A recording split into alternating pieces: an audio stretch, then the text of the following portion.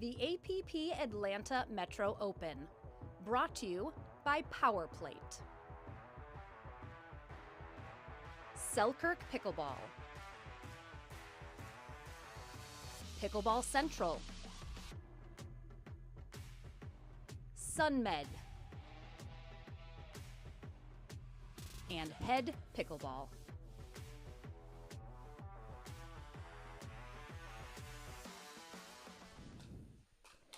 Good morning, everyone, and welcome to the APP Atlanta Metro Open. This is our Head Pickleball pregame show. Lauren McLaughlin here on the mic for our Pro Singles Day. We have our men who have kicked off already this morning, our ladies slated to get going at 11 a.m. Eastern Time, so they're coming up in just about an hour. But thank you so much for joining us. We are here in Griffin, Georgia, just about 45 minutes outside of downtown Atlanta, and we have right now, currently on court, Marshall Brown taking on Brandon Lane in a first-round matchup here in our men's pro singles bracket. But we have lots of big names who will be facing off here today, including the champion of the Chicago Open last weekend, Federico Staxrud.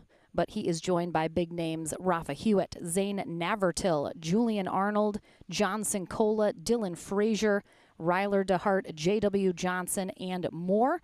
Our ladies, as I mentioned, kicking off at 11. We will see in action Georgia Johnson, Lauren Stratman, Mary Brusha, Megan Fudge, and several other ladies here as we are working towards that championship Sunday. Our schedule will be singles today, followed by mixed doubles tomorrow. Men's and women's doubles will be Saturday, and then Championship Sunday. All of the gold medal matches for our pro brackets will be played on Sunday. This is a USA Pickleball Golden Ticket Tournament. $65K on the line in our prize pool for those pro and senior pro brackets. And as I mentioned, just kicking off here into our men's. Several of the players have byes, so they have not yet played this morning as we're just getting into the bracket. But thank you so much for joining us. I'll be with you all day here today. Just returned from an amazing trip in Europe where I got to be at the French Open and Spanish Open, so definitely puts into perspective how exciting the pickleball here is in the States. Definitely something we should not take for granted, as the European scene a little bit behind where we are here in the States. But we are tied up here at 5-5. As I mentioned, Marshall Brown out of Auburn, Alabama is in the gray on the far end, 27 years old. He takes on Brandon Lane out of Alpharetta, Georgia, 29 years old, in the black. 6-5. Lane serving here in game 2 after Marshall Brown took game 1 11-5. So Lane doing his best to try and force a third game here.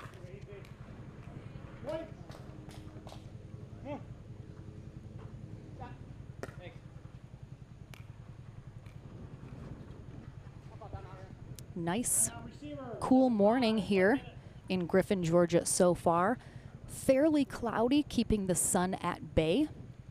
Nice temperature, I'd say probably in the maybe mid to upper 70s at this point here this morning. We are expecting a lot of rain, unfortunately, this weekend. We do have an indoor facility as backup and a few covered courts here at the venue.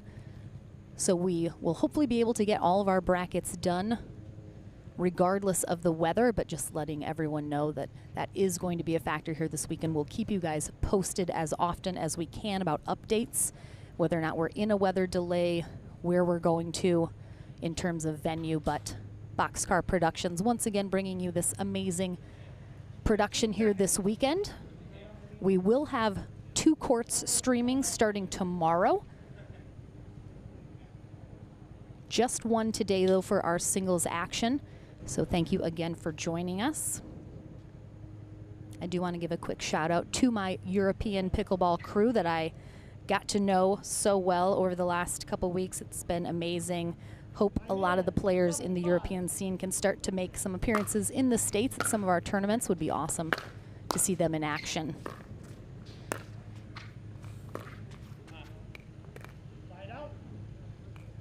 All right, Brandon Lane out in front by 2, trying to force that third game.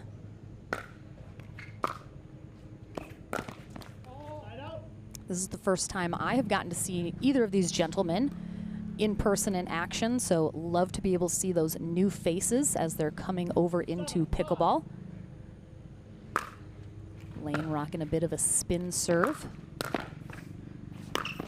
Oh, wow, nice hands there from Brown, but good attack there from Lane. Saw that ball get popped up high, and instead of letting it drop, makes the move to get that volley out of the air.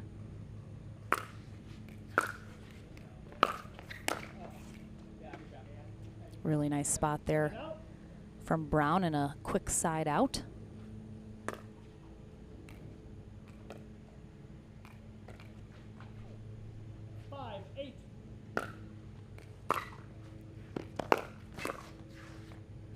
Good spot there from Brown again.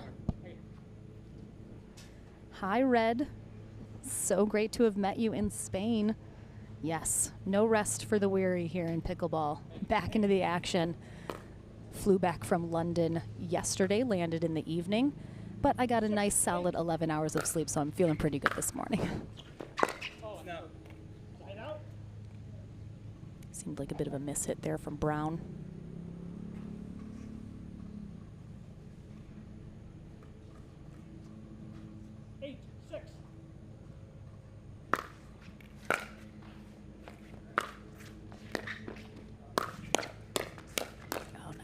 Nice hands there at the net from both players.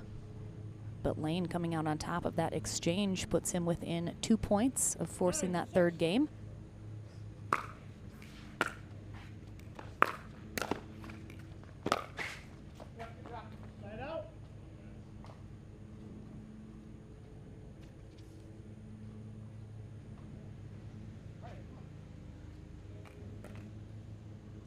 Winner of this match will have perhaps the displeasure of facing J.W. Johnson in their next round, as he had a bye waiting for the winner of this. 7-9.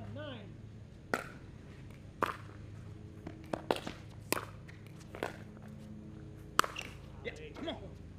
Nice big overhead there from Lane.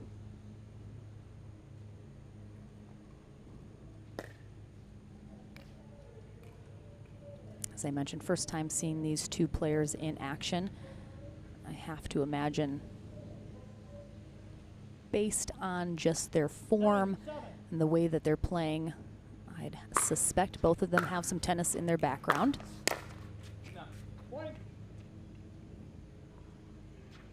Just long there from Brown, and that gives Lane a game point here in game 2. 10-7.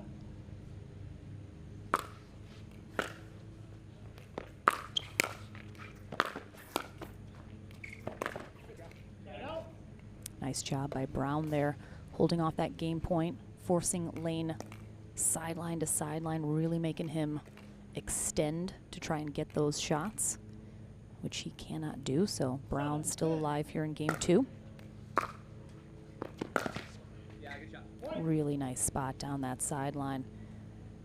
Lane definitely had his weight shifted a little towards the middle. You can hear him say great shot to Brown as that ball sails by him. 8-10.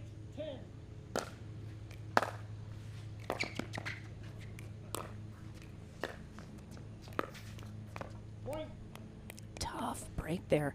Lane up at that kitchen line. Timeout. Timeout receiver. Seemed in control of that rally, and just the unforced error with that very short dink into the net puts Brown 1 point away from tying it up here, and a good timeout from Lane, who is the 18 seed here today in men's pro singles, while Brown the number 15 seed. Looking at our brackets, which you can follow along with as well on pickleballtournaments.com. Looks like Tito Ladro has defeated Steven Adelson. He will face Julian Arnold in his second matchup after Arnold has a bye. Rafa Hewitt also had a bye. He will face Stefan Auvergne. And coming up next here on Championship Court, we will have Federico Staxrud, as I mentioned, gold medalist last weekend in Chicago. He will face off against Mitchell Vegas. That's coming up next. Oh, just a gorgeous cross-court shot there from Brown to tie it up. He's in that back corner. Looked like he didn't have a lot to work with. Just cross-court drop right over the net. Nothing Lane can do about it, and we're tied up. Oh, no. The net cord sails just wide, and that is a lucky break there for Lane. Had game point on his paddle. That is gone now. Brown's tied it up. Lane needs to win the second game. But he just misses that back corner. Brown with an opportunity now to retake the lead.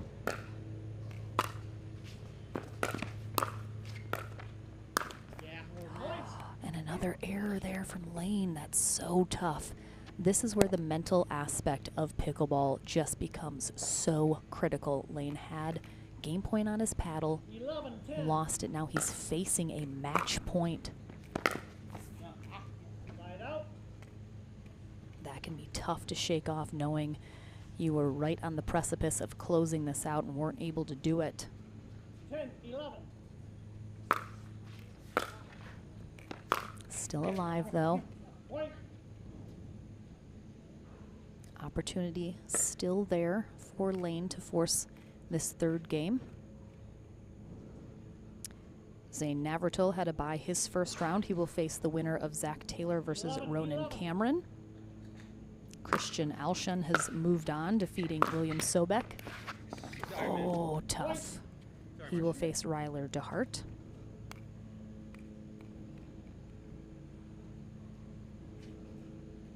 All right, Lane back in the driver's seat with another game point. Oh, did he get it? He got it. Beautiful shot there. Thought that looked really close, but Brown says it's in. So game 3 indeed coming our way. We'll take a very short break, back into the conclusion of this first round matchup in men's pro singles right after this.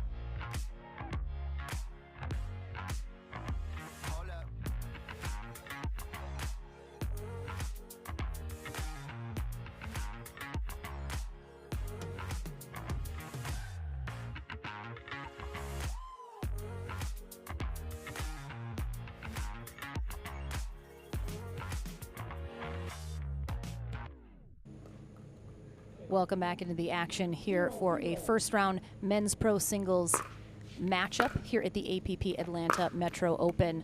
We have Marshall Brown now on the near end out of Auburn, Alabama, 27 years old. He takes on Brandon Lane on the far end in black out of Alpharetta, Georgia, 29 years old. They have split games 1 and 2. So into the third game they go. They'll switch ends at 6. Jim Ryan is our USA Pickleball Certified referee. 1-0. Marshall Brown strikes first here in game 3. Oh, nice hands. Oh, I thought that might have been going wide, but Brown keeps it in play. Really nice rally from both of these players. Great hands. Mentioned it in game 2. This is the first time I'm seeing either of them play. Some of the most exciting matches that I watch at tournaments are with new players. Everyone chuckles a little at just how much Lane overhit that. 1-0.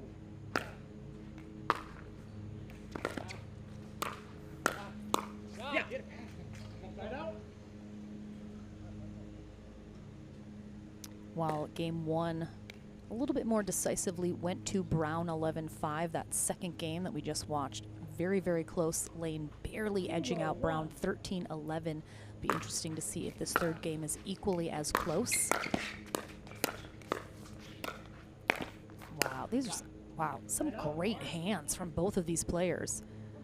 Both up at the net, quick hands, quick reflexes.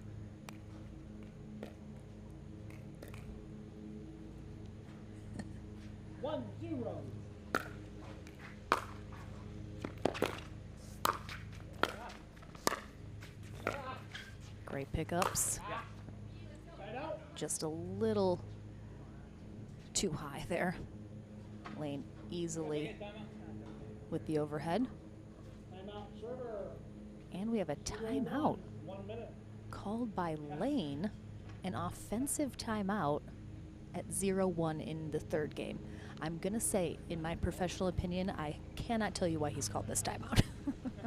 Perhaps just a few too many rallies that were really tiring. You just needed a rest. Not too often you'll see a timeout this early in the third game, offensively.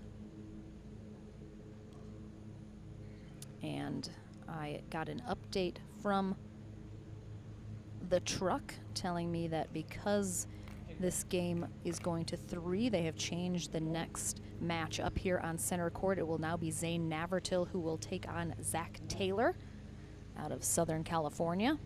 Okay, 15 seconds. So that is our next match coming up here. Our ladies kick off at 11 this morning, so we'll see them a little bit later this morning. Back into the action now. Just great placement there from Brown, corner to corner, really working a pattern of where he wants to put those shots, executing very well.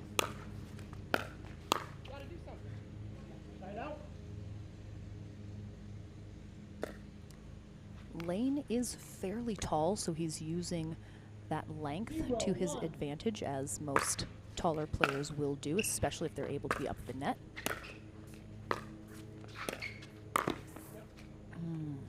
Good move there from Lane, just doesn't execute it well. Wait, that was my service, right? Yeah. Whatever. Oh, you just said point. That's what. Right? Oh, sorry. Okay. You close it out? Oh, yeah, that was out. Jim Ryan missing the out call there. 1-0.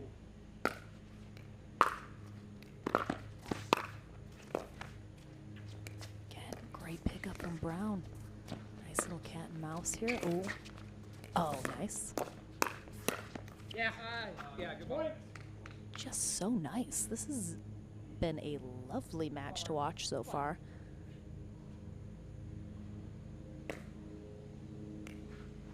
Always makes me a little extra excited to see new faces that have such a great game that I haven't seen before. Hopefully we'll be seeing them a lot more. Have to imagine they will start to climb the ranks of the pro circuit if they stick with it. A lot of the difference between the top players and those that haven't quite broken in yet is really just those tournament reps, because certainly the skill and talent is there. Then you just gotta put in the work.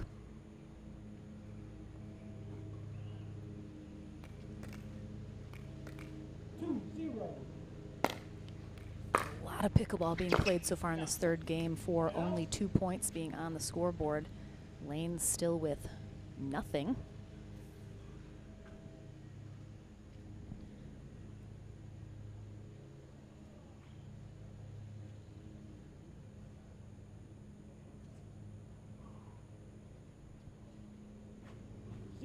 Two. Point. And he will get his first point off a freebie there with that serve return into the net from Brown. 1-2.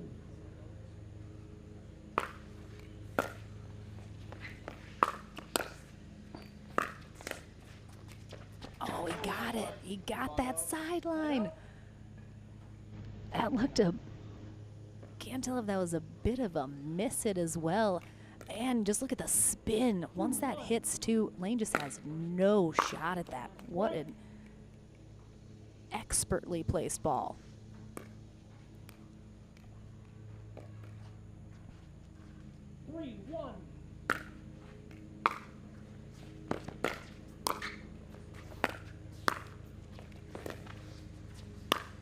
Yep.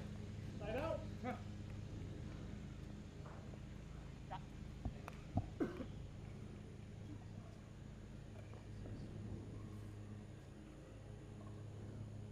And although it doesn't feel that hot, it is very humid here outside of Atlanta, Georgia, which is why you're seeing the players take a lot of toweling off breaks. Because while it's not super hot in terms of the temperature, sun behind the clouds for the most part, very humid. So it's gonna be a wet one. Side out.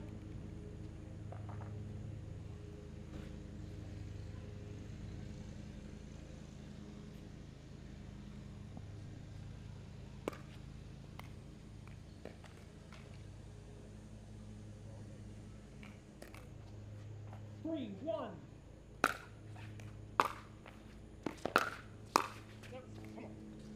All right, let's see if Brown can start to get a little something rolling. It's been just sort of methodically placing these points on the scoreboard, but starting to open it up a little here. Oh, again.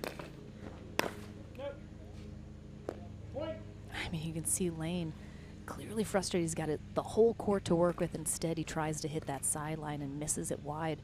5-1. After doing a lot of great work. Oh, looks like he's missed that serve, but Brown 1 point away from the end change. 1-5. Point. Nice serve there from Lane. Another free point off the error on the return.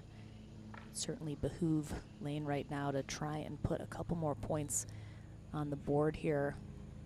Keep it close going into the end change, whoever gets to that 6 point first.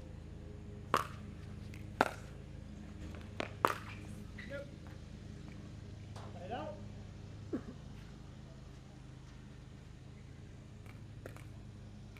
Five, two. Side out.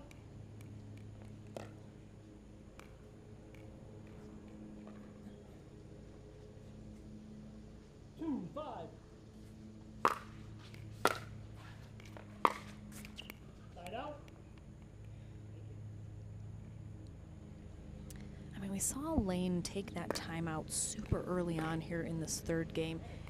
He is starting to show what I would consider 5-2. some signs of fatigue, watching his body language. Oh my goodness. Side out. Good attempt at a pickup there. Big overhead from Lane. Of course, singles very grueling on the body, much more so than doubles. 2-5. Oh, really nicely done. Staying aggressive the whole time. Looking for those volleys, not letting Brown have any extra time to set up. 3-5.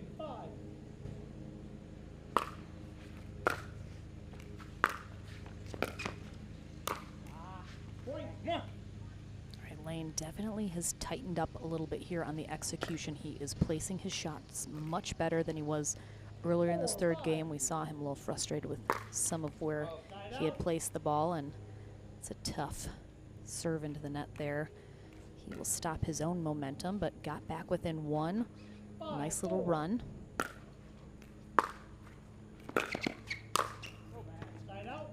Yeah, Brown telling himself that's so bad. He's given Lane more than a couple opportunities these last few rallies, leaving a ball up very high. Lane's got a crushing overhead, cannot give him that opportunity. Oh, that is nice. Right down that sideline. Beautiful drive. And now Lane has the opportunity to get that 6th point to trigger the end change. As I mentioned, the winner of this match will face J.W. Johnson next in his first match of the day after having a bye.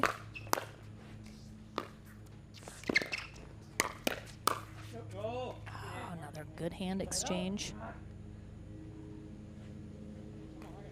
Lane can't stay on top of that last ball, though, and sends it long.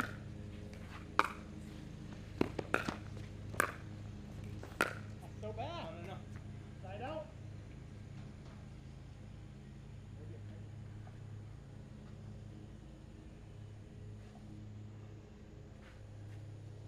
Five.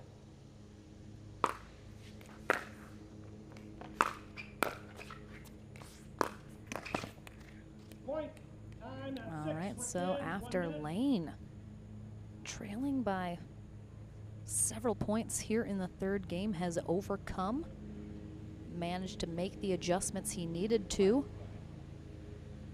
during the play, and he is the one that gets to 6 first, so we will change ends here in the final game of this first round matchup for these two players.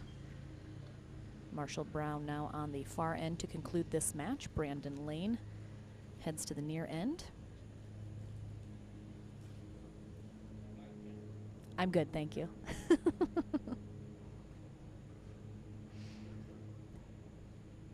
Lane very generously offering me a bite of his snack.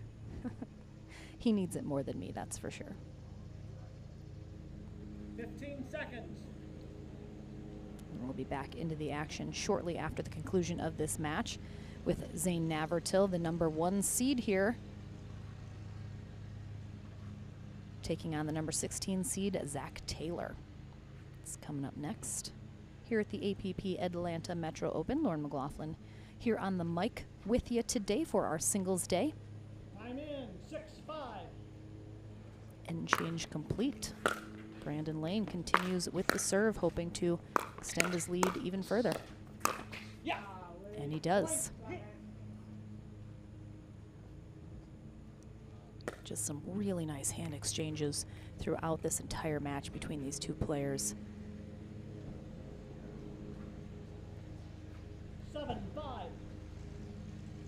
Very excited to see how either of these players do against J.W. Johnson, who is a bit of a notoriously slow starter in his first match of the day usually. 5-7. Could be an interesting outcome.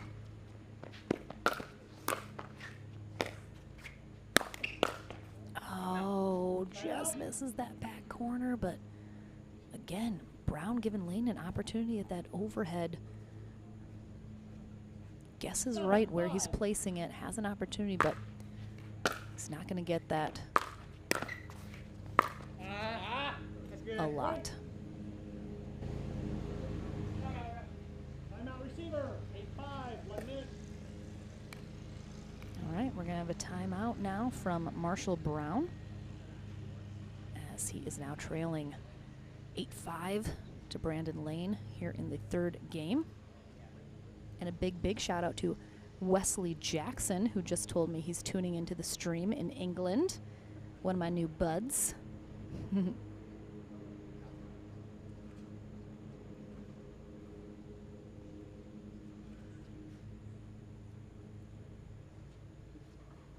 Of course you heard me, Wes. That's how it works.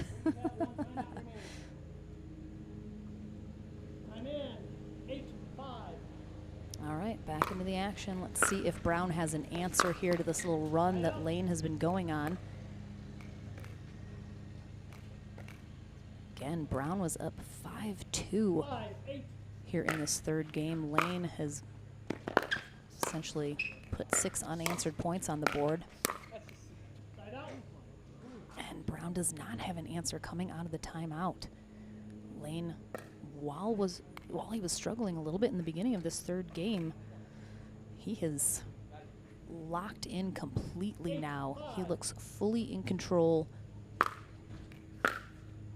getting the outcome he wants in these rallies. Oh, he got it. Oh, great spot. Good effort from Lane. But Brown just moving him around too much, finally able to get one that he can't return. 5-8.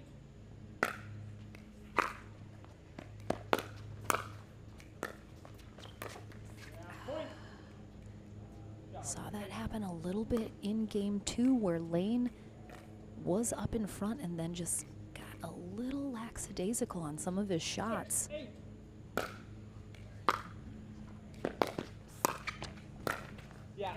Oh, too good. You cannot let your foot off the gas for any amount of time at this level of play. It's the only opportunity your opponent needs to get right back into these. And just like that, we are tied back at 8. Brown had been stuck on 5 for so long, but Lane opens the door for him and he walks right on through. We're gonna have a timeout here. Lane's second and final in this third game, as the conclusion inching its way closer and closer.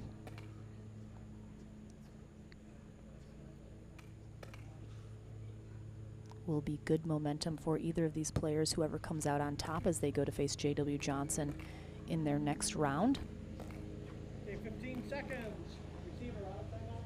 Number 1 timeout remaining. Again, we are streaming on YouTube and Facebook all weekend. Then we switch to ESPN Plus in the afternoon. We'll keep you guys posted, of course, where we are, when, and what we're doing with the stream, so you guys can follow along throughout the days. We will have Championship Sunday this weekend. All of our pro gold medal matches will take place on Sunday. Side out. Again, this is a USA Pickleball Golden Ticket Tournament, which means every single bracket today, amateur or pro, if they win a gold medal match, they get an automatic entry into the Nationals tournament. Oh, great pickup there from Brown, but he cannot handle the second overhead from Lane.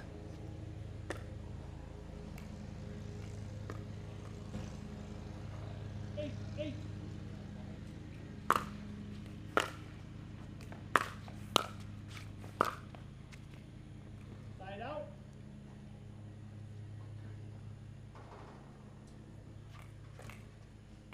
8-8.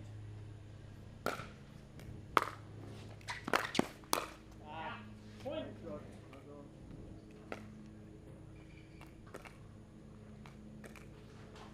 9-8. No. All right, Brown managing to get out in front of Lane by 1. See if Lane can answer here. 9. Yeah, come on. Side out. Shot. Hey. Okay. 9-8.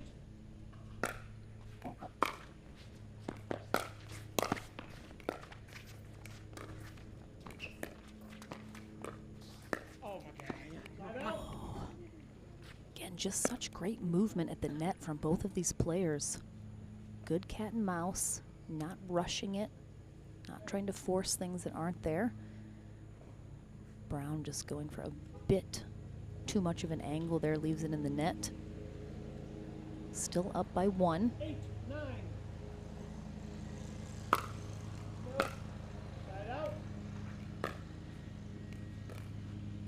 That serve is long from Lane. 9-8. So, side out.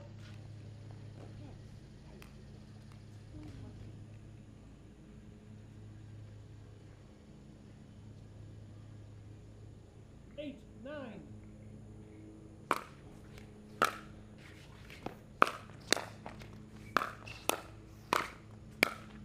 Oh, great one-handed backhand put away there from Brown. Really nice angle. 9-8.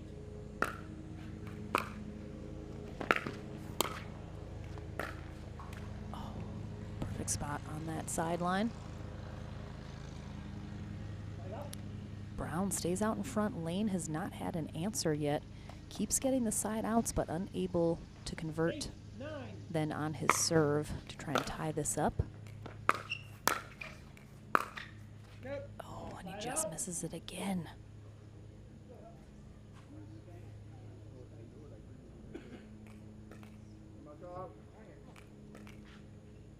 Nine, 8. Yeah. Looks like Lane unhappy with himself for letting that one go. Knows he should have hit it.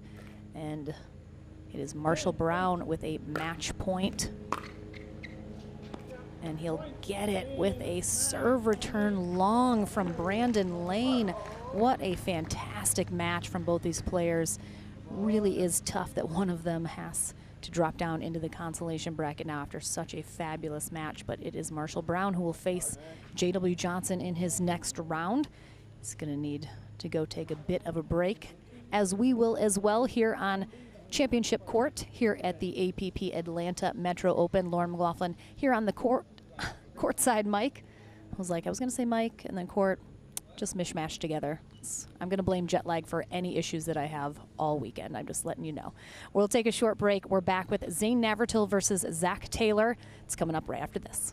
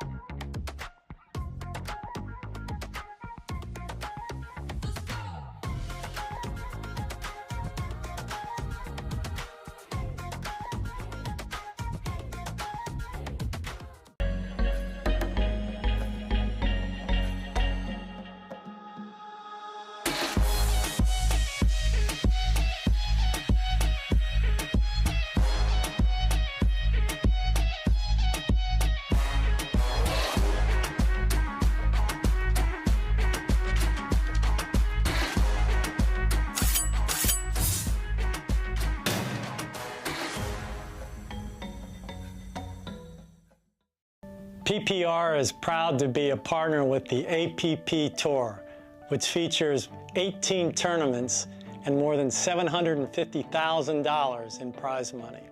Several PPR members play in APP tournaments throughout the year. Are you at least a 3.5 pickleball player? Then become certified to teach with PPR. Check out our website at www.pprpickleball.org. And as the saying goes, do what you love and you never have to work a day in your life. So give us a call at 843-842-9777. We look forward to hearing from you.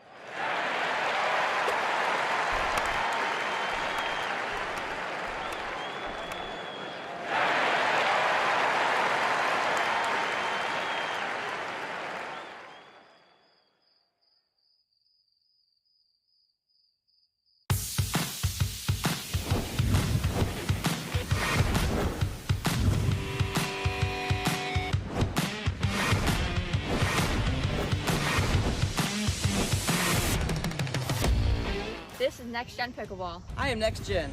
I am Next Gen. I am Next Gen.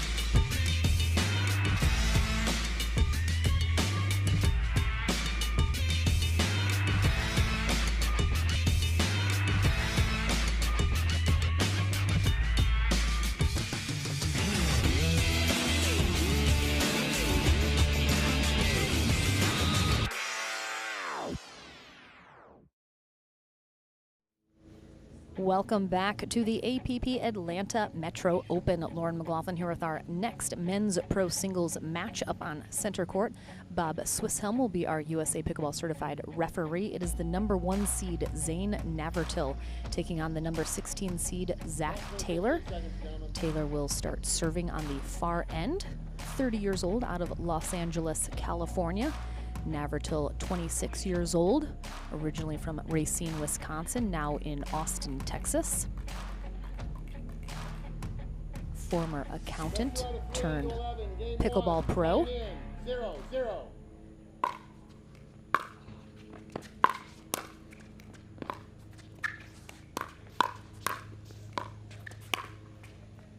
Side out. Good hands there from Navratil right out of the gate.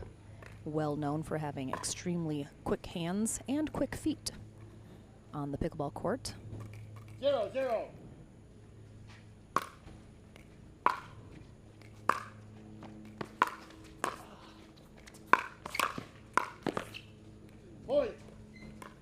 Some more quick hands from both players. Navratil played all 4 years of college tennis at the University of Wisconsin-Whitewater not so long ago.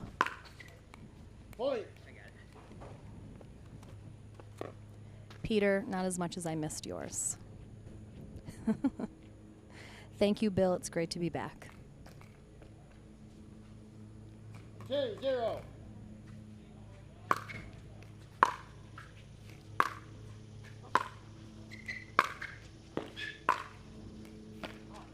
Interesting. Bit of a ground stroke rally there from the two gentlemen. Do not see that often in men's pro singles.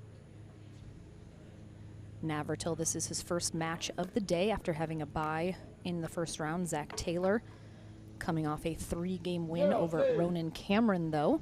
11-7, 6-11, 11-3. Good leave there from Navratil. Zach Taylor, as I mentioned, in Los Angeles, California, where he does a little modeling.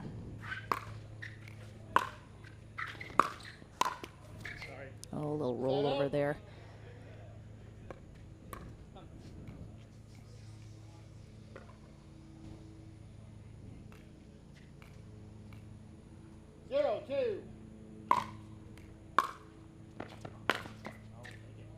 Side out.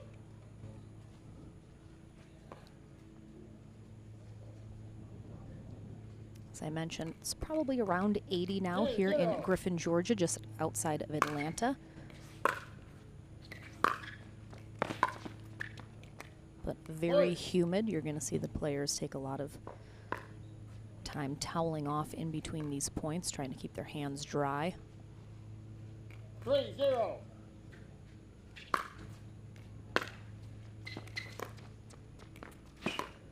Oh, great pickup there from Taylor.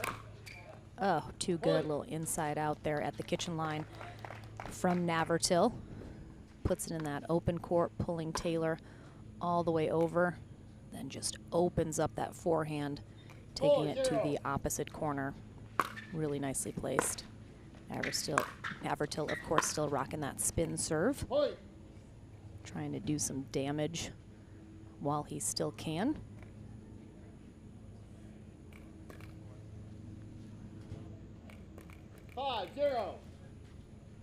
Navratil now. Ooh. Oh, did he catch that sideline? That's tough. Let serve there. Catches that sideline. Navratil up 6-0 now. We're going to have a timeout from Zach Taylor as a result. Thank you. You are correct. 6-0. Except for when you're wrong. Navratil always having a good time with the crowd and Bob Swisshelm, our referee, telling Bob he's always right. Bob saying, except when you're wrong.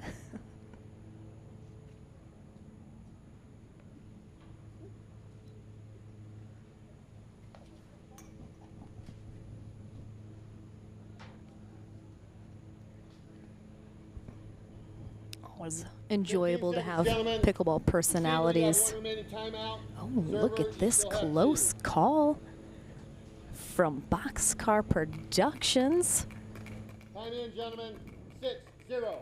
Just best of the best in pickleball productions. Facts. Really nice drive to that right back corner for Navratil, and he keeps his run going. Taylor has not found an answer yet. 7-0.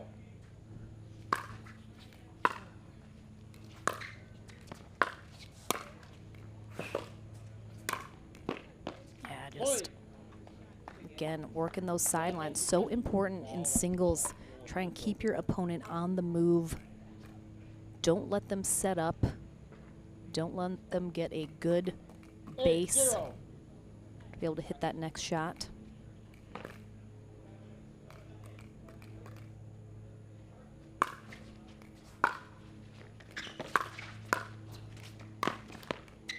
Navratil going for a little A little bit of a trick shot on that last ball, but he's on the move so aggressively. Doesn't quite work out for him. Let's see if Taylor can finally get himself on the board here in this first game. And he can't quite yet. Again, Navratil, fresh as a daisy, coming off of a bye in his first round, has not played yet, while Taylor had a 3-game match to start his day. 8-0.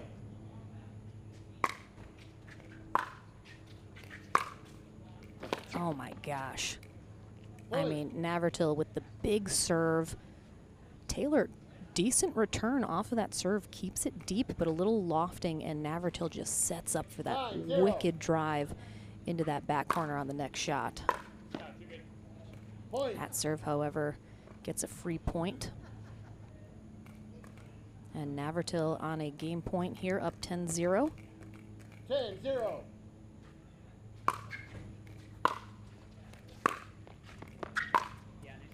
Beautiful shot there from Taylor to hold off this first game, but a lot of work to do. Just really beautiful cross-court drive there from Taylor, getting nice and low. Oh, and there it is. This time it's a two-handed backhander to the other side of the court. Very similar shot, though, and it puts him on the board. Again, it might be too little too late here for game one, but it would be really nice to see if Taylor can get a little something going here, perhaps taking him into that second game. Nice effort there. Taylor fully in control of that rally, really making Navratil scramble. Like to see it. 10-10.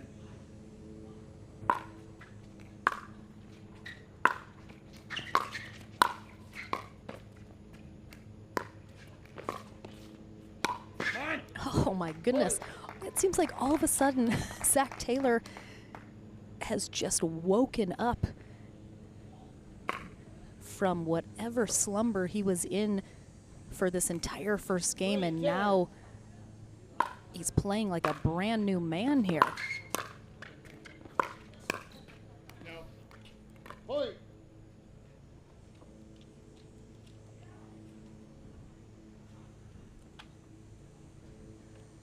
I mean, he is proving right now it is not over until it's over. Fight until the bitter end. Side out. Pulls that a little wide, but really nice run there for Taylor. He's going to be looking for another hold here to try and put a few more on the board. 10-4. Navratil looking to close out this first game. And he will.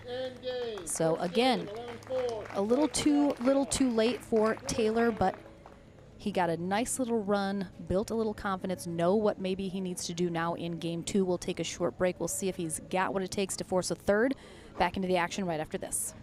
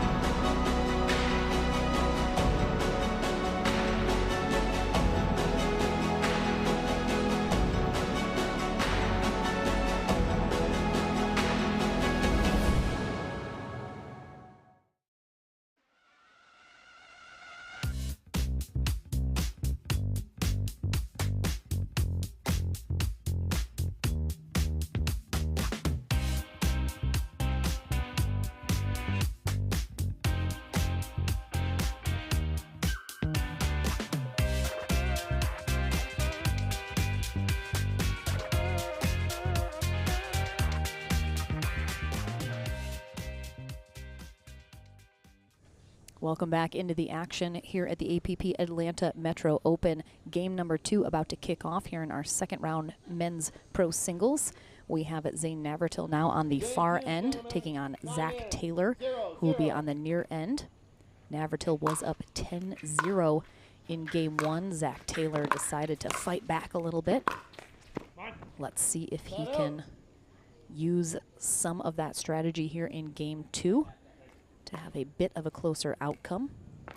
Possibly take Navratil to a third game. Beautiful start for him right down that sideline, followed up by a serve in the net. Not what you want to do.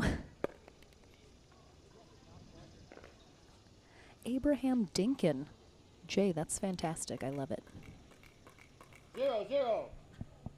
Bob Swisshelm, our USA Pickleball certified referee for this match.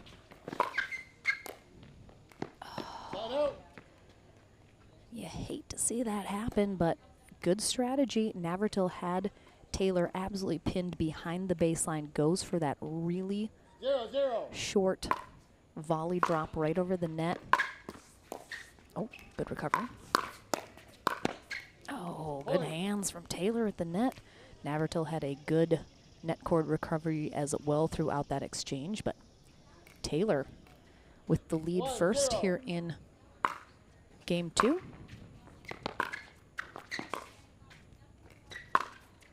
Oh, he got it. Oh, I thought he got it. I was blocked. So he made an out call. So the call is out. I mean, that is a, oof.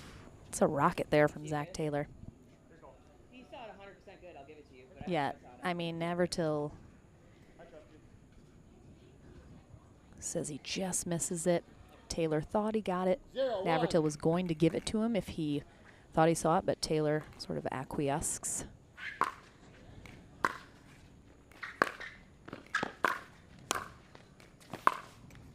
Point. Oh, look at this close call here.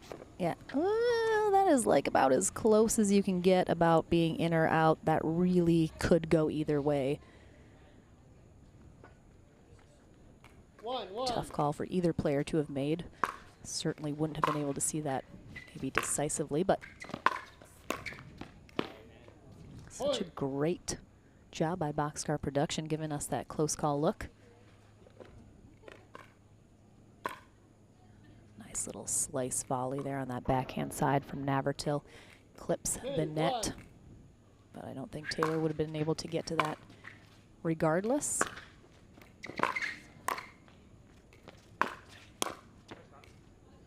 Point. Taylor hitting some really nice shots from the baseline, but Navratil staying nice and steady at that kitchen line, expecting it. Countering those drives. Point. And it's been pretty close here in the beginning of the second game, but Navratil now picking up a little steam. 4-1.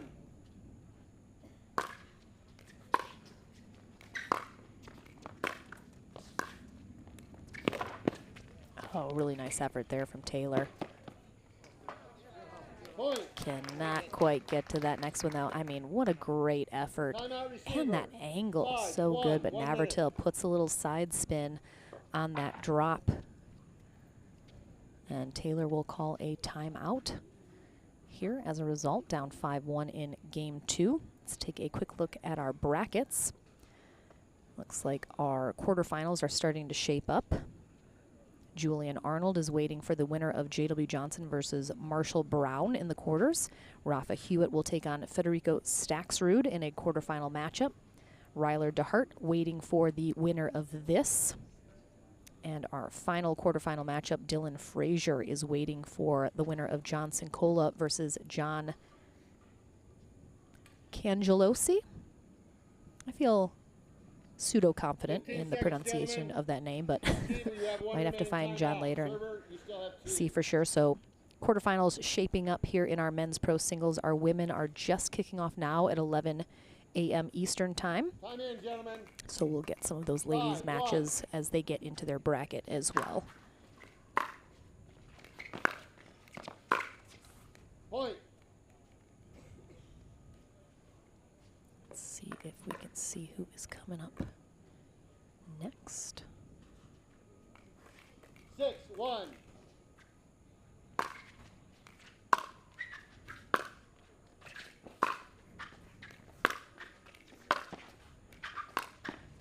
Navratil finally making his move to the net. Oh, great counter. Great pickup from Taylor. Yeah, really nice rally from both players there.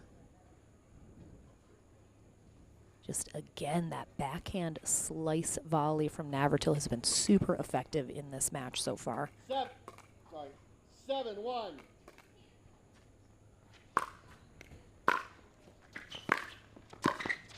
Oh, too good. You could hear the squeaking of Navratil's shoes as Taylor catches him. He's making a move center. Cannot get there. Beautiful angle. 1-7.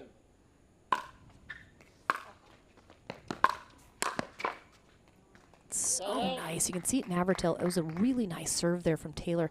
Navratil hits the return straight down that sideline, forcing Taylor then to come over with that forehand. And then Navratil a little bit more in control in terms of he knows what options Taylor has to hit that next shot. Covers them beautifully. Now up 8-1. 8-1.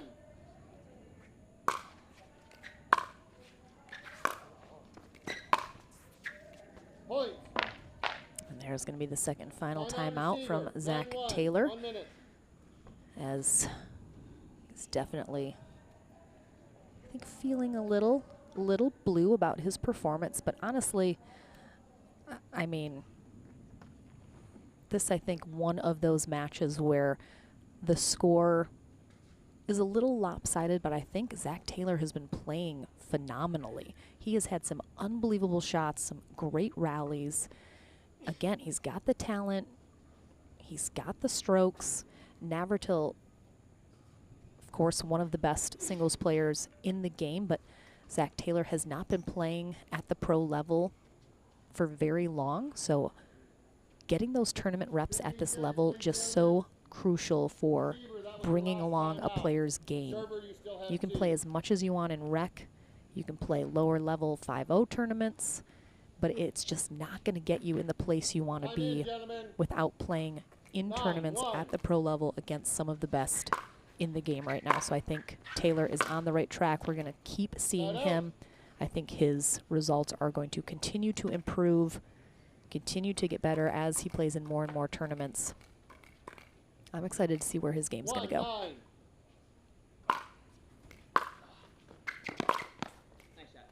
Again, beautiful shot. He's certainly got the foundations to build upon to be a really competitive player at the pro level.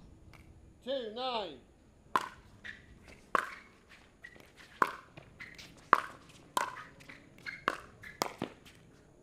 Side out. Looked like he was a little unsure about where that ball was going to land as he looks backwards after a bit of a miss hit there.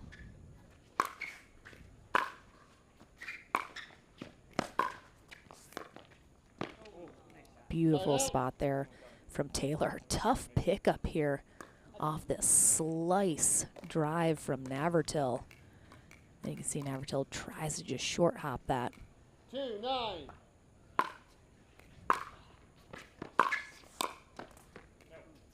Point.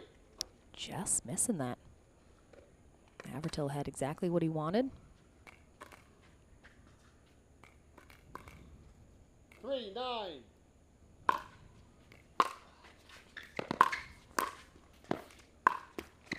Oh, did it catch it? What was your call? All right, it Side did out. not.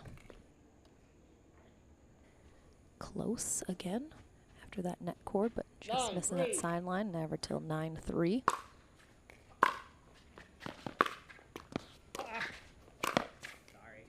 Point. Again, tough. Taylor's got to make that decision in the moment after that ball clips the net. If he thinks it's going to sail wide or if he needs to hit it. He makes the decision to hit it. I think probably good. Gets a chuckle out of the crowd with a comment that I did not hear. 10-3. I'm very sad I missed the joke. Match point here for Zane Navratil.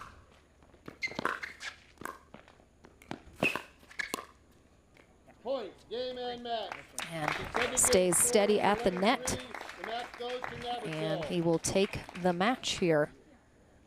Again, we're just getting into almost setting our quarterfinals. My boss is watching it. If I don't validate it, or what? Come on. We'll take a short break. We're back into the action here at the APP Atlanta Metro Open with our next pro singles match coming your way right after this.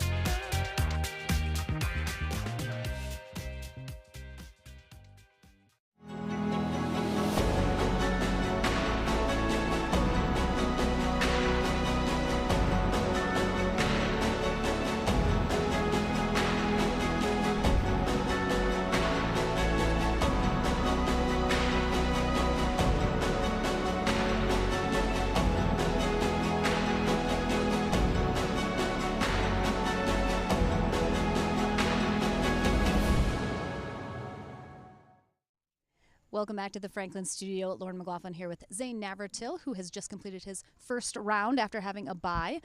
You, of course, having the bye going into the start of your day, you know you can maybe have a little bit extra time to sort of focus on what you want to do throughout the day. Do you enjoy having that little extra time, or is it kind of rough knowing you're coming in cool to someone who's already had a match?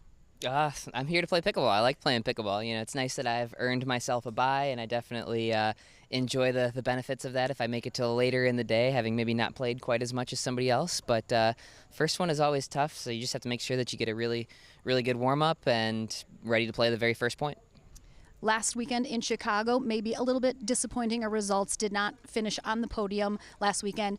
Coming out of that tournament, going into this weekend, what did you focus on throughout this last week to have a little bit better of a result today? I mean, that's just kind of how singles goes sometimes. You know, I had a pretty decent streak before that of winning some tournaments, medaling at some tournaments, and you know, it's such a streaky game. If you don't play well for 10 minutes of time, it can go against you, and so just hoping that I can turn it around this weekend. All right, well, one under your belt already as you're on your way. So we'll be seeing Zane in action, of course, throughout the day here in our pro singles. We're back into the action at the APP Atlanta Metro Open right after this.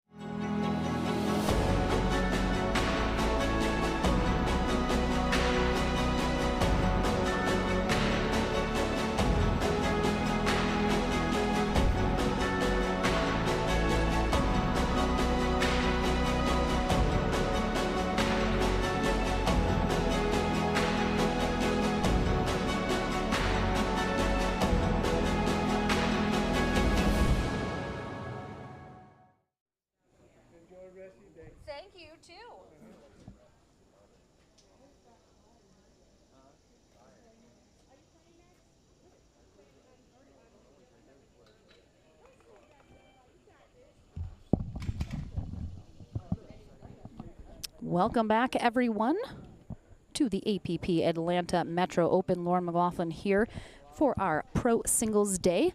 As a reminder, we are only going through our bronze medal matches here today, as this is a elite level tournament, which means Championship Sunday we'll have all of our gold medal matches for our pro brackets, including singles, mixed, and doubles. Tomorrow will be our mixed doubles day, followed by men's and women's on Saturday. And as I mentioned, Championship Sunday on Sunday. Funny how that works. We also will have 2 courts streaming starting tomorrow. So we'll have double the action, double the fun here at the Atlanta Metro Open. But today, just the 1 match going. So definitely, if you have not, hit subscribe on our YouTube channel and hit those notifications. That way you're notified when we go live at all of our events and our tournaments, so you don't miss any of the action. You can, of course, follow along in the brackets on pickleballtournaments.com. Nicole Hobson rocking out our tournament desk here this weekend. I mean, we're just getting into the tournament, but I have to imagine she's just going to crush it all weekend. So, as always, Boxcar Production bringing you this fantastic live stream, crystal clear, here on our Championship Court 1. As I mentioned earlier in the day, we do have a lot of rain in the forecast, unfortunately, for this weekend here where we're located in Griffin, Georgia, just about 45 minutes south of Atlanta.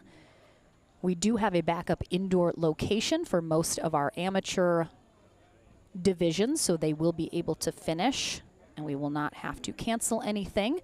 We do have 4 covered courts here at the venue as well for our pro matches to be played.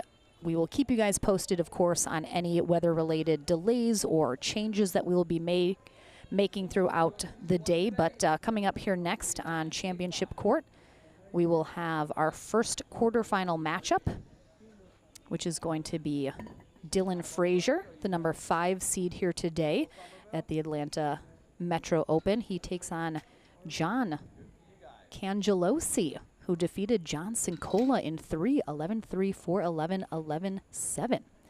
So this is going to be my first time seeing Kangelosi, who I should probably go confirm that I'm saying his name correctly, because if anyone knows me well enough, they know I hate saying people's names wrong. So I'm gonna leave real quick to ask John, and I'll be back in just a minute. Don't go anywhere.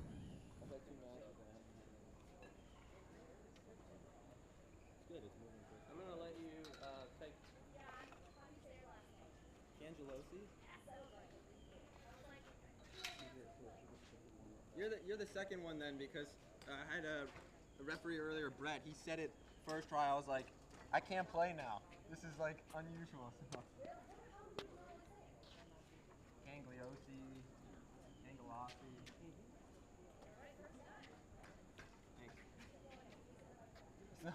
No, it's not an easy name. That's the only reason.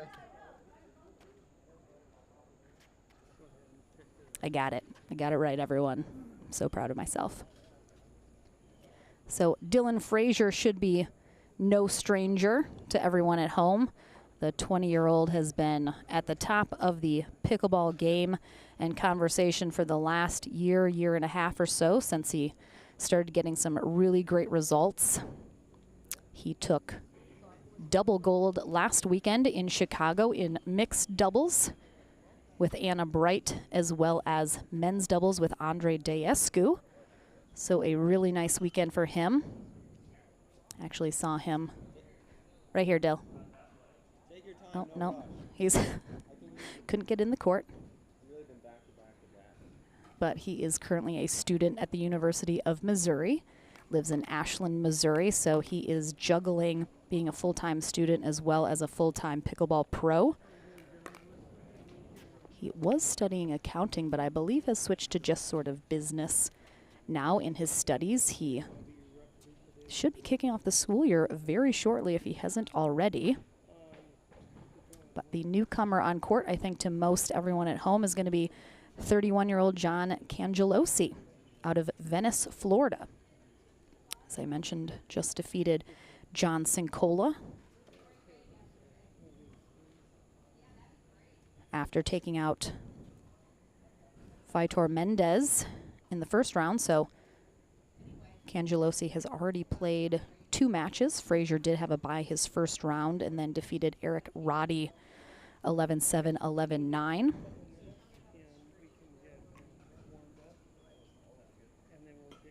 So we will get going here momentarily in this quarterfinal matchup here on Championship Court. Lauren McLaughlin here all day long and all weekend. Starting tomorrow, I'll be over on Championship Court number 2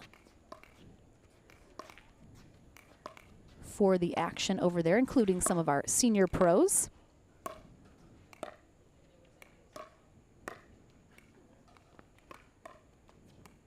Just a couple minutes of warm up. I'm gonna go ahead and just mute my mic. I don't think you guys need to hear me just blabble on. So we'll be back here in just a minute as our players are concluding their warm-up, and we'll be into the action in just a moment.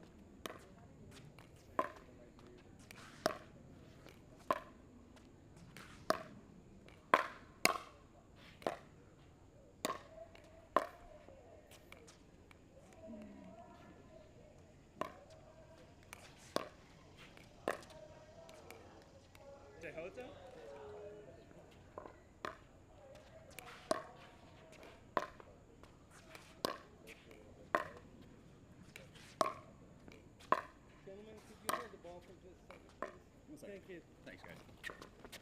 Welcome back. Sure. And maybe a few serves.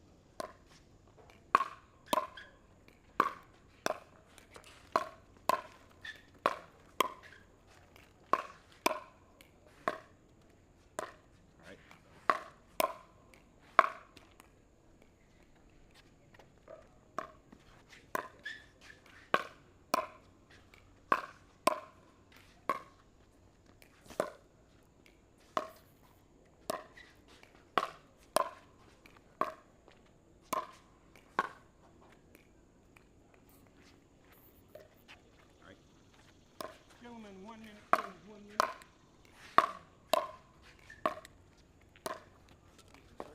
Yeah.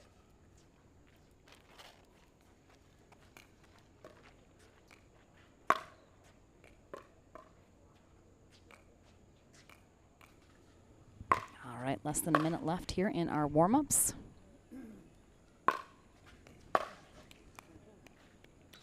Robert, I will not speak on what I'm doing during my breaks. It's my own personal time. Just joking. True professional over here. So it looks like Dylan Frazier will be on the near end to start us off. John Kangelosi will be on the far end. All right, gentlemen, here we go. Good game, John. Good luck. Both of our players playing with the same paddle, it looks like. I can't tell if it's exactly the same, but Dylan Frazier, previously on Team Onyx, he is now a free agent, doing some shopping. But looks like he has certainly found a paddle that works for him. We'll see how that ends up.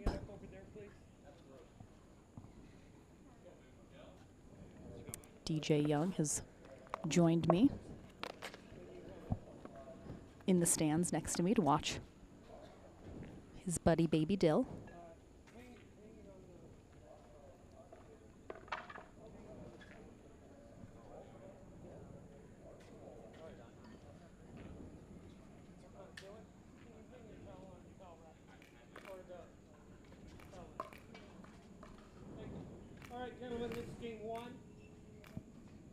Play man. 0-0. Side out. For point. Side. Side out.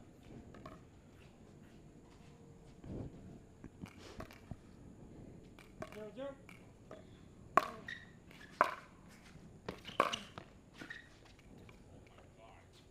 Point. DJ Young was impressed with that shot. 1-0.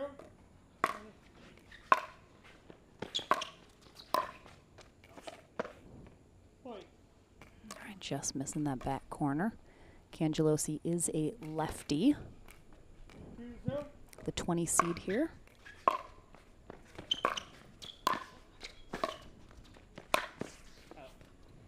Point. Just isn't quite executing how he wants to be to start off this first game here in the quarterfinals. Missing 3-0. that back corner.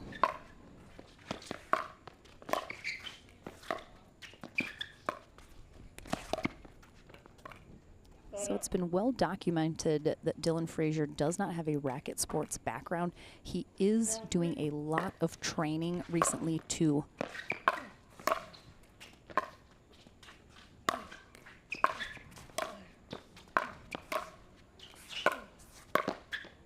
oh, what an angle. Oh my goodness, what a get.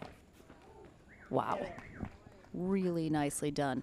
So Frazier has been doing a lot of training recently to sort of incorporate more racket slash tennis-esque shots into his game, including a two-handed backhand. That certainly most players not coming from tennis would not naturally do.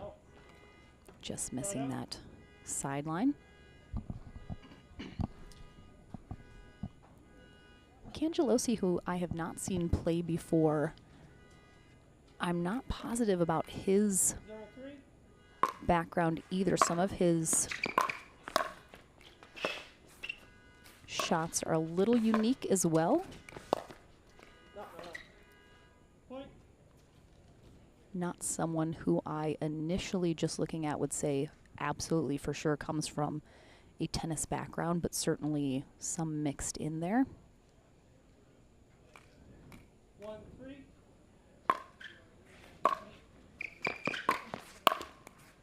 Point. Oh, just an error there from Frazier. Puts Kangelosi back within one here in this quarterfinal matchup. 2-3.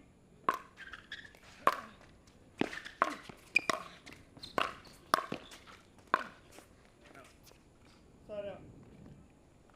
Kangelosi, just a couple of these shots has not been able to stay on top of the ball, roll over it to keep it down. He's just coming underneath it a little bit too much, sailing some a little wide or long.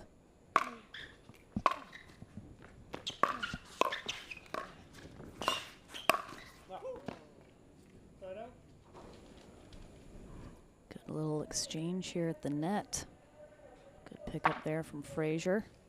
Kangelosi was fully on that knee. I feel like watching that in slow motion. He's done that a couple times already 3-3. here, but he like slides his knee sideways onto the ground. Very interesting. Side out.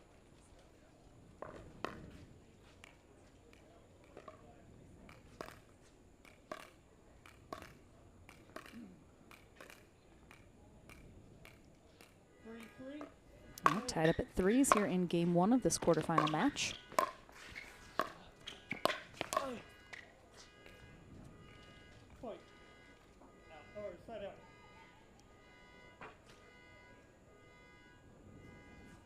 Winner of this will face the winner of Zane Navratil versus Ryler DeHart in the semis. Federico Staxrud has already defeated Rafa Hewart to get the first spot in the semis. Nice job. Frazier staying nice and calm, working Kangelosi, excuse me, side to side. 3-3.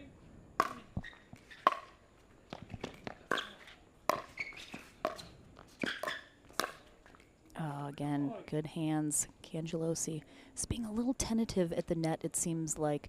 I'd like to see him be a little bit more aggressive if he gets a ball that's slightly high. Try and maybe put a little bit more of an angle to keep it away from Frazier.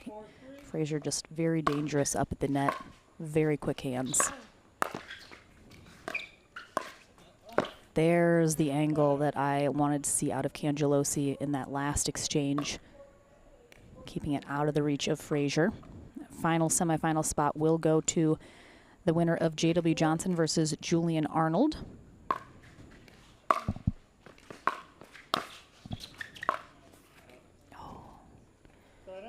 Kangelosi on his heels, almost falling backwards a little bit as he hits that drive, pulls it a little wide. And Frazier back out in front by 1. 4-3.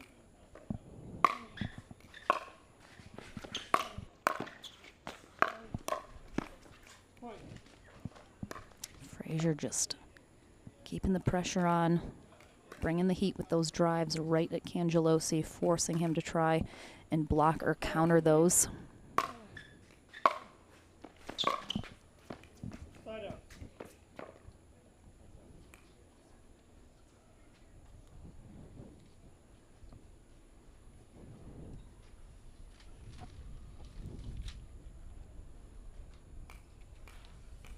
Three, 5.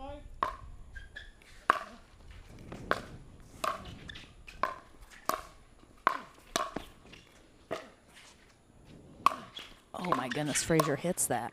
Definitely thought that wasn't coming back in. Ooh, that missed wide. Wow. Really great exchange on both sides, but Frazier coming out on top.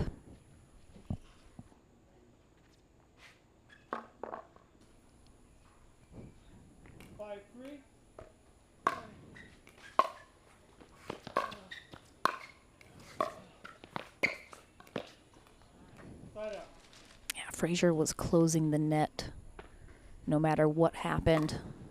That one left up a little high. Not sure he had any real good options there. Oh, just a little too much. Pressing a little too close to that sideline. Kangelosi back within 1. 4, 5. Side out.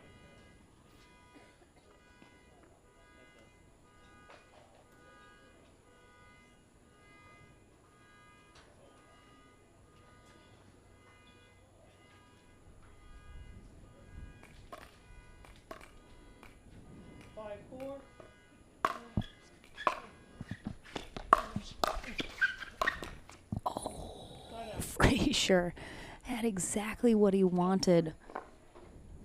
Dumps it into the net, and this is why I love you guys so much. You guys watch in the chat help me out so much. Andrea Pemberton just sent me a message saying her daughter Britton played a tournament with Kangelosi, and he's one of her favorite partners. Grew up playing hockey and tennis, coached college tennis in Boston, and moved to Venice, Florida, where he is currently a little while ago to be the tennis pickleball pro at a club in Venice. So there you go. Does have tennis in his background indeed. Just a little unique in some of his style. Thank you so much, Andrea.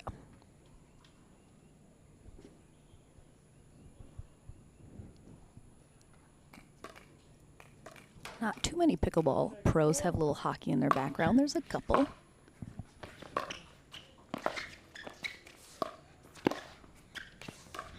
Again, there he was down on that knee. Nice job by both players during that little cat and mouse at the net. 7-4.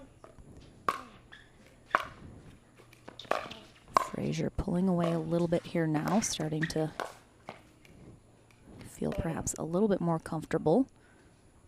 Kangelosi is not making it easy for him. This may be the first time these two have played each other.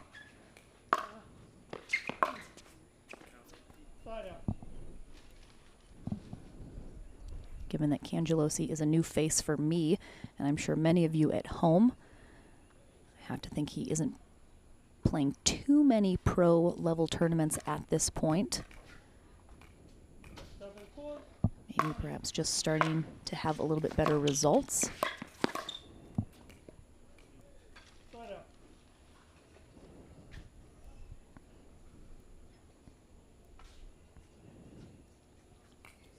Frazier kind of going back and forth here between being very locked in and then just, oh. It's a close shot on that sideline there, but just misses. 7-4.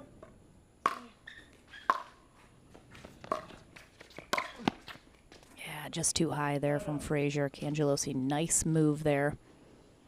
Jumping the corner of the kitchen here as he sees that floating. Catching Frazier.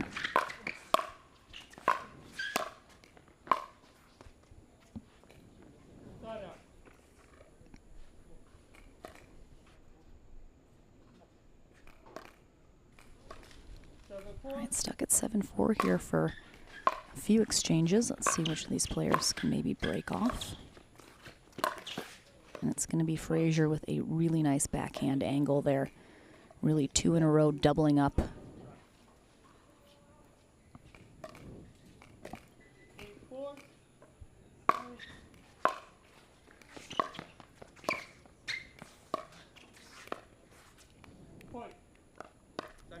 Had some really nice cat and mouse exchanges between these two players. Kangelosi now with the first time out of this game 1. Frazier 2 points away from taking this first game now.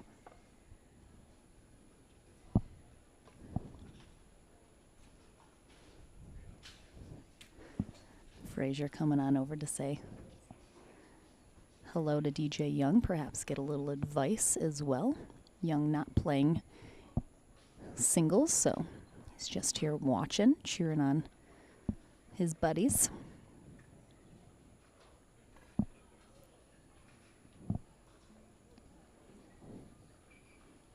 Looked like he told Frazier something that made sense to him, as Frazier said, that's a good point. 15 seconds, 1 timeout remaining, you have So we'll see if we see any noticeable change in the way Frazier approaches these next few rallies as he tries to close out this first game in the quarterfinals and get himself a place in the semis.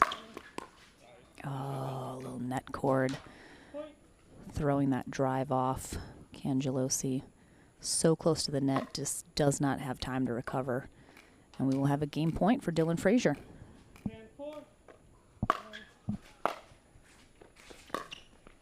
Oh, that was... Ooh.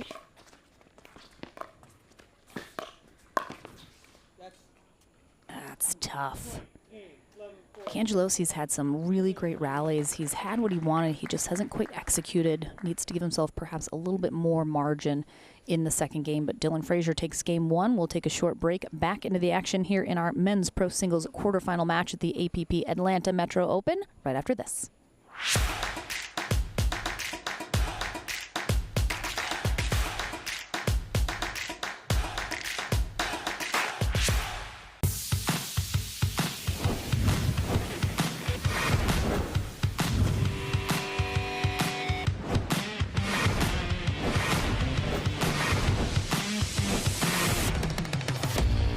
This is Next Gen Pickleball. I am Next Gen. I am Next Gen. I am Next Gen.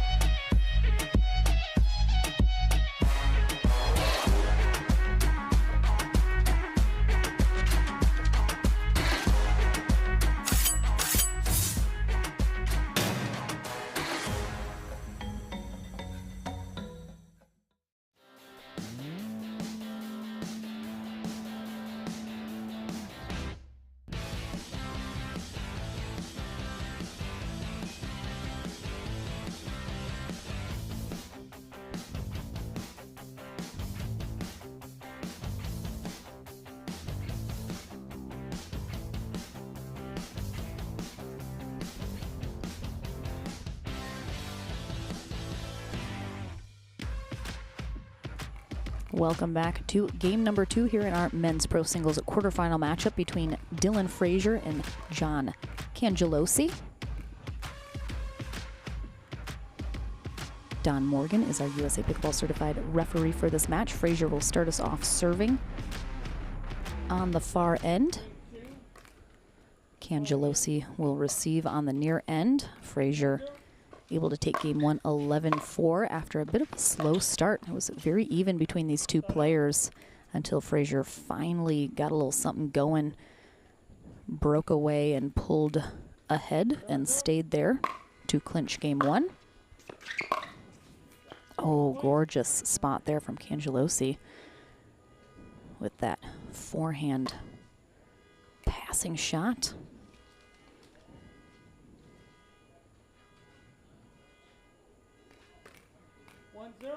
As we learned, he's the director of racket and fitness, Sarasota National in Venice, Florida. Coached college tennis in Boston before moving to Florida, where he now resides. 31 years old.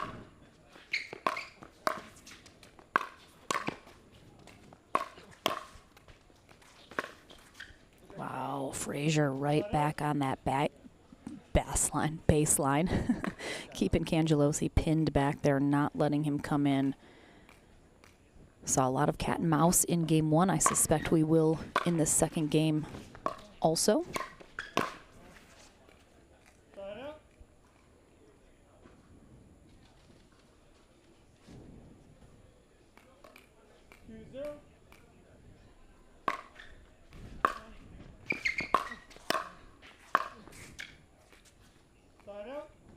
It's gonna sail.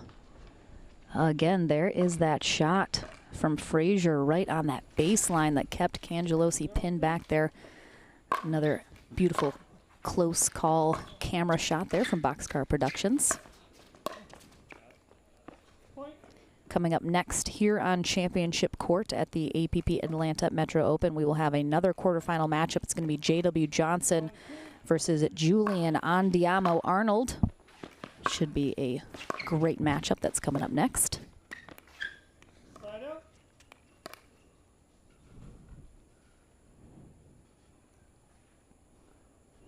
Winner of this match will face the winner of Zane Navratil versus Ryler DeHart. 3-1. Side out. Yes, I saw it as out. All right, that ball is called out there from Frazier. Don, our referee, confirms the call. Tough from this far away to be able to get a good angle on that. I do believe Boxcar Production has a camera on all the lines to be able to look at those line calls, which is a fantastic innovation here in the game of pickleball, as we are always trying to be able to make a little bit better calls on those lines, or at least look. See how accurate a player's calls are or are not. Again, another really deep. Oh, there's that call out from Frazier. Can't quite see the ball actually hitting the line, but close, close. Might have caught it. If we're seeing the ball pass the line in the air, might have caught the line, but again, very, very, very close.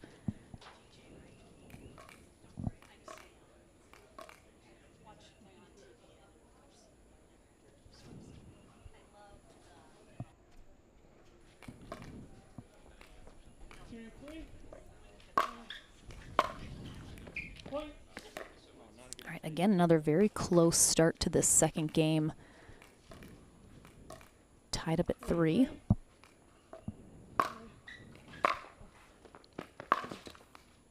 Side out.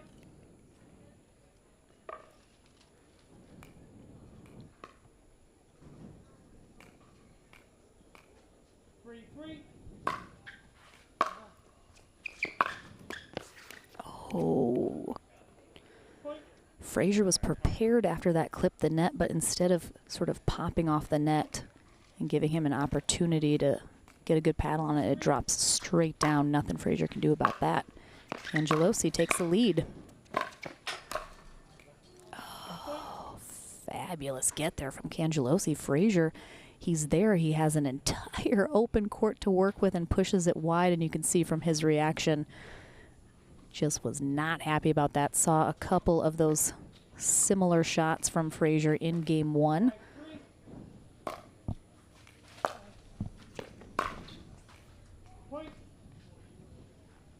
All right, it's Kangelosi here in game two that is breaking away from Frazier. And really short backstroke there. I think that's maybe why I was a little confused about his tennis background. Some of his shots just a little not quite traditional tennis, which is totally fine. Whatever works for you works for you. Very compact swings from Kangelosi. Makes it tough to read though, which is very similarly why Frazier has some of the most dangerous hands.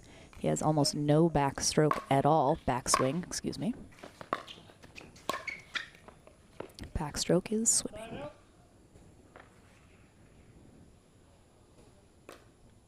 Brian, he did not. I believe he is now in our consolation bracket.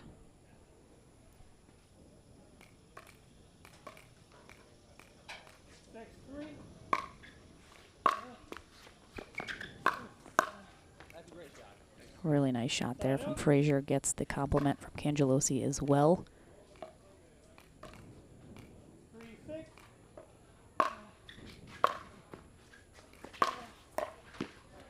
Rocket right there from Frazier on that drive.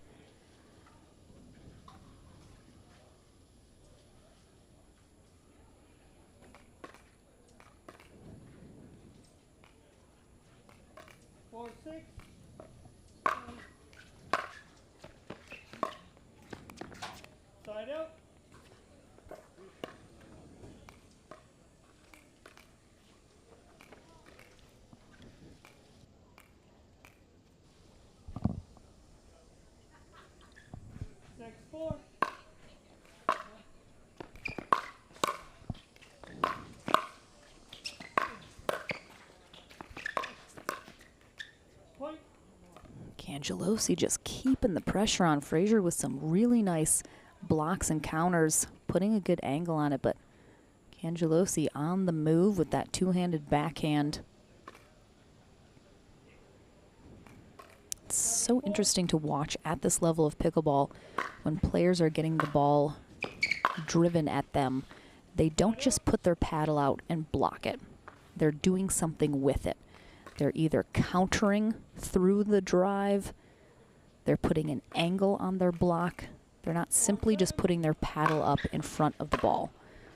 Got to be able to do something with it.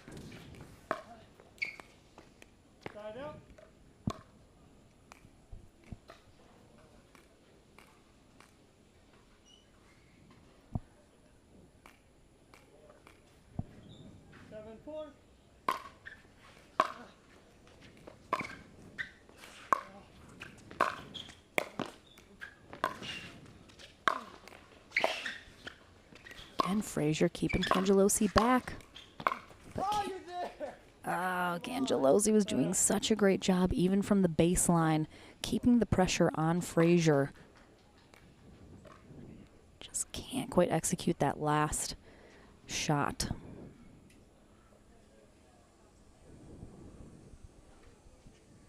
And the sun now peeking out a lot more from behind the clouds, ramping up the temperature here on court for the players. Oh, so good from Frazier as he doubles up down that sideline. I mean, look how little Kangelosi gives him to work with. He is making the move towards the middle, which Frazier recognizes. And, I mean, that was a tennis shot if I've ever seen one from the non-tennis playing Dylan Frazier. Beautifully done. He's back within two. We have a timeout called.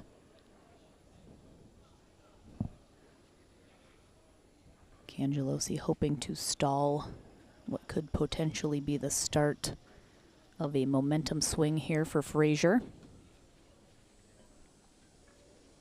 And reminder, we'll have J.W. Johnson facing off against Julian Arnold here next on Championship Court. We'll play through our bronze medal match here in our men's and women's pro singles bracket. The gold medal will be played on Sunday for Championship Sunday.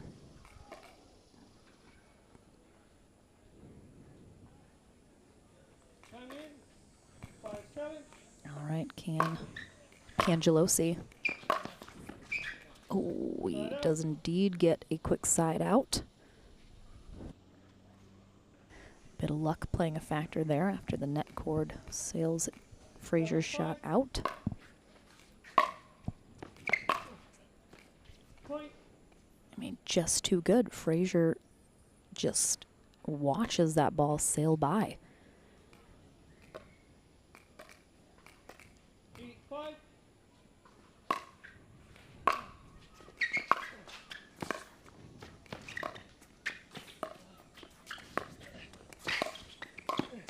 Again, really great cat and mouse. But it is Frazier with the backhand mini ATP there. I mean, look at this angle from Kangelosi. He thinks it's over. He barely clips that line. And look at that ATP from Frazier.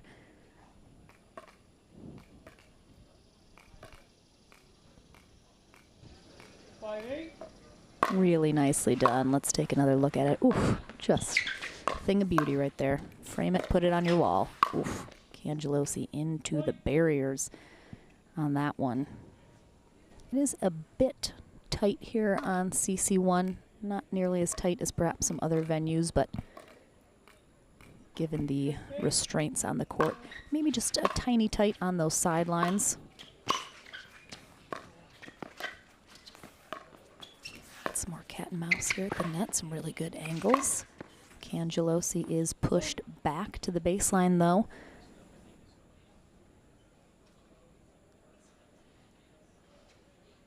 And he goes for that back corner, misses it well wide.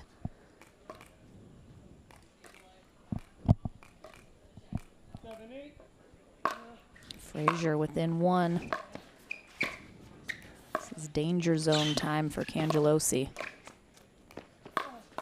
Again, great angle from Kangelosi. That is what he should be doing, but Frazier just too good again with that backhand almost flick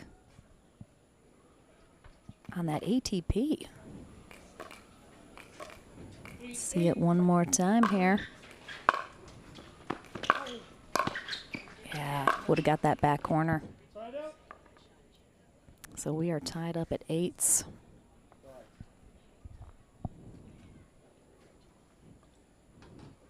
Kangelosi retying the shoe.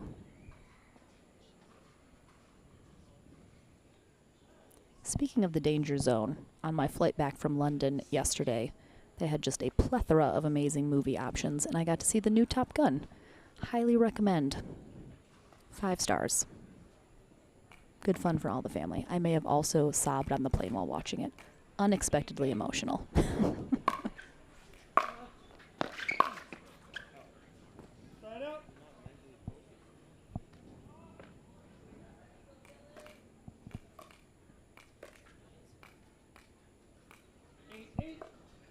All right. Frazier has certainly been playing catch up here in this second game. Has an opportunity to take the lead right there with a nice sitter, but dumps it into the net. We've seen him have that similar error a few times here during this match.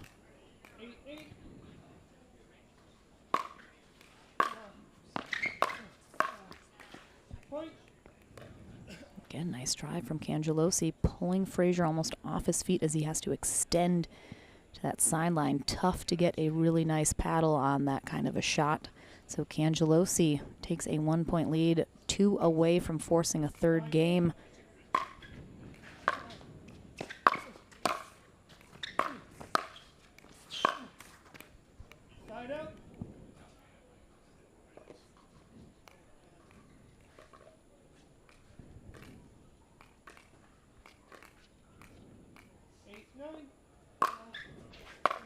Thank you, Davey, for the updates on our ladies bracket as they kicked off about an hour ago.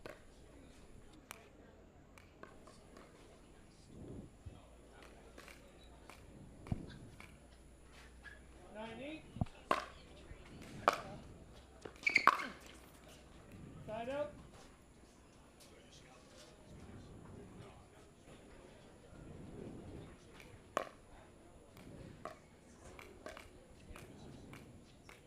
Eight, nine.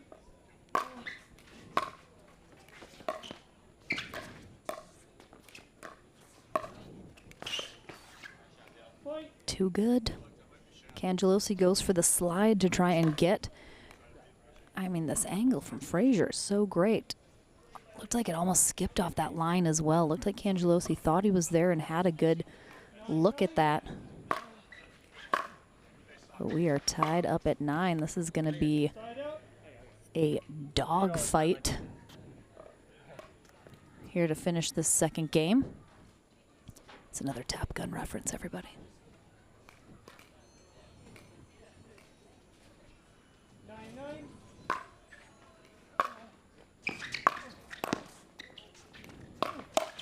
Oh, wow. Great hands. Frazier.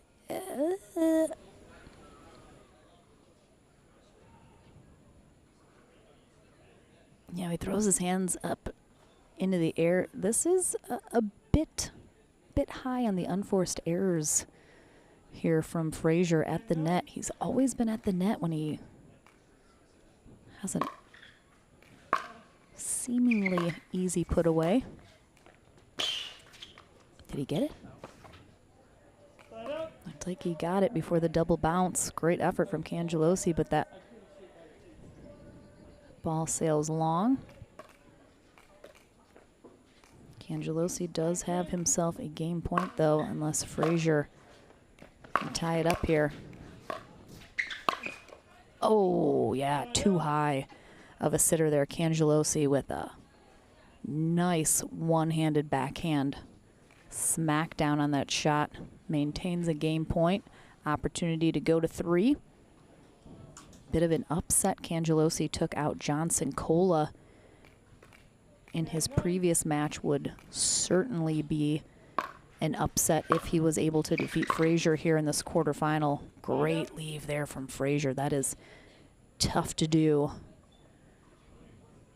on a game point, but well done. Good eye. 9-10.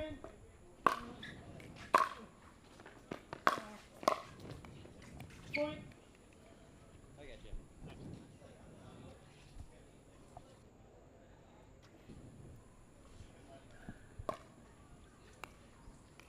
A lot of players in singles you'll see certainly start to show fatigue. I would say Kangelosi moving a little bit slower than Frazier. Frazier, one of the players that just doesn't ever seem to really get tired. Side up. Partly maybe has to do with being 20. Timeout by the server. 10-10. 1 minute. And we're going to have an offensive timeout from Kangelosi, who you can see is feeling the effects. He's had a couple really nice matches so far today. Looks like he's having a little bit of an issue with that shoe, but he just looks like he needs a breather. I am also seeing what looks like bright red blood on that right inside of his knee, which would make sense considering the several times that we've seen him go down onto that side of his knee up at the net on certain shots. Receiver, you have 2. So Kangelosi has lost his game point. Here now he's going to need 2. The tough thing is if Kangelosi can close out this second game, does he have enough in the tank to get the job done in game 3? Looks like he's just kind of struggling a little bit here, being able to now execute as efficiently as he was earlier in this second game.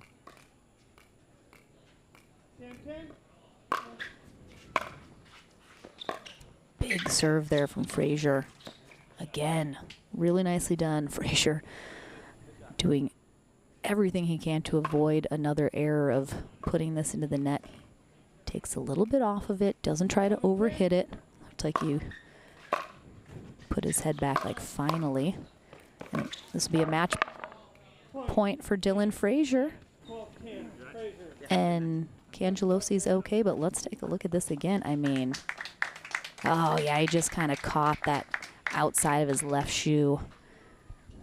Luckily, didn't look like any damage was done, just a little bit of the rubber getting caught. So Dylan Frazier hangs on here in this second game, avoids a game 3. He heads to the semis. We will head to the Franklin studio to talk to him as he is making his way through the bracket. We're back into the action with our next men's pro singles match coming up right after this.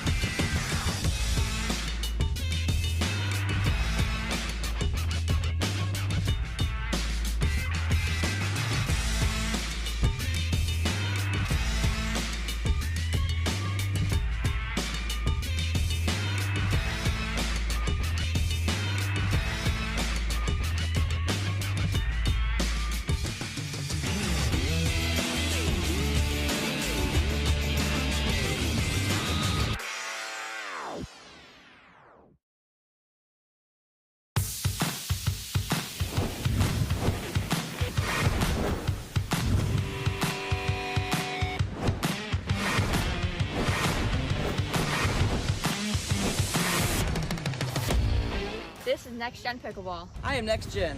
I am Next Gen. I am Next Gen.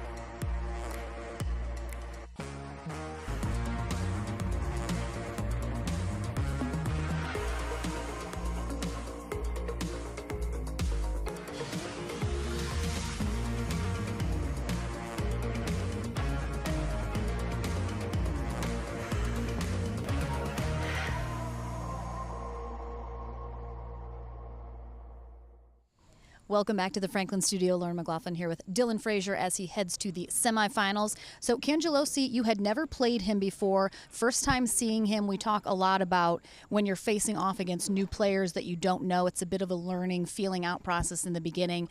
Knowing you're not playing him, what's your thought coming into trying to feel him out? Yeah, so it goes both ways, really. I don't know his game, but he doesn't know my game. So my philosophy usually is just to start with returns down the middle and see if he kind of favors his forehand or backhand when I give him the choice, and then go from there. If he's hitting a lot of forehands, maybe play a little more to his backhand and vice versa. But John was very good. He was and returning down the middle was definitely key, because any little bit of angle I gave him to work with, he could take advantage of, and he was hitting some really good shots and playing some really good points. So I expect him to have a long day today. But yeah, I've been trying to work more into the cat and mouse, just because I feel like that's more my strengths than grinding from the baseline like some of these other tennis players, and so far it's working today. You had a lot of cat and mouse in that match for sure. But speaking of tennis, it's kind of well documented. You do not come from a racket sport background, but I know more recently you've been training to kind of incorporate a little more tennis type shots into your game, like the two-handed backhand, perhaps something else. Why do you think you wanted to do that to try and round out your game a little bit more? Yeah, it's just I think it's just a matter of not having as many weaknesses like for a while, and even still, really a lot of players just return to my backhand because that's a lot weaker than my forehand, and so I'm just working on maybe developing a passing shot or even drop shots, or just several different things I can do with it to keep him guessing a little bit. All right, well, we still have Ryler DeHart facing off against Zane Navratil across the way. That's who you're going to face, the winner of that match in the semis. Any thoughts about any difference who comes out on top might make in how you approach that semifinal? I think I'll play him the same way, really, which is try to play a lot of cat and mouse and return down the middle. So I'm ready. All right, well, we'll see you in that semifinal. Congratulations as you work through your day, but don't go anywhere. More pro singles action coming your way here at the APP Atlanta Metro Open right after this.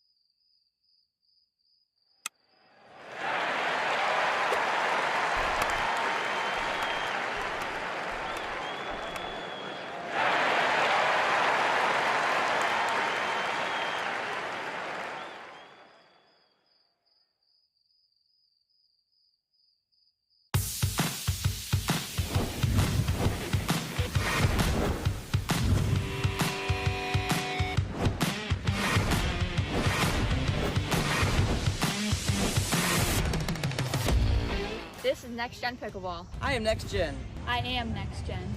I am next gen. Welcome back to our next quarterfinal matchup here in our men's pro singles draw here at the APP Atlanta Metro Open. Lauren McLaughlin here at courtside, bringing you all the action here on YouTube and Facebook for the time being.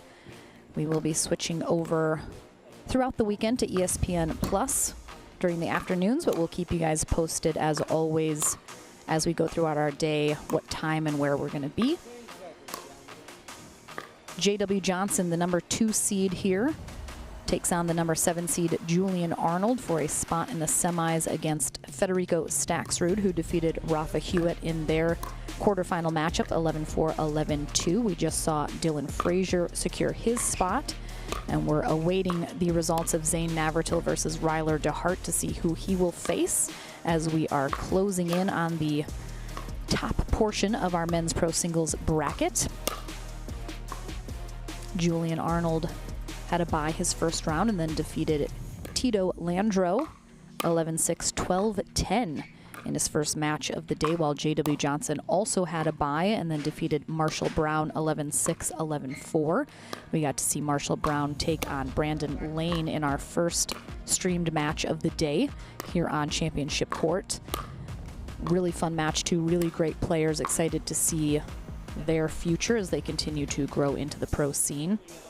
But so far, it's all well-known names as we move forward into our quarters and semifinals.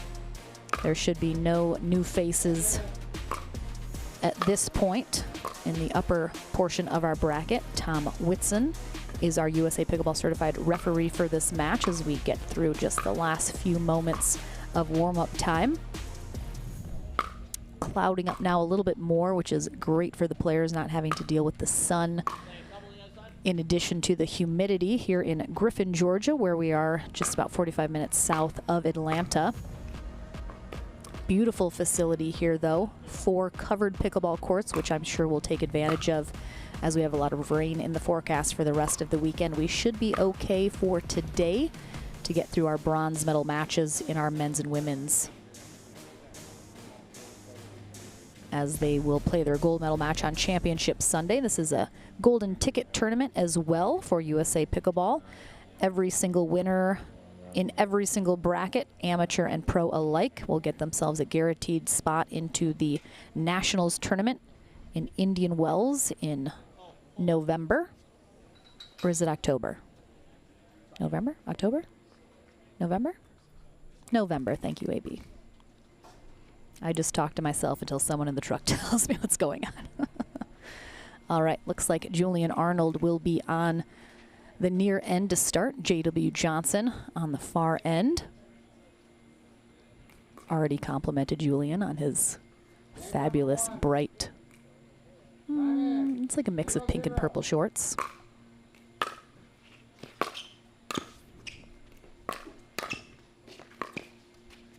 Oh my goodness. Fabulous rally to start us off. J.W. Johnson almost looked like he was a little off balance over there. Got a little wobbly for a moment. 1-0.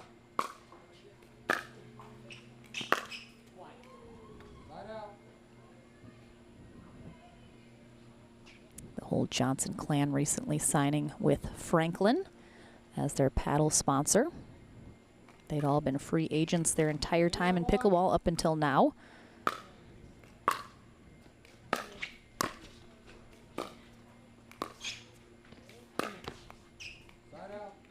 Arnold going for the speed up there, a little bit low.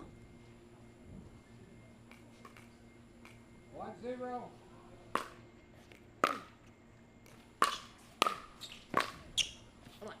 Really nice aggressive volley there from Arnold as Johnson left that previous ball up just a little too high. 0-1.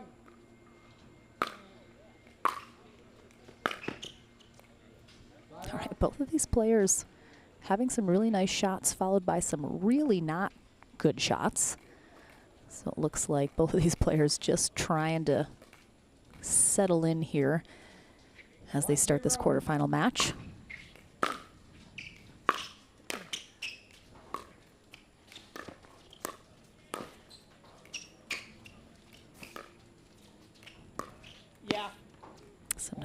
and mouse. Arnold saying yeah as that ball sails by him, acknowledging the really great shot there from Johnson. Oh, really nice spot there from Johnson. Just so nonchalant, too, when he hits some of these shots. Johnson, 19 years old, in Delray Beach, Florida, with the Johnson clan. He will be 20 in November. Julian Arnold, 31 years old, now in Austin, Texas.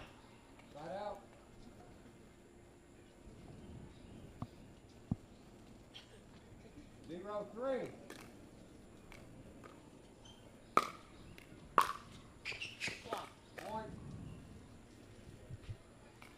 All right, Arnold on the board with that serve return long from Johnson.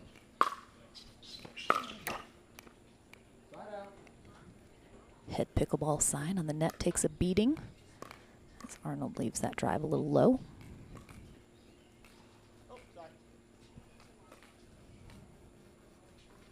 3-1. Side out.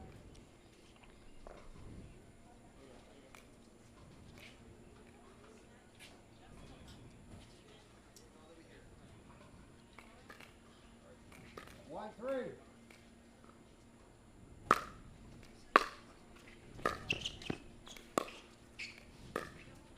Side out.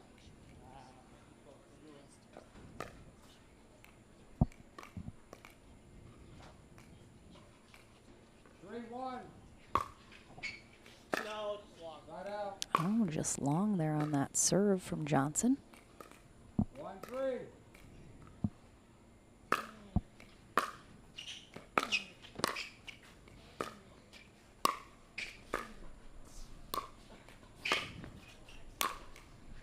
Some nice pickups there from Arnold, but just isn't able to do much with it. Ends up leaving that last one a little high. Johnson, easy put away. Oh, little ankle roll there. Maybe needed to crack something. 3-1. Oh, don't see Johnson get too many free points off the serve, but gets one right there as Arnold just can't get a paddle on that. Oh, such a good angle.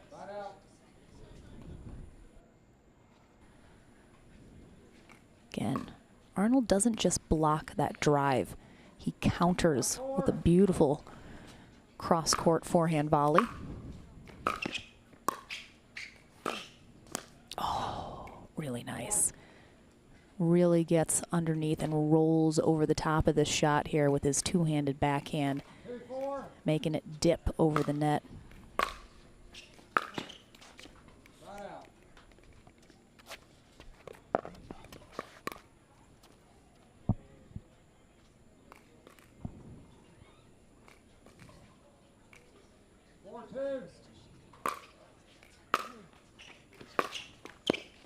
A little net cord there from Johnson stays in.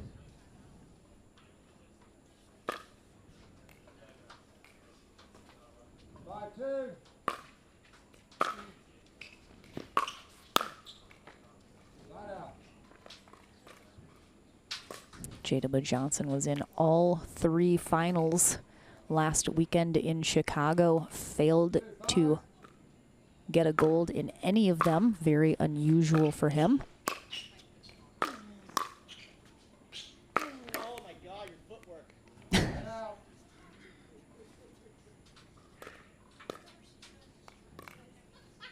More footwork, come on, scoop.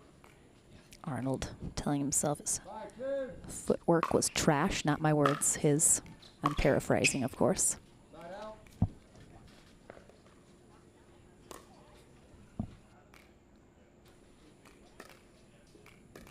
5.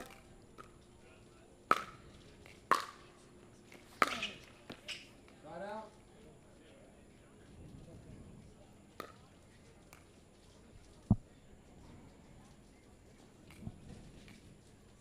5-2.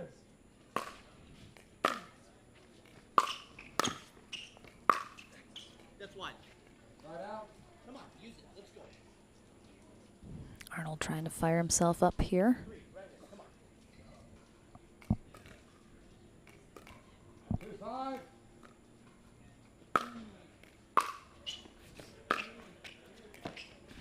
Misses it. Good attempt. Just a little too tight on those margins on the sideline. 5-2. Ball, side out. All right, clips the net and does not get out of the kitchen. So another quick side out. Arnold still looking to get off at 2. Oh, there's the shot he tried to hit on the previous time on the backhand side. This time gives himself a lot more room to work with. Really nicely done. So much top spin. That dips significantly as it clears the net. No andiamo on that one, but a nice fist pump. It was fun while I was in Europe. I actually heard Italians saying andiamo during matches.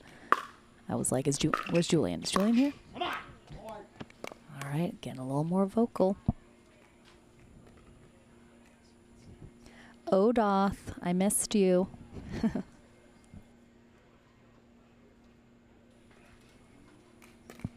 All right, Arnold looking to tie it up here. We might. Ooh, that was a nice serve. Ooh, right on the baseline on the return. We could definitely get an andiamo if he ties it up here.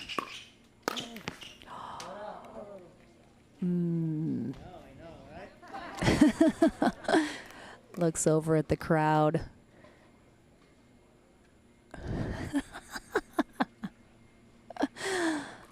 Someone make that a GIF. Fantastic. 5-4. All right, Johnson's been stuck at 5 here now for a while. Ooh, he will not stay there, though, after that pop-up from Arnold. So tough. Arnold knows he cannot give Johnson anything to work with, or that could be the start of the end for him if Johnson can get on a roll. Good leave. Really, neither of these players have been able to string together too many points in a row. It's been very sort of one-off points. 4-6.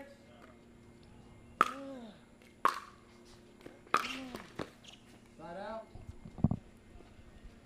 Come on. Got the shot. Make it. Let's go. 6-4.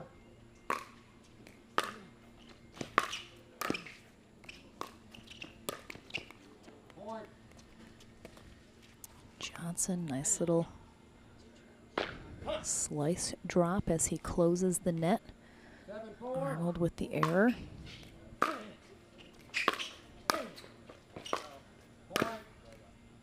Pushing that a little long. That's what I was mentioning. It's so tough. Arnold knows this could spell trouble for him. He's let Johnson get into a bit of a rhythm here. 8-4. Now up by 4. He's got to interrupt this rhythm and quickly. Yamo! All right, our first andiamo there as he is trying to really fire himself up here. Johnson really didn't even make a move one way or the other. I think he sort of resigned himself to the fact that Arnold was going to come out on top of that. 4-8.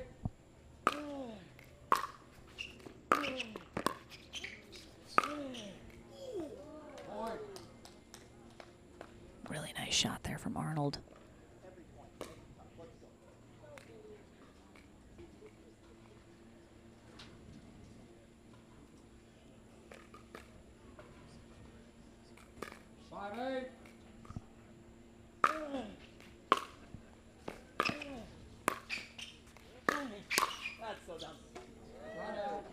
Arnold trying the speed up from the transition zone. I think knew pretty much right away. He wished he could take that decision back. Regretted it immediately.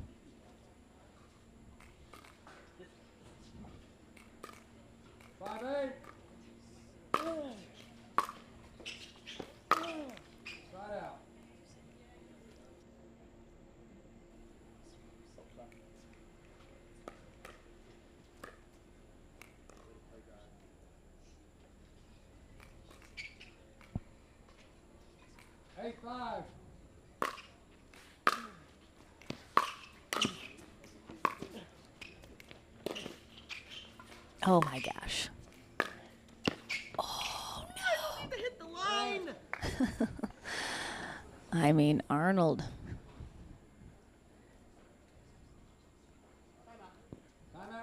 I think knows he did not need to cut it so close. Really nice rally, some great gets on both sides.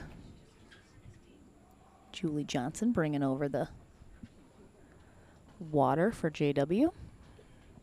That's her, and I believe I see Rafa Hewitt hanging out over there. Maybe Dylan Frazier. Pros watching pros.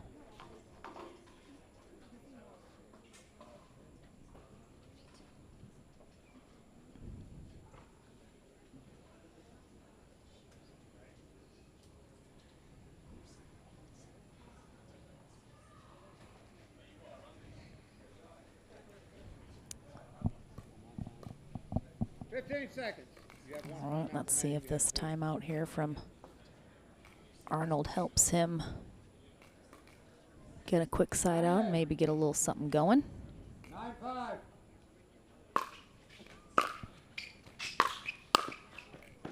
And he does indeed a really nice job coming out of the timeout. Nice aggressive forehand volley put away.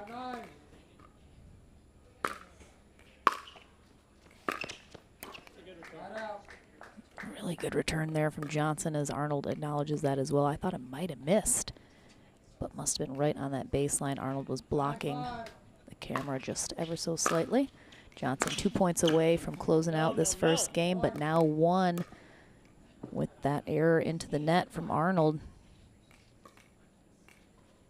10-5.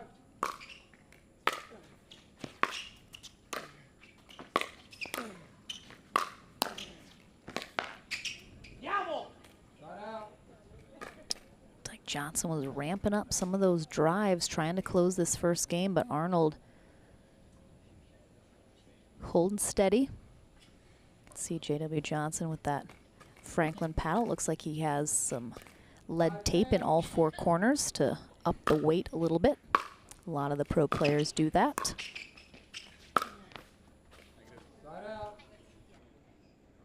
Great leave there from Johnson, as he doesn't even look behind him, just lets it fly by. 10-5. Another game point here for Johnson. Ooh, he almost misses that, clips the net. It seems like Julian Arnold has himself a little fan club over on the side. 5-10.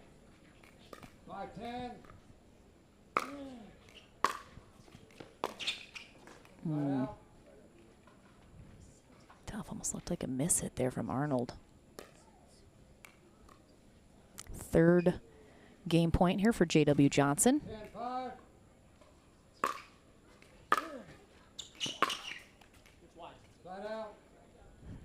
3rd time is not going to be the charm.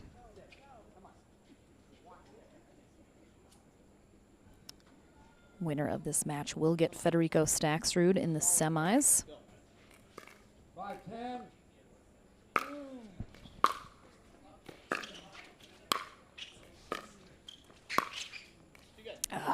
It's the backhand wrist flick of JW Johnson.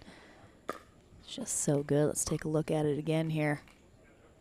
I mean, look at that flick. How does it looks like he's just flailing at the ball, but 4th time is the charm for JW Johnson. Finally able to close out this first game. Let's see what the answer that Julian Arnold has, if any, in game 2. We'll be back into the action here at the APP Atlanta Metro Open right after this.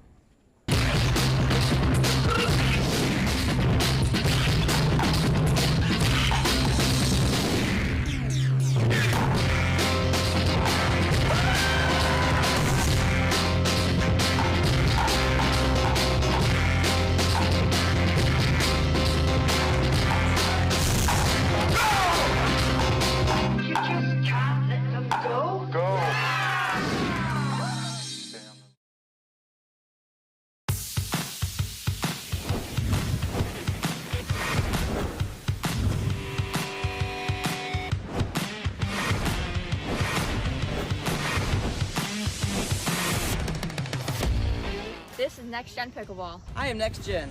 I am next gen. I am next gen.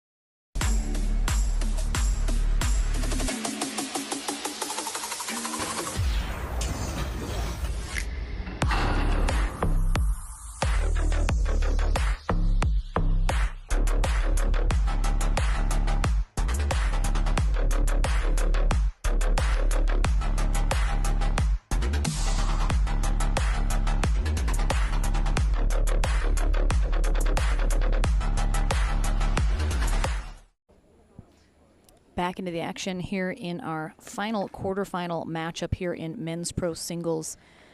Our other semi is set. Zane Navratil has defeated Ryler DeHart 11-5, 9-11, 11-8. Tight three-game match there. He faces Dylan Frazier in the first semifinal. Winner of this faces Federico Staxrud. But first we got to see who is heading there.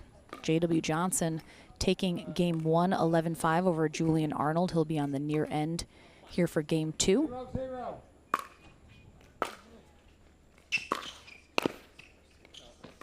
Point.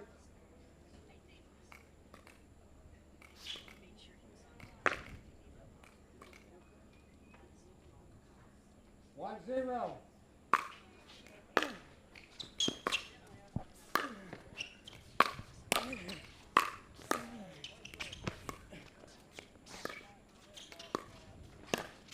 Oh, really nicely done there from Julian Arnold, and a massive andiamo is our reward. Johnson doing a great job getting himself up to the net, seemingly in control of that rally. 0-1. Arnold just grinds.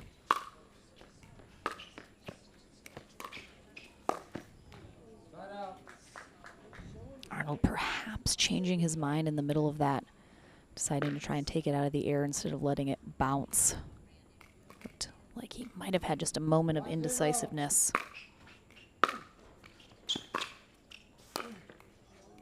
Point.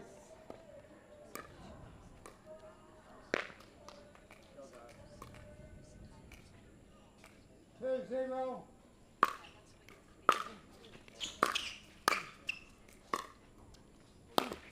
Oh, Arnold with the big two-handed backhand tries to get that down. Ends up putting it right into the tape instead, bouncing it well wide. Johnson 3-0. up 3-0 now. That's a great shot. Point. If J.W. Johnson comes out on top here to face Federico Staxrud in the semis, it will be a similar face-off as the gold medal match last weekend in Chicago. Johnson and Staxrud battling it out on Championship Sunday last weekend. Staxrud ultimately defeating Johnson to take the gold medal.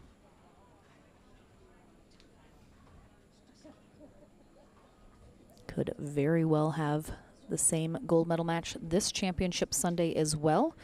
We'll have to see how it shakes out, though. A lot of good players here left in the top portion of our draw. And of course, being a true double elimination style bracket, somebody is coming through the back draw back into that bronze medal match with a chance at gold. So could be an unexpected person making it to the podium. Certainly has been the case at quite a few APP tournaments, which is so fun and exciting to watch for the fans at home and in person.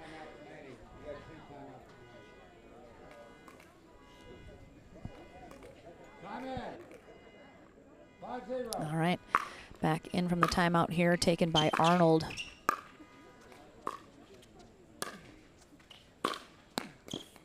Point. Technical warning. Ball abuse. All right, Arnold with the technical warning. Here's he whips that ball into the net. I think Julian Arnold just sort of bakes into every one of his matches the potential to get a technical, whether it's for swearing, smacking a ball. 15 seconds. He's okay with it. I don't mind it either. Brings a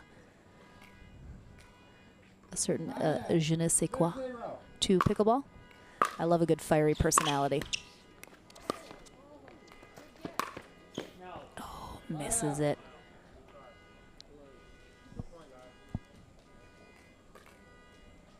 Zero 6.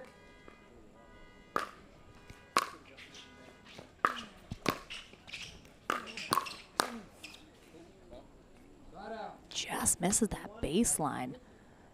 Good hands at the net from Johnson to keep him in that. Looked like Arnold might have had the upper hand.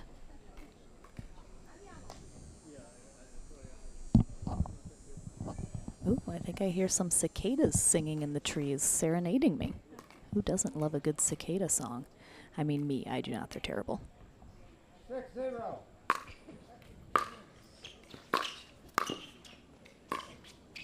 Oh.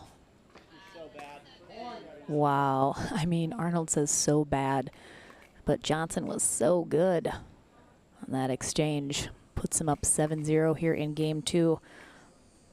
Arnold's gonna need to change something and fast here in game 2. 7-0.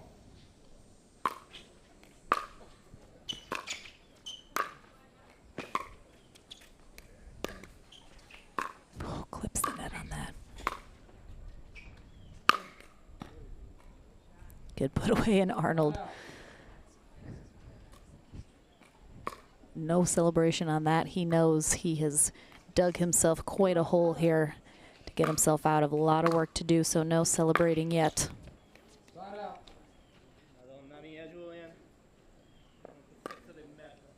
Odoth, the jet lag is actually going very well for anyone that missed it. I flew in from London yesterday, but I got a nice 11 hours of sleep last night, so feeling pretty good.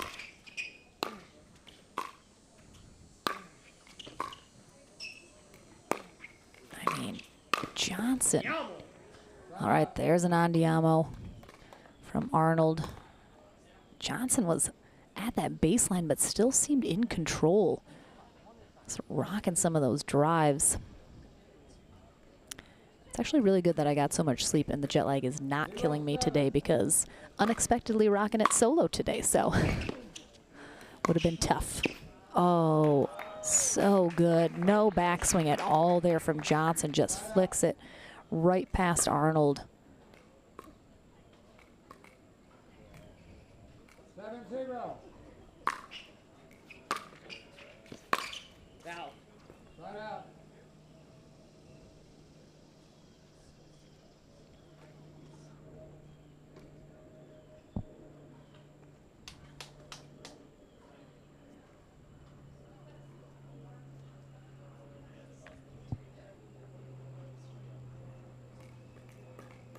Zero 7. Point. Right, Arnold finally on the board here in game 2 with that serve return long from Johnson. And we are going to have our first women's pro singles matchup coming up next. Georgia Johnson will face Megan Fudge here on Championship Court 1 at the APP Atlanta Metro Open. So the ladies finally taking center stage for that.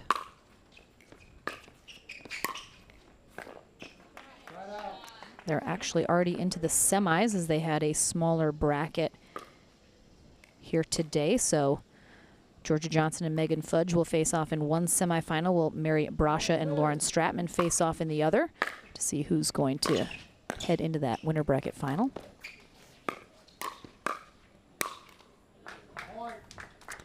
All Arnold doing his best to stay alive there, but has to dig out one of those shots from between his legs, ends up popping it up. Easy put away there for Johnson. A2.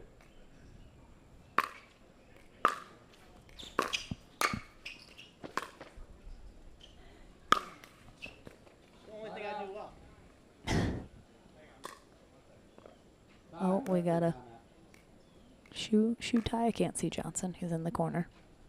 Looks like we have a referee timeout as he is, I think, tying his shoe.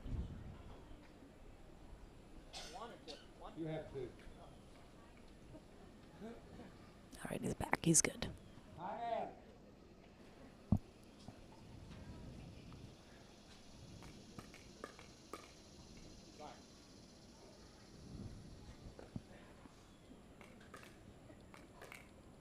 Too late.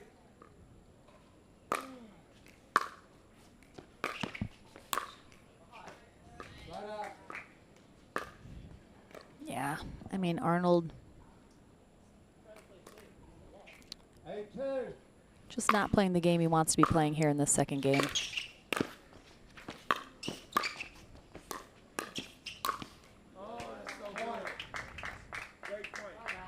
Timeout receiver, 1 minute, 9-2. We're going to have a timeout here from Julian Arnold, who is he's just struggling to get it in right now. He's struggling to get something going, struggling to get into a rhythm, into a groove.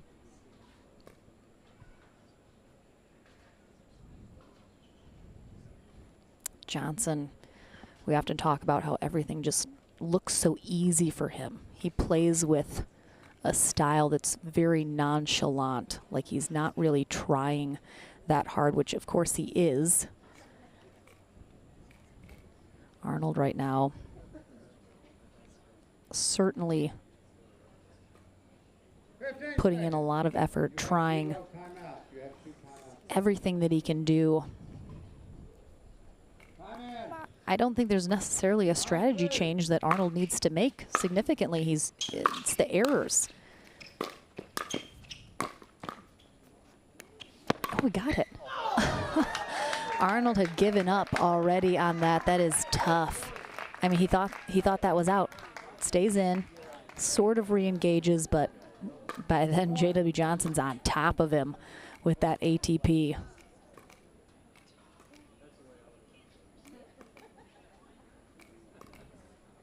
Do we have a timeout? Nope. Couldn't tell.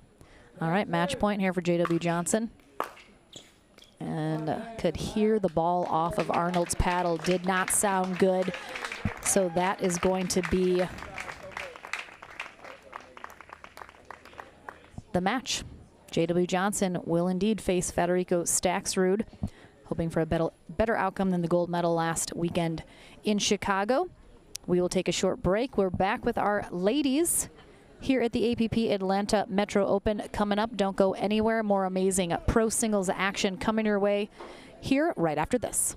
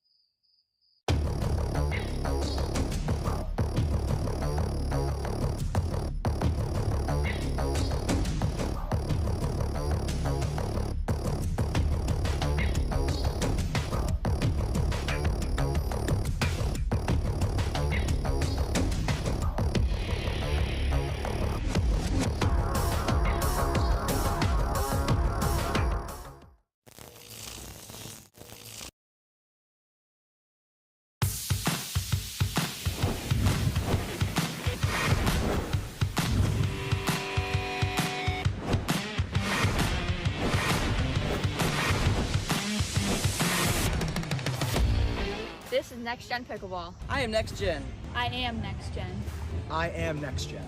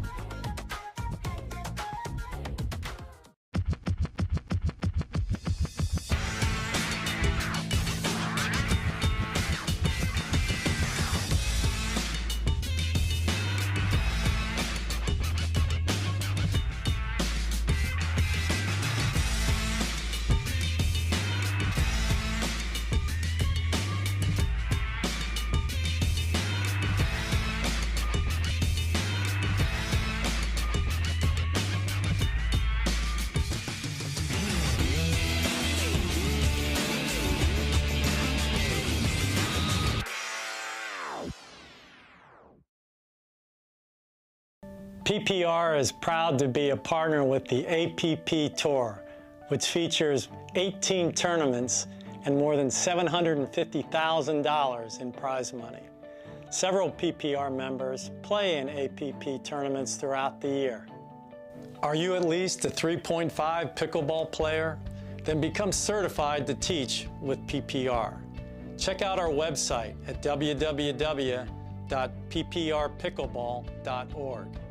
And as the saying goes, do what you love and you never have to work a day in your life. So give us a call at 843-842-9777. We look forward to hearing from you.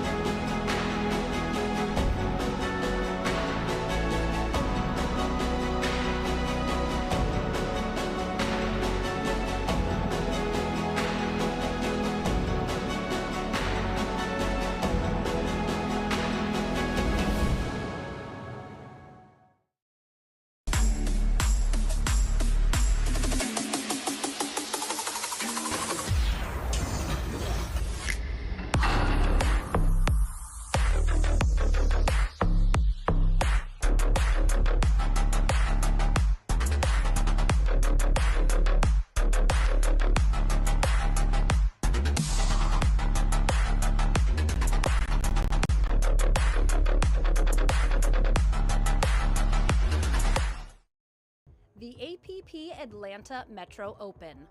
Brought to you by Power Plate. Selkirk Pickleball. Pickleball Central. SunMed. And Head Pickleball.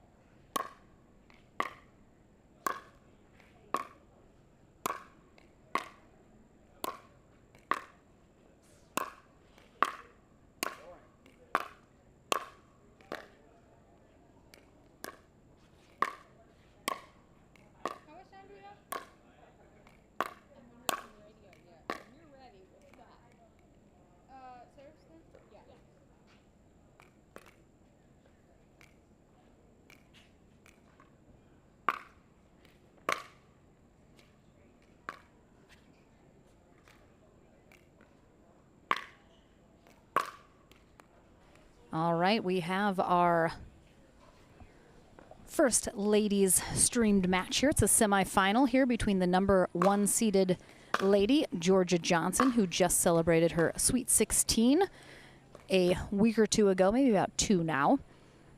And she is taking on the number 4 seed, Megan Fudge.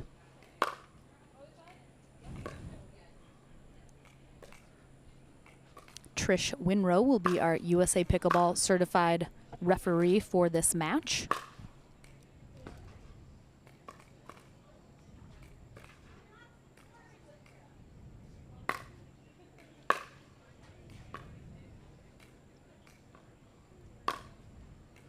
As I mentioned, our ladies bracket, per usual, is smaller than our men's. So over on CC2, which will be streamed tomorrow, we have Mary Brusha facing off against Lauren Stratman. Winner of that will face the winner of this in the winner bracket final. As our ladies moving along their bracket here, as they started a little bit later than our men here today.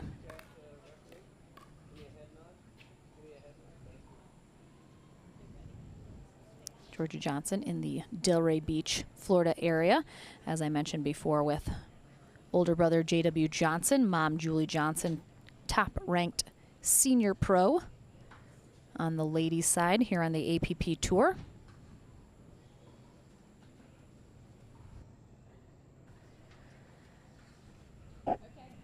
Megan Fudge is married to Ryler DeHart, who we mentioned earlier, playing in our men's singles bracket. She's 35 years old. They're in the Bel Air, Florida area.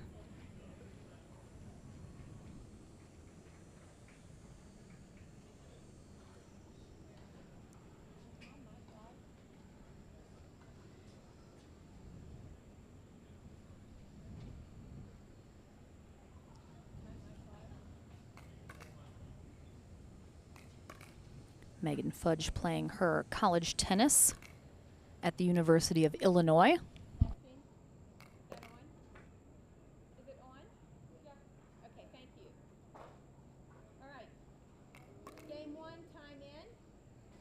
All right, Megan Fudge will start us off serving on the near end here. Georgia Johnson returning.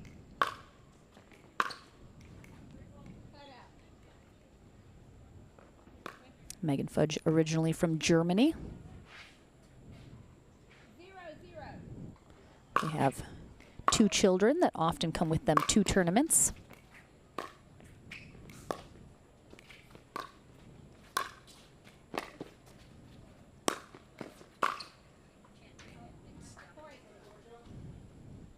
Her husband, Ryler DeHart, a former professional tennis player, who now focusing on pickleball full-time, as is she.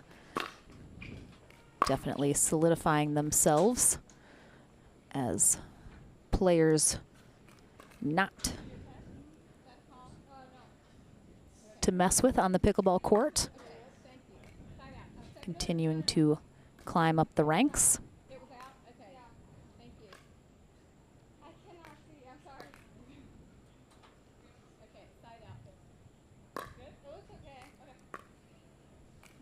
Potential issue with the ball, but looks like it's all right, so we play on.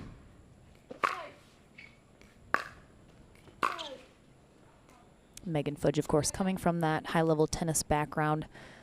A lot of her singles game is played at the baseline. A lot of the former tennis players on the ladies' side settle into sort of a ground stroke strategy. Johnson, too young to have had a college tennis career at this point. Probably unlikely she will at this point. She is homeschooled in Florida. Nice pick up there from Johnson, and whips that two-handed backhand cross court past Fudge. Really, I mean, what a pick up there. Just turns around and then right into offense. Megan Fudge just smiles as that goes by.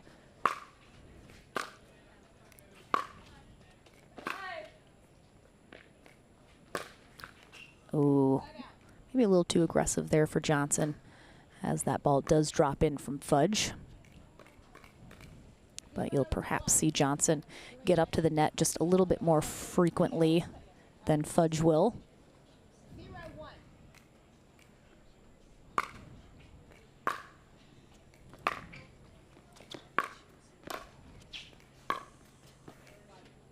Just wide.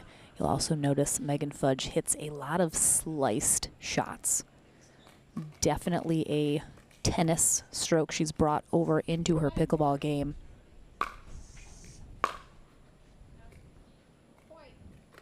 Sometimes very effective, sometimes not. Oh, Ryler looks like he is up there in the upper portion on the left. Watching wifey play, cheering her on.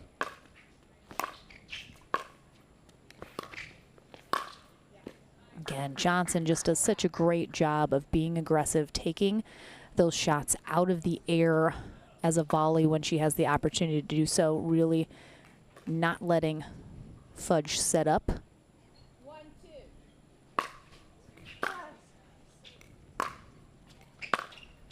There she is up at the kitchen line, trying to control the rally now. Fudge just staying back. Also, I haven't seen Georgia in a few weeks. I feel like she looks taller than the last time I saw her, which, given her age, is certainly possible.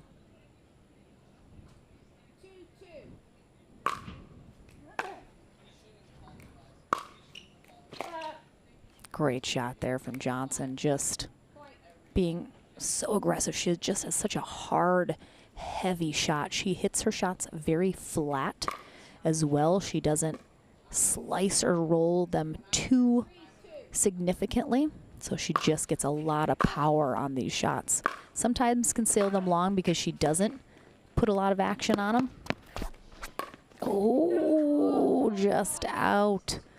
Really nice job there from Fudge. Let's look at it again. Look at that angle. I mean, Fudge, after she realizes she was going to catch that line, looks like she was trying to hustle to cover that next shot, but Johnson, luckily for her, sent it long. Again, Georgia Same shot, same result. I'd like to see her. She has time. She's right on top of that shot, lets it drop to make sure that it's staying in, and then I'd like to see her just drop that next shot in.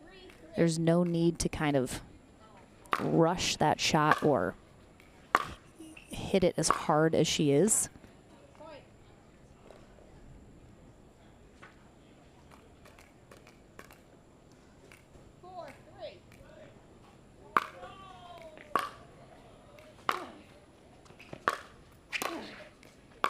All right, so Fudge up at the net, and it puts her in control and comes out on top of that rally.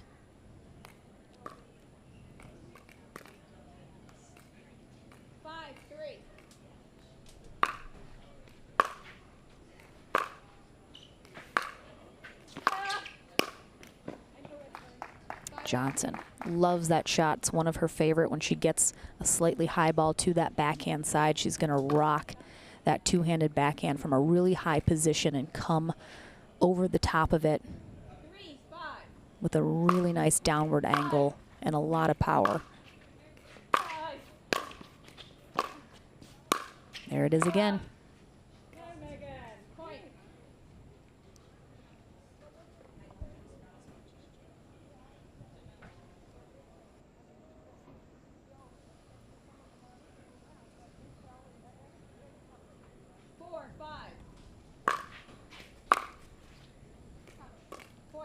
All right, free point there on the serve return long from Fudge, and a timeout from Megan Fudge. As a result, we're tied back up at 5. Definitely had some momentum swings for both of these ladies here as we're getting into this first game of this semifinal match. It's Megan Fudge's son over there that just followed Ryler off camera. But really great setup here on CC1. Always tough on a Thursday when a lot of people are still working to get a lot of people to come out and watch, but definitely some fans here cheering on our singles ladies and gentlemen here today in this awesome play. I suspect we will continue to get bigger crowds as we get closer to the weekend. 15 seconds.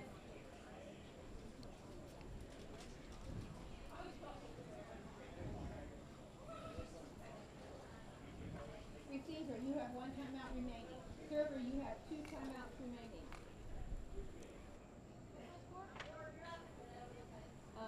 You have 5. I'll call 4. All right, coming out of the timeout, let's see if Fudge can swing that momentum back her way, but she cannot. Johnson will take a 1-point lead here with that serve return into the net. Fudge really bursting onto the scene earlier this year.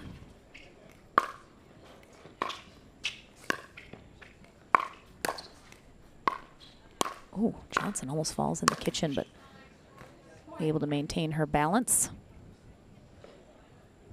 You can see the sun as it comes in and out from behind the clouds, as you can see the shade darken the court a little and brighten it back up.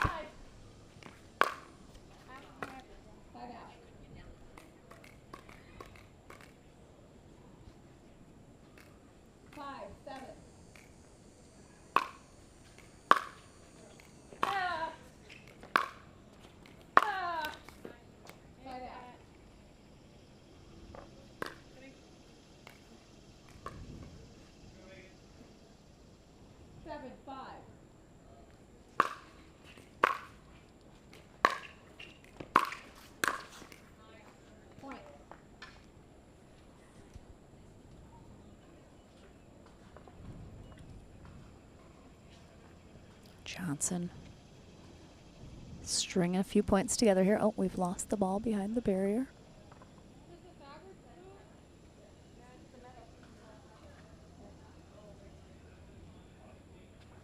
Just gotta lean down, pull it up.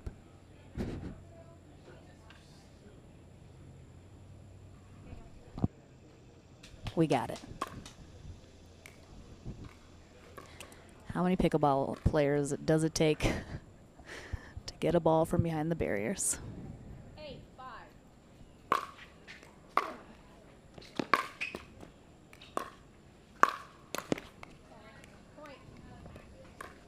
Good recovery off the net there for Megan Fudge, but Johnson just ready and waiting for that volley. 9-5. Point. Tough. See Fudge definitely Timeout receiver. not happy, and she's going to call her second and final timeout here with Johnson on a game point.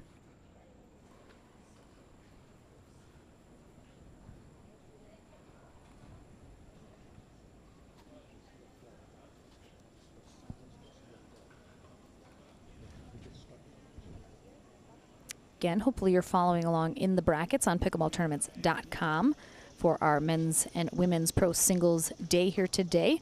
As I've mentioned, we're going through our bronze medal match. Gold medal matches will take place on Championship Sunday. Our men's semifinals are set. Zane Navratil is taking on Dylan Frazier over on CC2 right now, and up next here on CC1 will be JW Johnson versus Federico Staxrud. Should be a really good match each time those two face off. Always a close one, could go either way.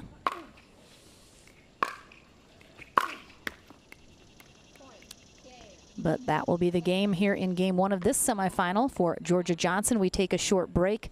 Back with game number 2 to see who is heading into the first slot of the winner bracket final right after this.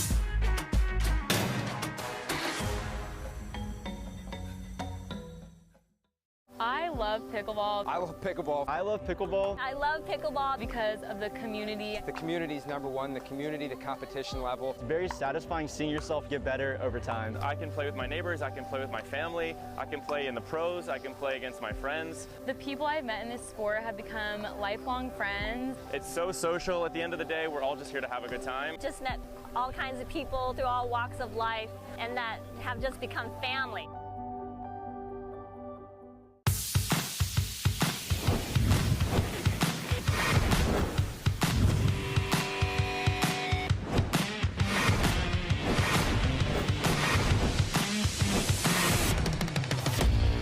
This is Next Gen Pickleball. I am Next Gen. I am Next Gen.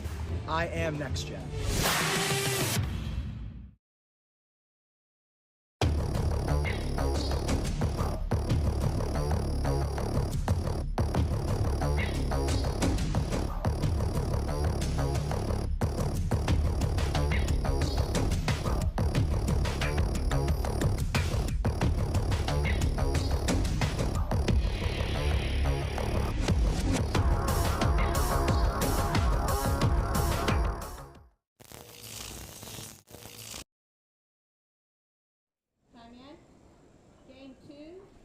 All right, back with game number 2 here in our women's pro singles semifinals.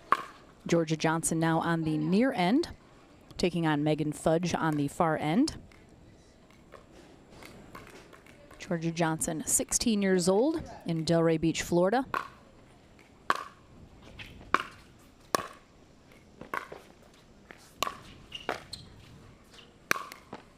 Currently the top ranking female on the APP standings list. She takes on 35-year-old Megan Fudge, originally from Germany, now in the Bel Air, Florida area. Played college tennis at the University of Illinois.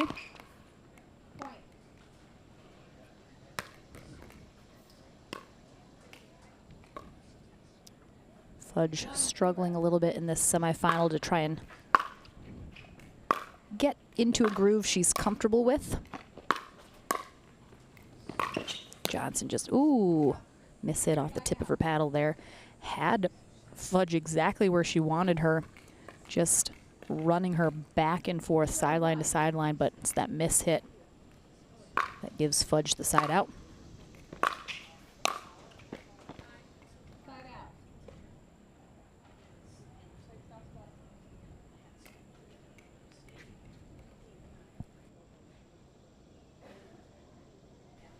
Looks like we're gonna switch out one of these DuraFast 40 balls. I believe we have a cracked ball situation.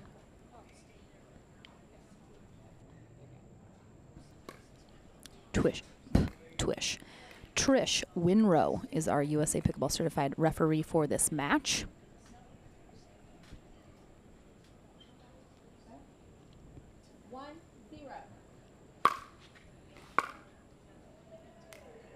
As I mentioned in game one, Georgia Johnson hits a very heavy ball, but can be very flat. Because of that, sometimes she just gets a little too much on some of these shots.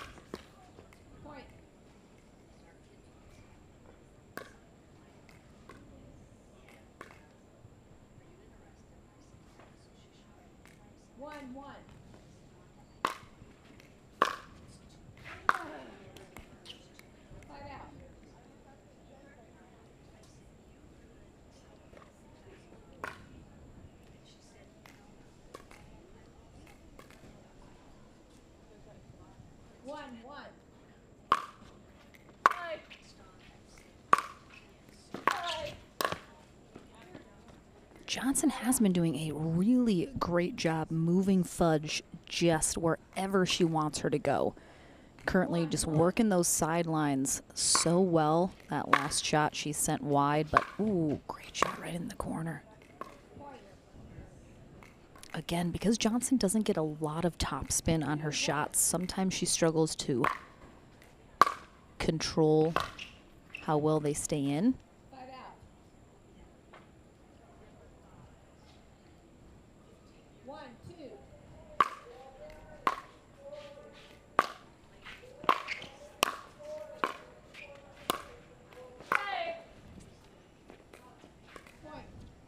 Good leave there from Johnson.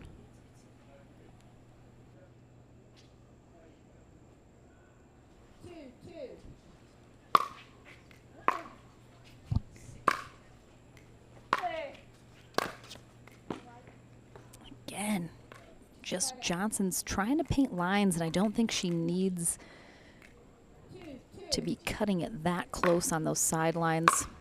I feel often when I watch her play, generally at some point mention her giving herself just a little bit bigger margins to work with there on those sidelines. Fudge takes the lead up 3-2.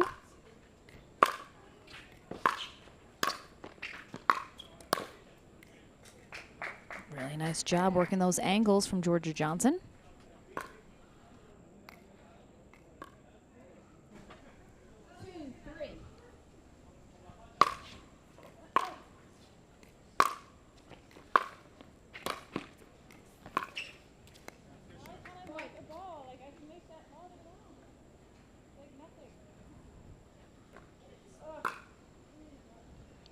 Can hear Megan Fudge over on that far side talking to herself.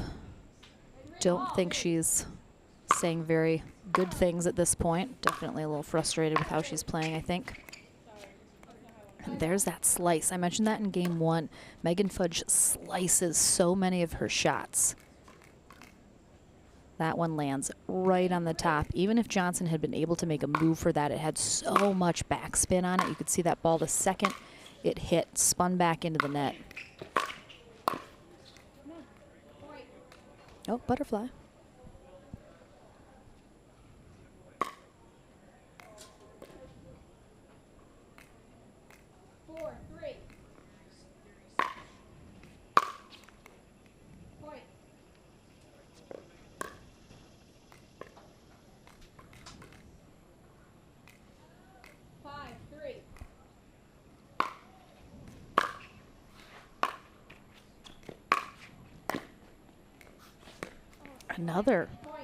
Another great shot from Fudge there with a lot of backspin. So Johnson almost able to get there because of that backspin, though, pulls it away from him a little bit.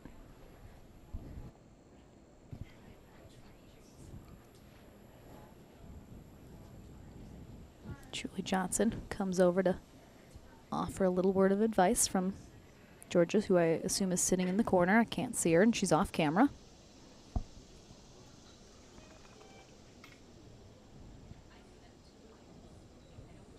Generally speaking, when I watch Megan Fudge play and she is slicing a lot of those shots, I'd like to see her not do that as often as she does. I think it's a really great shot for tennis that doesn't always translate really well into pickleball. It certainly does sometimes and can be very effective, but I feel like statistically speaking, it puts her at a slight disadvantage.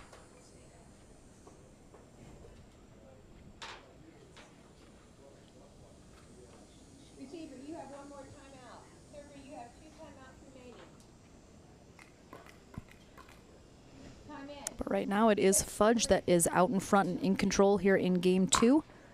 Johnson playing catch up. And that one sails long. Megan Fudge has to win the second game to force a third if she wants a shot at the winner bracket final. And there's another slice.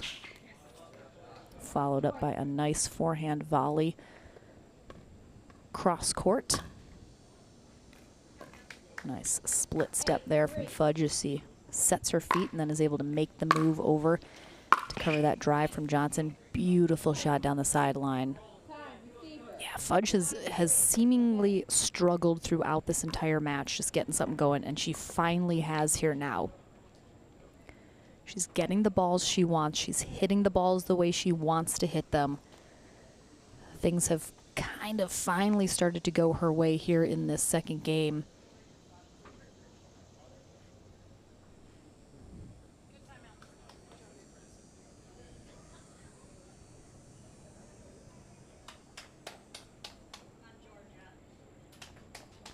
Julie Johnson in the stands, cheering on Georgia, trying to keep her settled and focused.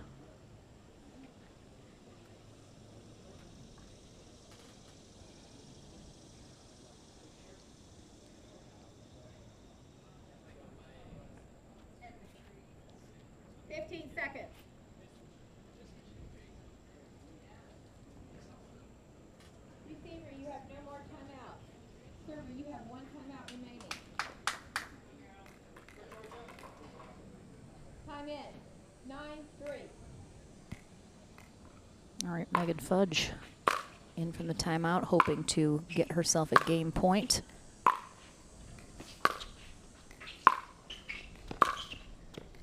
Oh, she got it. That was on the outside of that sideline, but Johnson holds off Fudge from getting that game point. Some work here for her to do. Again, Johnson just does so well when she's able to get up to that kitchen line. And if she gets a ball that's a little high, really work those angles.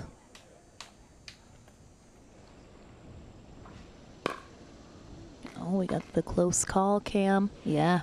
I mean, she barely caught the outside of that line, but oh, got that back corner as well. Ooh. There's the margins I was talking about earlier.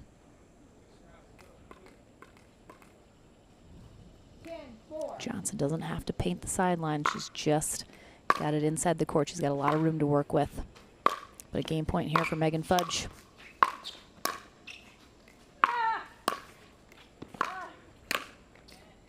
Nice job from Johnson, just staying calm up at that line, handling what Fudge is throwing at her. Someone did mention it. Every time Megan Fudge is playing, it makes me want Fudge. Oh, Megan almost handles that attack from Johnson.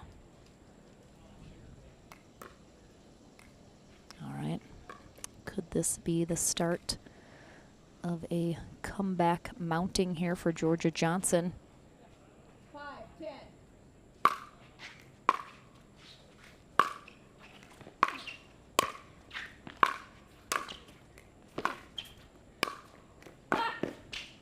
Great job by Fudge. Oh, wow.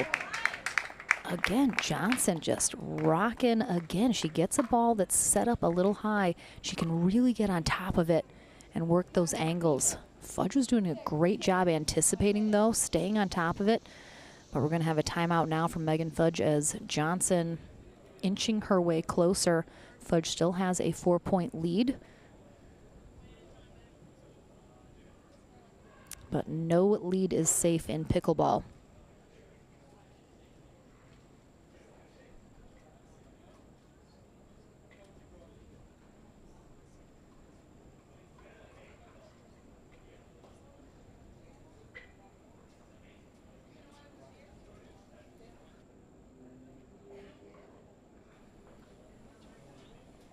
So Johnson will have the serve coming back out of this timeout, hoping to continue to edge her way closer to Megan Fudge, cutting into that lead point by point. If she is able to do that, certainly puts the pressure on Megan Fudge to try and close out this second game as soon as possible. Could potentially force her to make some errors, try and press a little bit.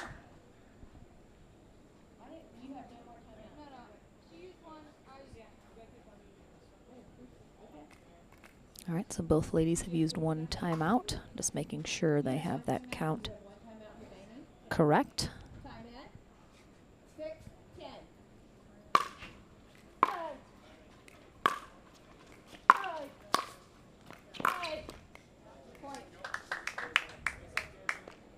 And you have to think it is absolutely on Megan Fudge's mind that every point Johnson gets closer makes it harder for Megan Fudge to try and come out on top of this match and head to the winner bracket final.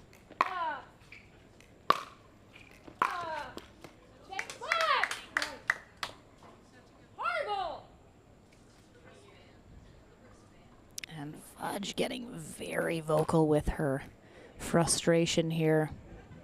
Again, second shot in a row, the exact same result, and Johnson within two. And again, it's Fudge comes out on top of that, but again, it's that slice that leads to short shots.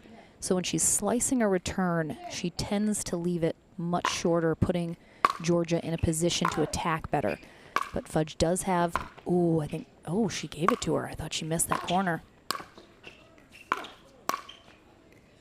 Oh, that is a tough ball to have played.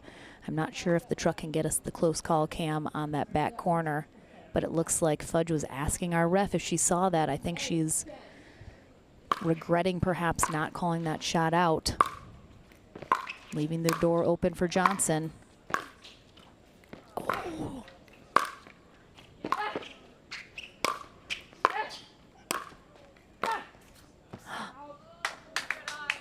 Oh, Johnson wanted that. She was going to go for that, but she knew she didn't have it, and it sails wide.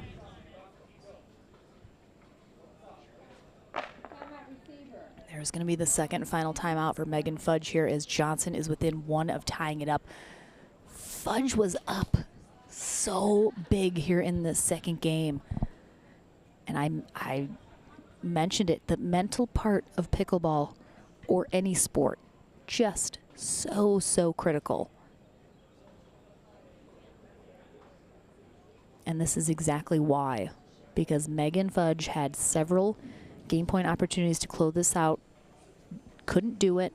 She's got a couple shots that maybe she's now in the back of her mind thinking that she played an out ball that was very close, possibly could have been the game, has left the door open, had some errors. You saw her get very frustrated, missing two of the same shots into the net from the baseline.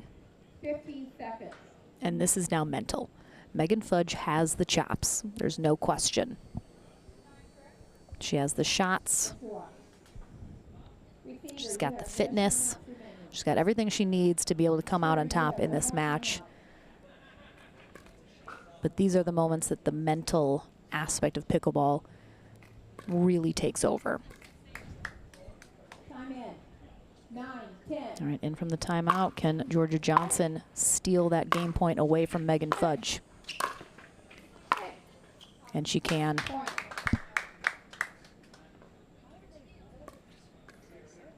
Fudge is now out of timeouts. No matter what happens here, she's got to ride this wave.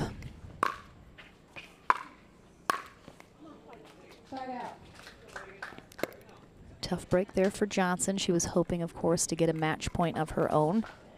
But Megan Fudge now needs 2. All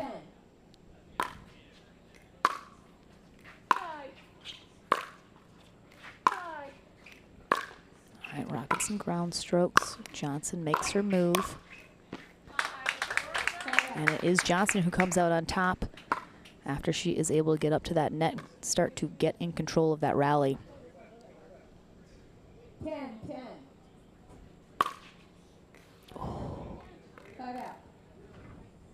Feel like I could sense that ball sailing long the moment Johnson hit it. Really nice return from Johnson. Just tried to do a little bit too much there.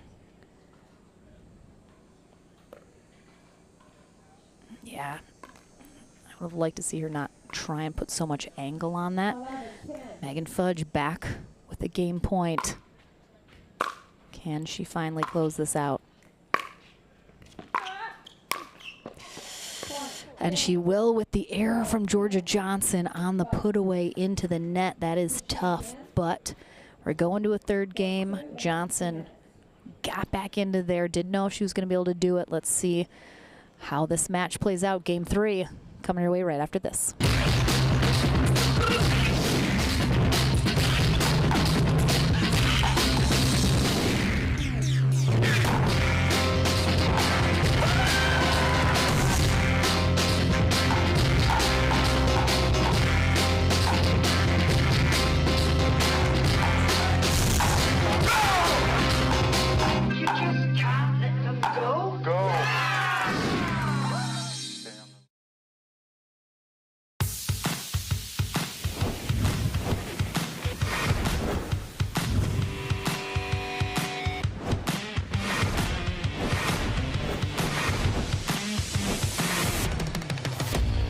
This is Next Gen Pickleball. I am Next Gen.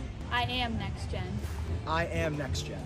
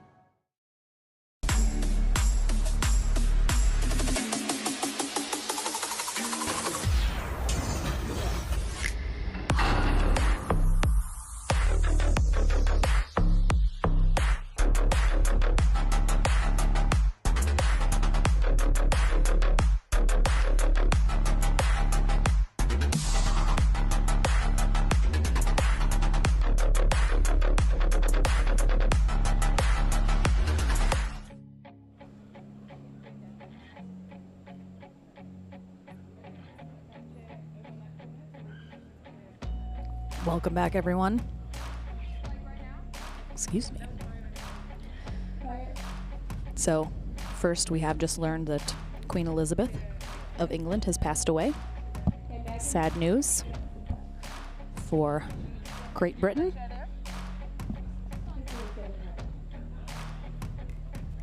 Game 3 here in our Women's Pro Singles semifinal match. Winner of this heads to the winner bracket final. Megan Fudge will start this third game on the near end. She takes on Georgia Johnson on the far end. They'll switch ends at 6 for the conclusion of this match. Very, very close game 2 after Megan Fudge did have a significant lead in several game points.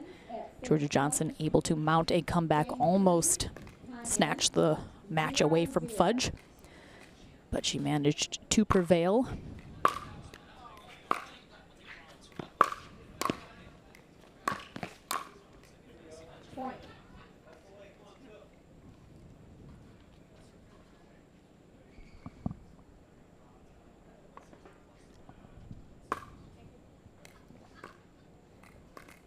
1-0.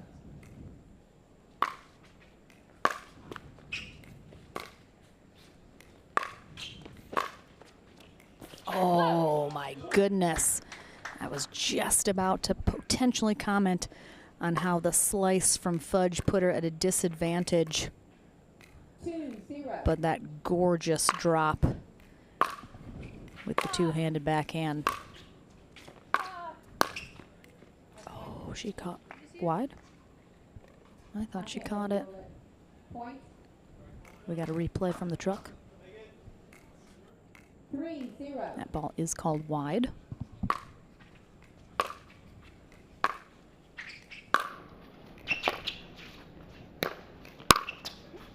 Oof.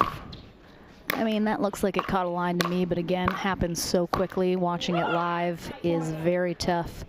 Yeah, that looks like it was in, but not egregiously so. So Megan Fudge calls that ball out. But again, 4-0. live, moving that quickly, it's a tough call to make.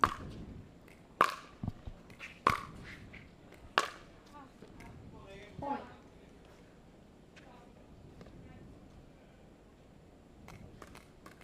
Time. Receiver 6-0. 1 minute. 5-0. 1 minute.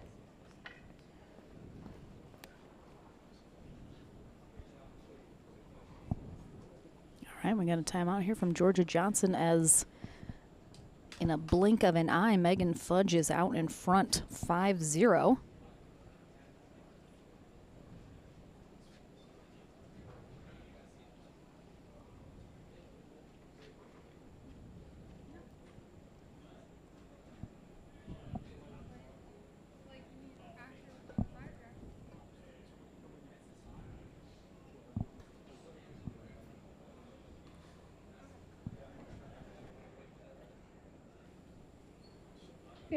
Seconds. Megan Fudge 1 point away from triggering the end change at 6. Server, you have 2 timeouts remaining.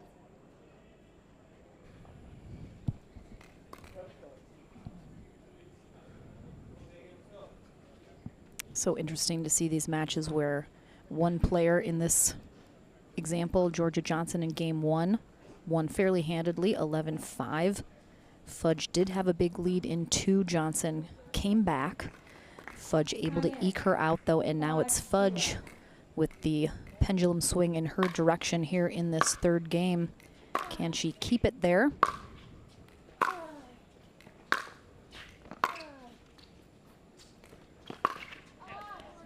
All right, 3. We've seen 3 of those literal exact same shots that have had the same result every single time. I would like to have thought Georgia would have learned the lesson after the first one, definitely after the second one, but it seems she has not. So I'm not sure why Johnson's been there easily to get these shots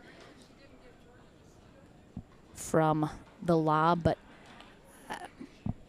I'm not sure why Johnson's pressing so hard on that next shot after letting those lobs drop. Certainly, I'm not seeing a need to do that. I think she probably needs to just sort of settle back in. 15 seconds. All right, so Megan Fudge triggers the end change up 6-0. She will conclude this semifinal match on the far end. Georgia Johnson will conclude it on the near end. Time in. 6-0.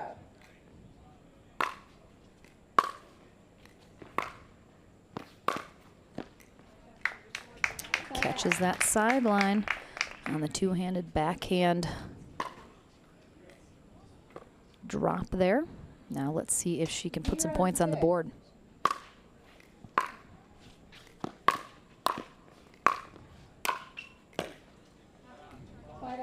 Good spot there from Fudge, pinning Johnson at that baseline.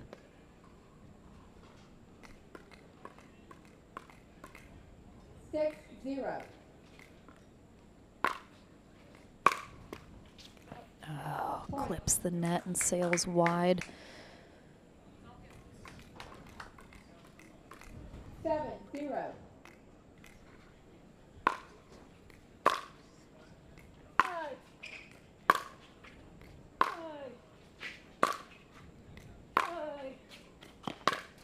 Fudge just working Johnson sideline to sideline in that shot she calls wide.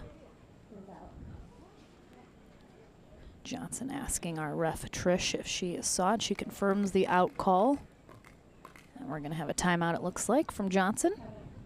Timeout receiver, 8-0. Do we have a replay of that sideline shot from the truck? I ask a lot of them. It's very unfair of me. But we like to highlight this awesome technology where we got cameras on all of the lines. You know, it's not perfect, but certainly better than anything else anyone's doing in the game right now, which is awesome. Big props, as always, to Boxcar Production, leading the way in pickleball streaming.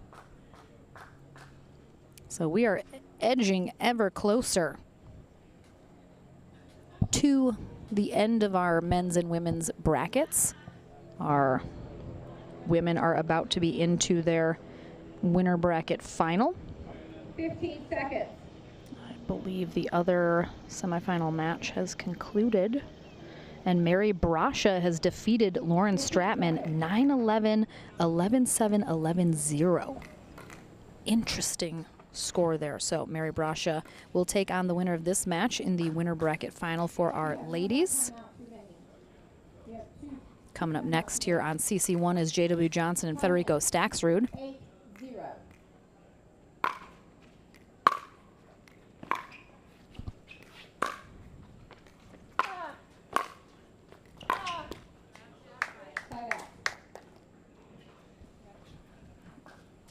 All right. Good side out for Johnson coming out of the timeout. Now she's got to do something with it. 0-8.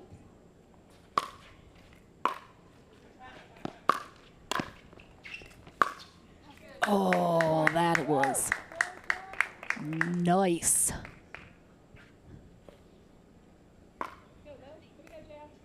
Just such a nice shot there from Georgia Johnson. And that's a beautiful shot to get her on the board here in game one. She's got to follow it up by about 10 more now.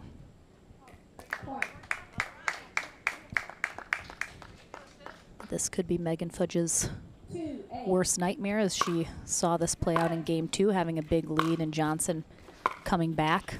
She's going to want to avoid that at all costs, but Johnson keeps her roll going with a net cord ball that just falls right over.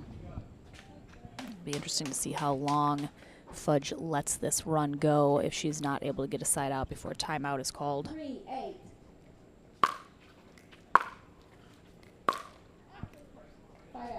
All right, so she does get that side out. 8-3.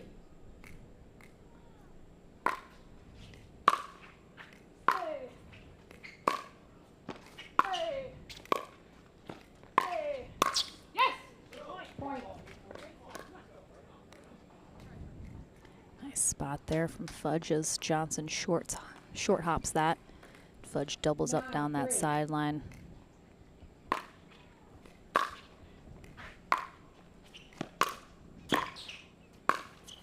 Oh, so nicely done from Johnson. I didn't know she was going to hit that out of the air. I thought she looked like she was going to let this drop, but then makes that step with the left foot. Big smile on her face as she hits that beautiful volley from the back of the court. Tough to do.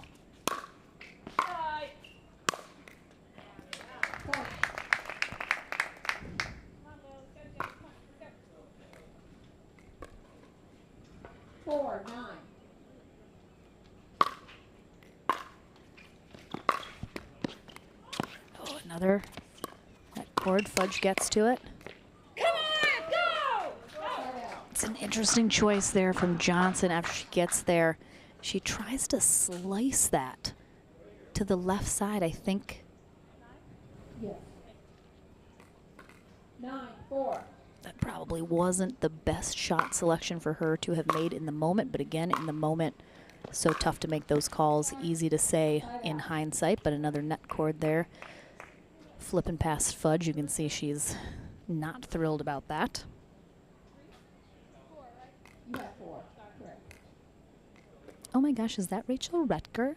Do I see a Rachel Rutger in my chats?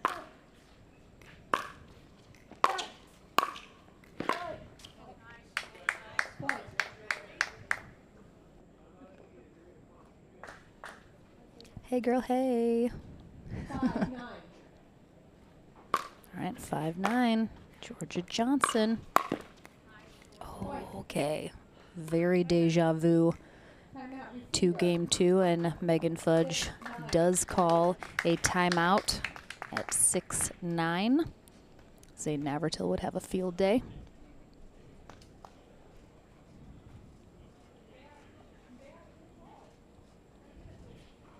Again, this is the moment where the mental aspect has to kick in for Megan Fudge. She has played very high-level tennis.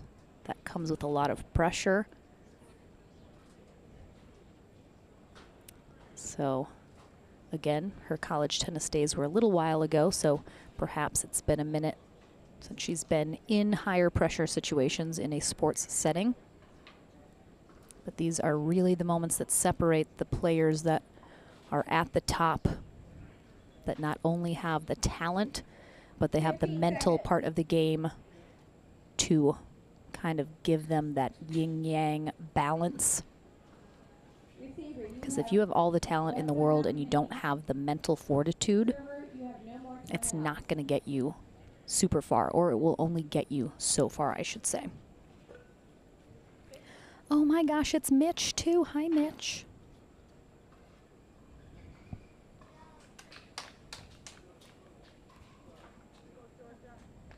I'm also just going to say it's hot here, guys. It is toasty.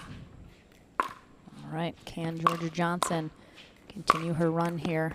She can.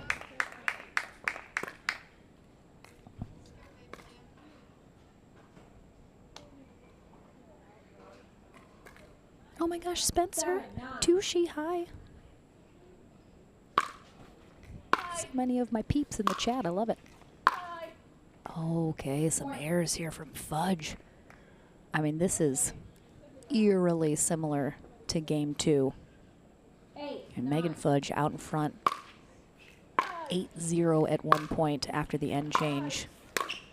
Oh, good, great job. Good effort from Fudge. She knows exactly what Johnson's going to do here. She knows she's going to take her coast to coast.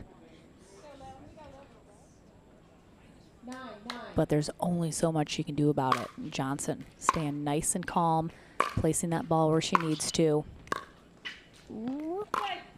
Oh, really nice spot there from Fudge.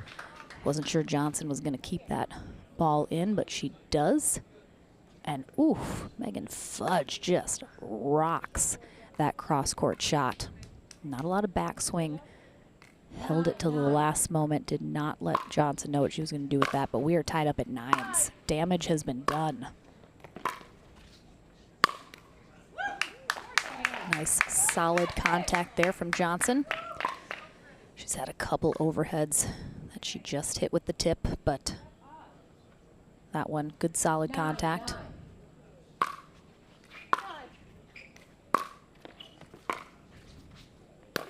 Oh, and there's a tip shot.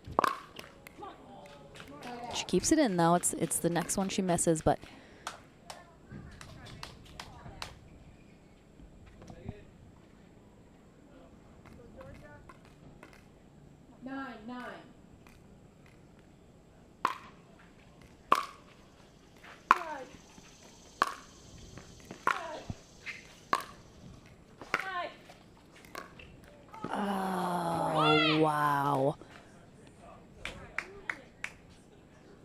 looked like Johnson was a little unsure about what she wanted to do, but great shot there from Fudge, and she's got a match point here to head to the winner bracket final, where Mary Brusha is waiting. Oh, my ears. That ball ricocheted right into the boom mic. I mean, what a great job from Johnson, just staying steady, rocking that two-handed backhand drive down the sideline. Can she tie it up at 10s? Good spot there from, ooh, again, Johnson just trying to do a little too much. I think every once in a while, she has almost too many options at her disposal and then just tries to press it a little bit too much instead of just taking the path of least resistance. Fudge hangs on to her match point. Again, there's that slice. Gets it. And Johnson holds off another.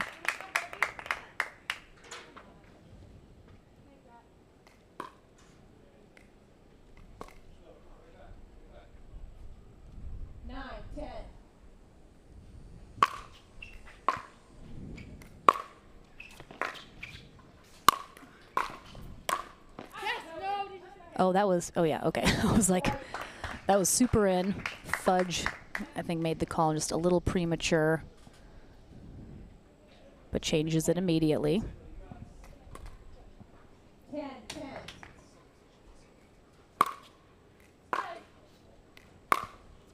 And we are tied up at 10s. The wind picking up a little here out of nowhere. Oh, great hands from Fudge. Oh my gosh, how did Johnson get that? I thought Fudge had that in the bag here. Great hands. Johnson was doing the moonwalk off the court there when she caught that last shot. Unbelievable, and she overtakes Fudge here and will have a match point of her own. Right, there is that shot from Johnson that Fudge did call in. So that is the right call. Well done. Another look at our close call camera. So Fudge with the timeout here.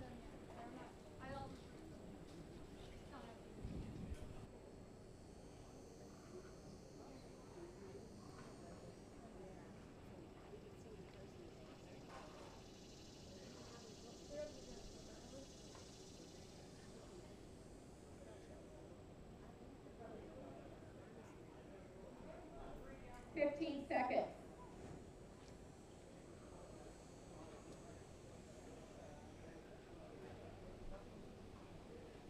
Players, you each have 0 timeouts remaining.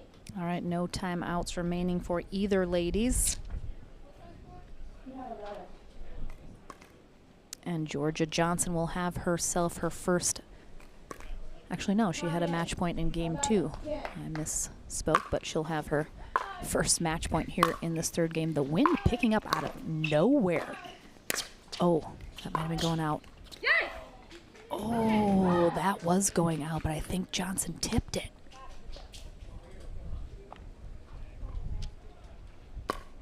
Yeah, she must have clipped it. Tough. 10-11. Excuse me, I recall the score. It was 10-11.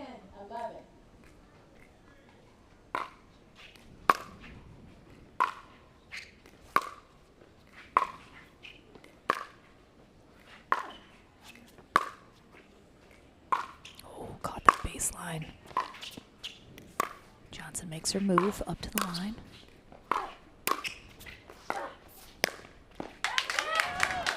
Yeah, Johnson just does so well when she's able to get up at that line and start to rock those side-to-side shots. Gets over the top of that ball with her forehand. Good angle, good power. And she hangs on to the match point. Can she get it done here and face Mary Brusha in the winner bracket final? She can. Oh, a big cheer from the sideline as well from Mom Julie Johnson. Beautiful shot to finish. A big yell out of Georgia Johnson. Really nicely played from both these ladies. What an exciting match. So it is Georgia Johnson who will face Mary Brusha in the winner bracket final for our women's pro singles. Coming up next, though, Federico Staxrud takes on J.W. Johnson in our final semifinal of our men's. Hi, Warren. Before we head to a quick break, I just got word, Kathy Dimitri, who is one of the APP's and these pro players' biggest fans. She is the woman that everyone's always like, who's screaming in the background, and has all the players' heads on sticks and is cheering all the time. We love Kathy so much. She was on her way here to the tournament when she got word that her mother had passed away, and so she is heading back home. So we just want to give an absolute huge heartfelt hug and well wishes sent Kathy's way. So tough. Don't know any of the details, but can't even imagine. So just a big shout out to Kathy. We love her so much, and just sending her all the love right now. So we'll take a short break. We're back into the Franklin studio with Georgia Johnson right after this. The APP Atlanta Metro Open, brought to you by Power Plate. Selkirk Pickleball. Pickleball Central. SunMed. And Head Pickleball.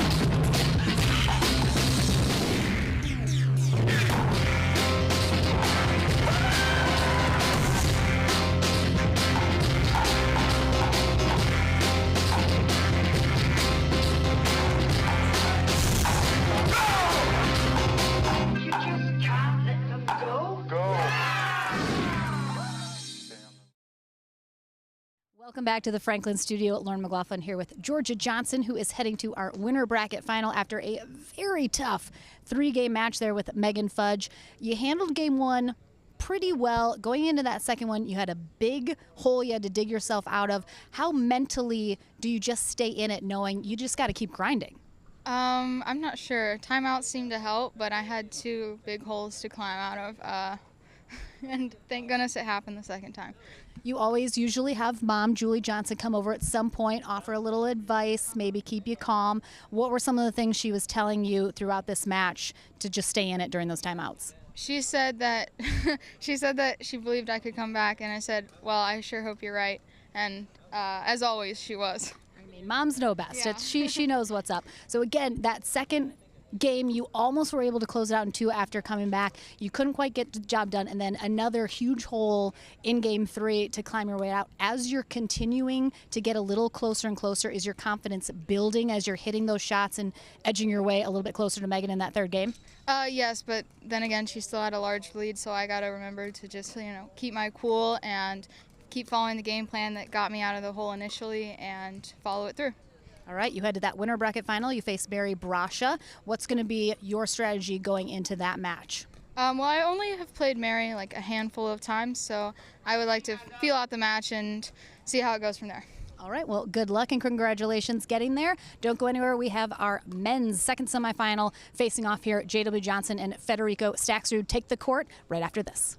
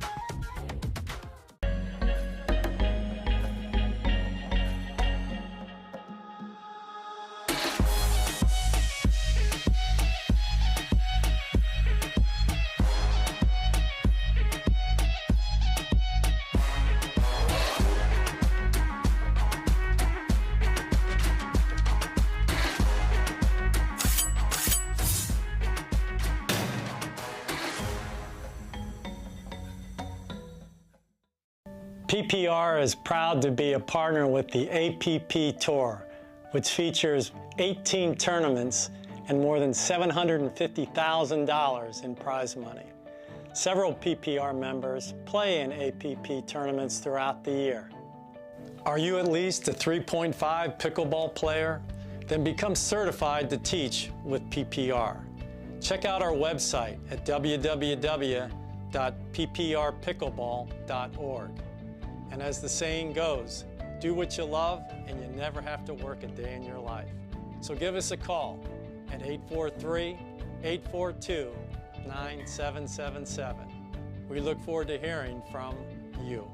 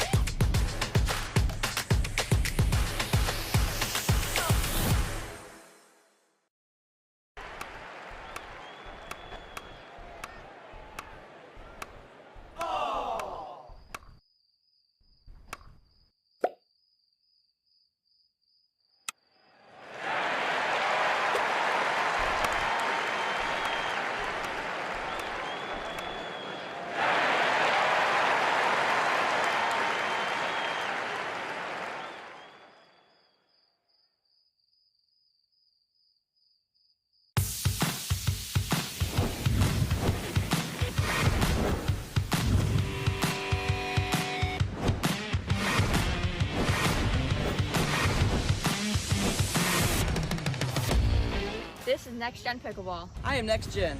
I am Next Gen. I am Next Gen.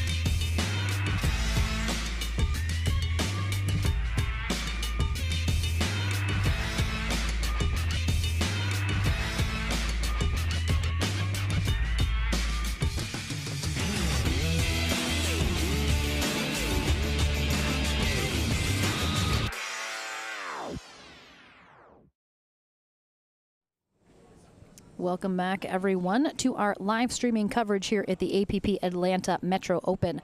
Lauren McLaughlin here courtside for our Pro Women's and Men's Singles Day. We have coming up here the number 2 seed J.W. Johnson taking on the number 3 seed Federico Staxrud.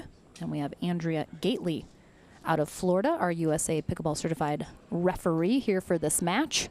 Her and her husband own a restaurant when she is not on the road reffing. Ladies and gentlemen, we have a men's single pro match. On my left, I believe we will be concluding our day on YouTube and Facebook here today. I don't believe we're switching over to ESPN Plus at all today, so we'll go all the way through our bronze medal matches here today before Championship Sunday has our gold medal matches.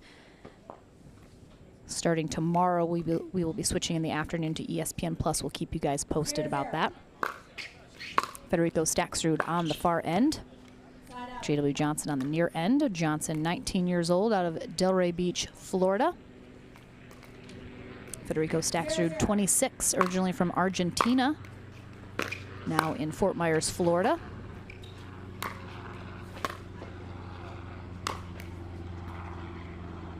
In addition to tennis, also played rugby and soccer. Played his college tennis at Tennessee Wesleyan and then the University of New Orleans. J.W. Johnson attended a tennis academy for his high school years, half of which were during COVID. But he is foregoing the traditional college route to focus on pro pickleball full time.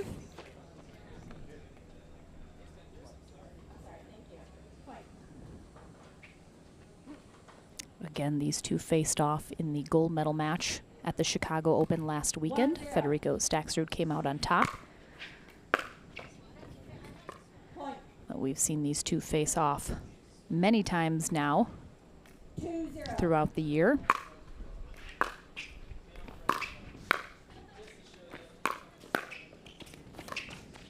Oh, really nice angle there. Oh, nice job by Staxrud. A nice, easy ATP. Really nice rally all around. Oh, sun just went behind the clouds. You can tell how dark it just got on court. 3-0.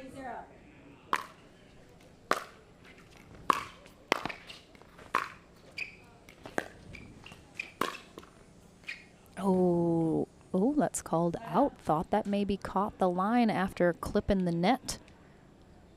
I'm sure we'll perhaps get a close call camera shot of that, maybe. Johnson out in front, 3-0 here in game 1, but Staxrud free point on the board. 1-3. Hi, Alex. Hopefully seeing you soon. Good spot there from Johnson. And again, what makes these two facing off is it really could go either way. I think at this point, neither of these players... Oh, that one... Is he giving it to him? That one he's given to him. I mean, that looked very similar to the last shot. That one goes J.W. Johnson's way. Oh, slingshot there from Federico Staxrud. Certainly not what he was planning or hoping to do. He just caught that ball and threw it straight across the net and into the side fence. Oh, and a beautiful shot there from the baseline from Johnson, just dipping it over the net. And a quick now 6-1 lead for Johnson. Again, it almost looked like the ball stuck to Staxrud's paddle as he tried to hit that. That was so strange. Either my eyes are playing tricks on me from jet lag, or there's some Velcro on that Yola paddle.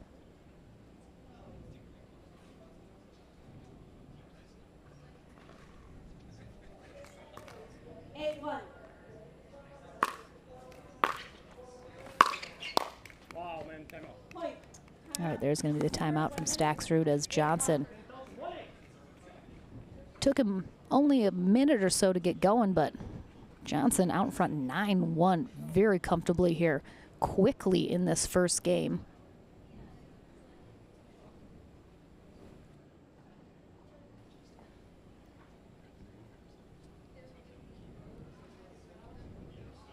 if you're following along with our brackets on pickleballtournaments.com. This is one of our semifinal matches. The other one is Zane Navratil versus Dylan Frazier, and Dylan Frazier taking down Navratil in 2, 11-5, 11-4.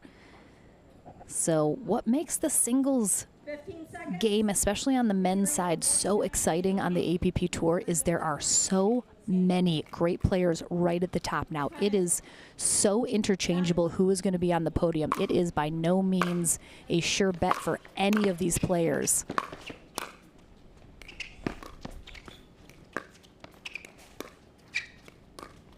Little cat and mouse here at the net. Good little hand exchange, and J.W. Johnson will get himself a game point as he blinds me with his white abs, wiping the sweat off. It's like the sun shone directly into my face. Game point, and he'll get it with a serve return long from Staxrud. Staxrud clearly capable of more than what he gave here in this first game. Let's see if he taps into that for game 2. Coming your way right after this.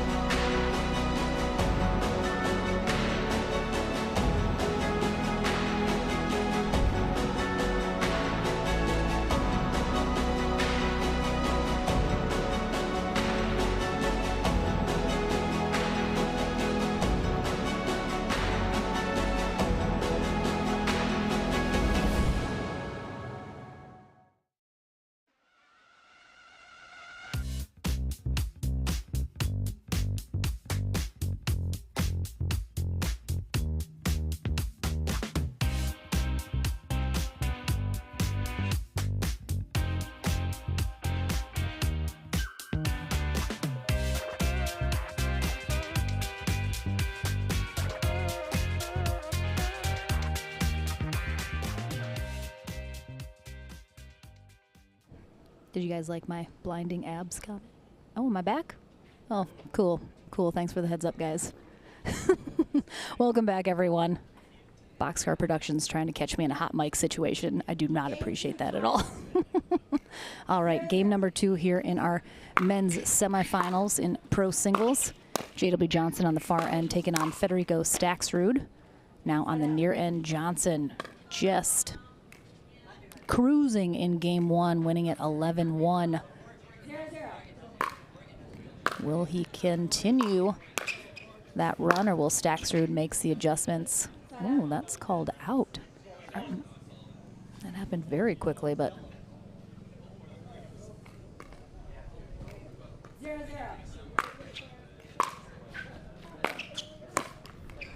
Good spot there from Staxrud.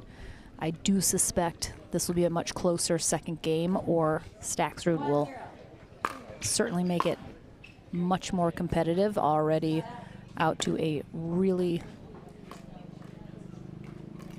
much better start.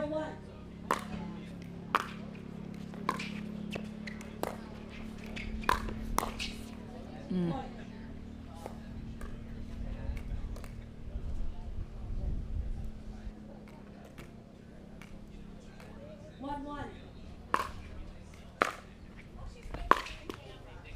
Oh, a little net cord there, sails wide for J.W. Johnson. But as I was mentioning in game 1, what makes these matches so exciting is there's no guaranteed winner. I mean, Staxrud beat J.W. Johnson last week, and right now Johnson seems to have his number here in this match. So there's just no guaranteed outcome for any of a handful of players that are sort of at the top of the game, especially in singles. Just so much deep talent. We're getting different players on the top spot of that podium seemingly every weekend. 1-1.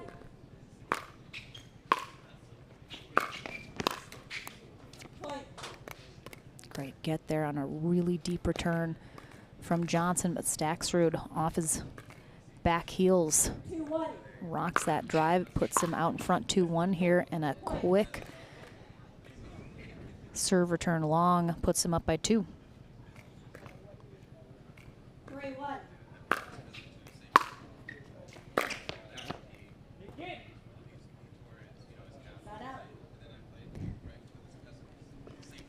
J.W. Johnson, notorious for not calling those out balls very loudly, often just pointing. Staxrud returns the favor there of the free point. 2-3.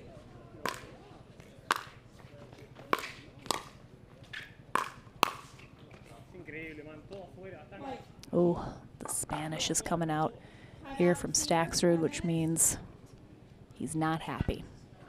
Takes a timeout as we're tied up at 3s.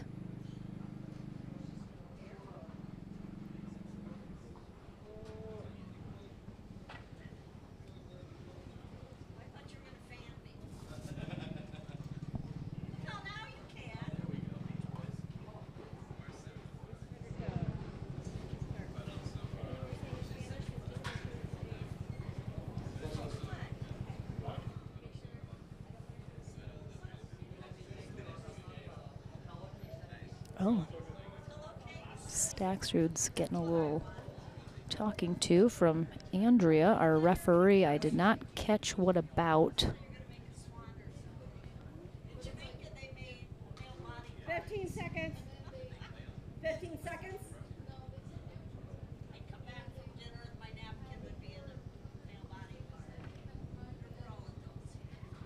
Sir, you have 2 timeouts remaining on this game. All right, back in from the timeout.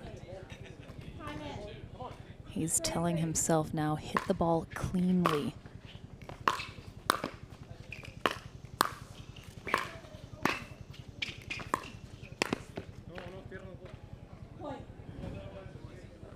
He misses that one long, putting Johnson back out in the lead. Really nice rally, though, from both sides. Yeah, it just seems to be one of those matches that this time J.W. Johnson 5-3. in control in the driver's seat. Staxrud already giving him a lot more competition here in the second game than in the first. But Staxrud still struggling to really get into the groove that we have seen him in many times before, that has led him to a handful of gold medals, including last weekend in Chicago. But he's just not making the connections that he needs to be in this match currently. Certainly could still turn things around, no question. 3-5. Really deep return there from Johnson. Almost looked like it might have even skipped off that baseline. 5-3.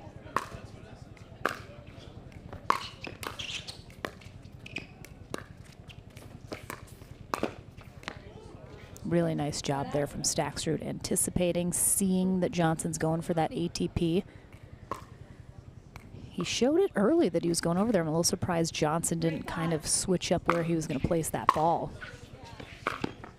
Again, what a pickup from Staxrud. What? That was unbelievable. That return from Johnson was just so deep. I can't believe Staxrud even picked that up. All right, Staxrud trying to fire himself up here now. 5-5. And AB is dead in the trailer because we're at 5-5. Something's happened to AB. Oh, really nice angle there from Johnson on that overhead. Got a little air.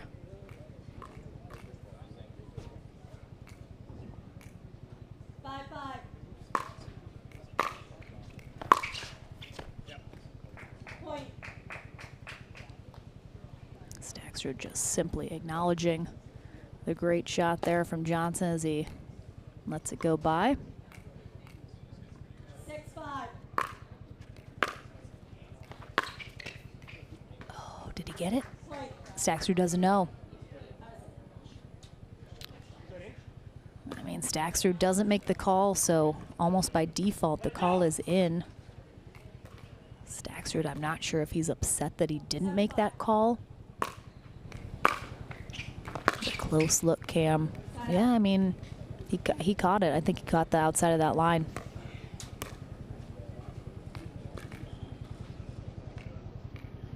Yep, I think that was the right call for Staxrud to call that in.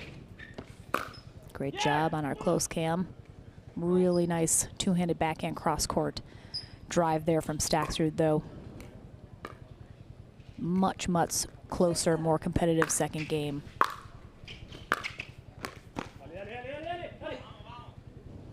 Heard a lot of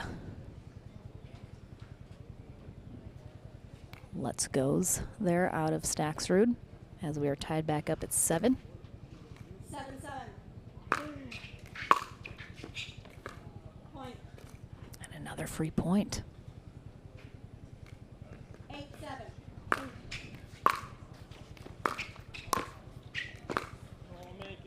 J.W. Johnson has been beaten by Staxrud more than once, so he knows he doesn't want to give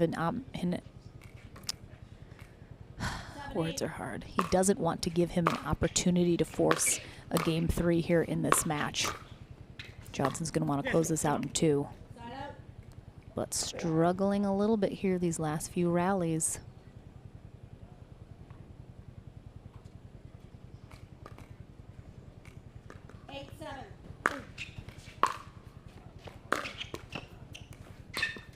Oh boy. Oh boy. 3 net cords in a row. Come on. Oh, good hands there from Staxrud. I mean, literally 3 net cords in a row. Good timeout here from J.W. Johnson. It's going to be 9-7 Staxrud with the serve. Coming out of this, 2 points away from forcing that third game.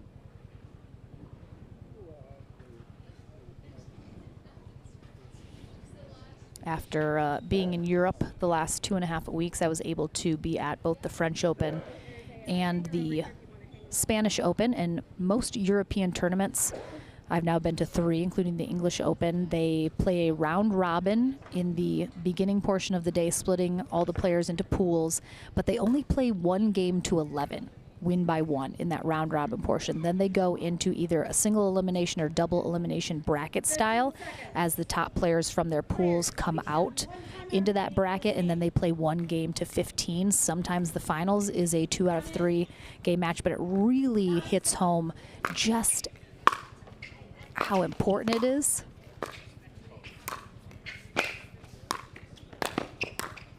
to have these 2 out of 3 game matches that we play in the States in these high level tournaments, because game 1, 11-1, that's, you know, J.W. Johnson kind of smoked Staxrud in that first game, and that would have been it. He's done, you know, you move on. But here you have the opportunity for a second game to adjust, make things better, do what you need to do, which Staxrud has done here. And so it's really tough in those European tournaments when you only have the 1 game to 11. We all know that can go so quickly. When you don't have a second game to fall back on and kind of make any adjustments, it can be really tough.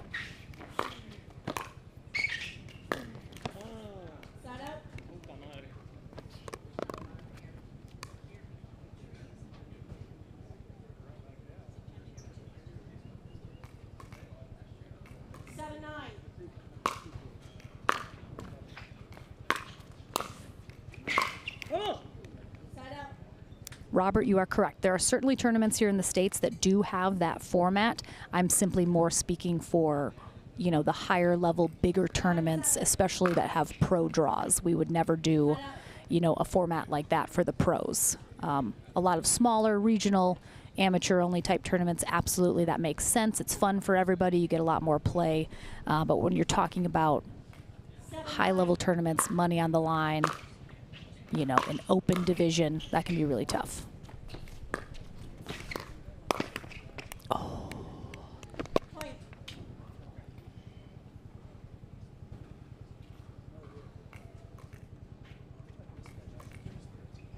Thank you, Joseph.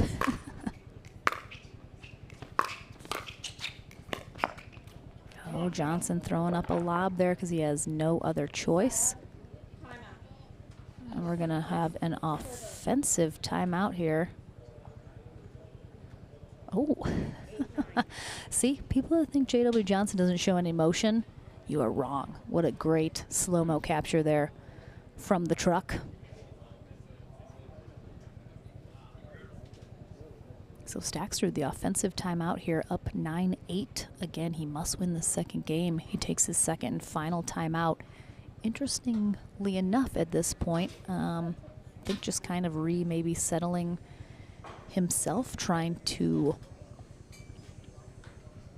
strategize the best way to come out of this timeout and get himself a game point. He also left the court, though, so maybe it was a timeout where he needed to go do something or grab something. He's back. Did he change his shirt? I literally can't remember what he was wearing 2 seconds ago. That shirt looks much drier. He changed his shirt. Okay. So we got a shirt change from Federico Staxrud here. Maybe a little drier fit will help give him the boost he needs on this very warm, humid day in Griffin, Georgia. I think the high was going to be around mid-80s. Might be a little warmer on court with the sun shining. Oh, Johnson comes out big out of that timeout. Sometimes Johnson can look a little lackadaisical in some of his shots. He did not look that way there. He wants to close this out in 2.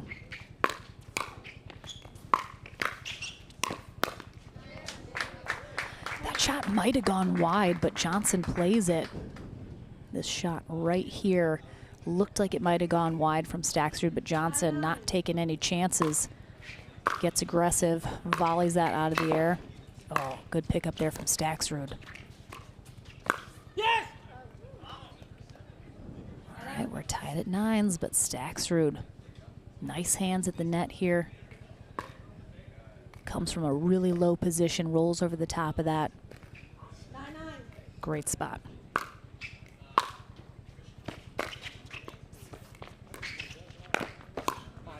Oh, wow, a couple really nice shots there from Johnson, including one off that net cord.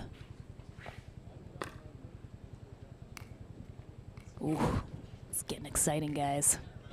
I don't know what's gonna happen. Oh, did he miss it? He missed it. I mean, it looked like it was probably well wide, but from the angle that I was looking at, hard to tell. 9-9.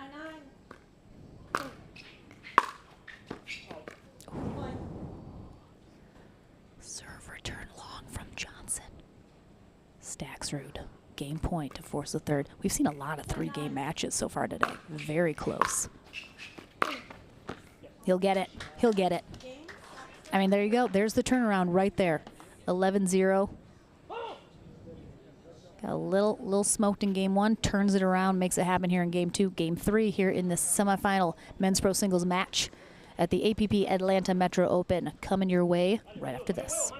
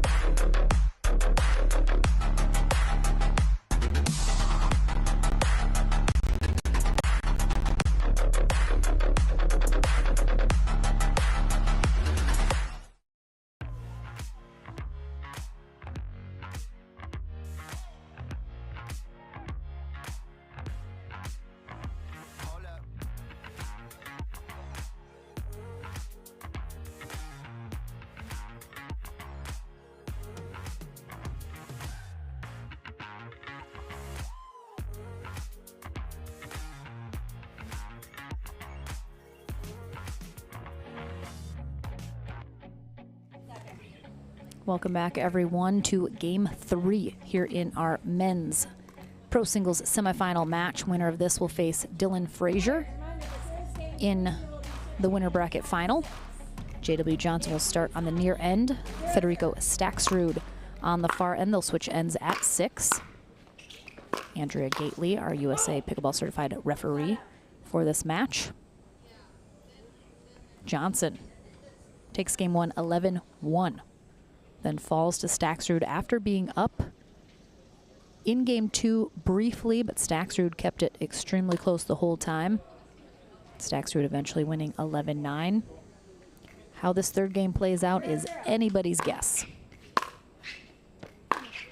Yeah, come on. And I did hear that, yes, Zane Navratil has withdrawn from the back draw. He doesn't have an injury. Nothing happened, so no worries about that. Apparently he had a mental injury, he said. Good leave there from Johnson. So he'll be back tomorrow in action again. Only Zane Navratil could give us the reason why, but he's not hurt or anything, so don't worry about that.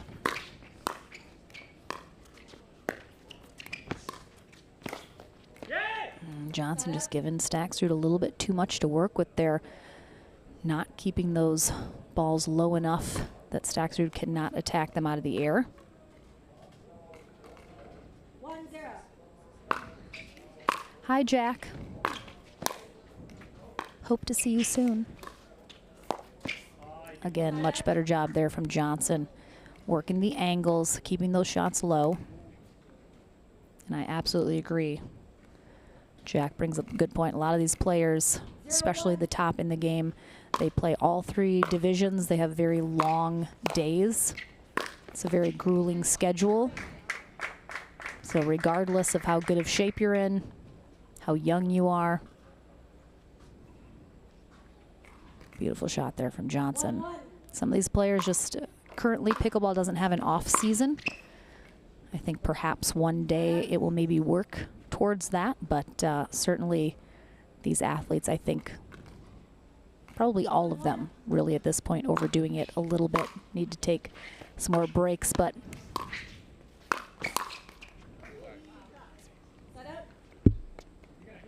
we'll see how it plays out. It's been a long, jam-packed year that we are working our way into the second half of. Good leave there from Staxrud. I believe the APP Tour will be releasing their full schedule for 2023 in the next week or 2. 1-1. We'll keep you posted, of course. Point.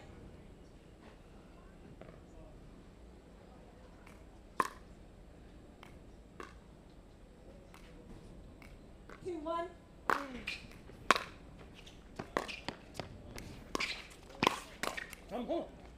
Again, Johnson just, karate chopped himself in the neck.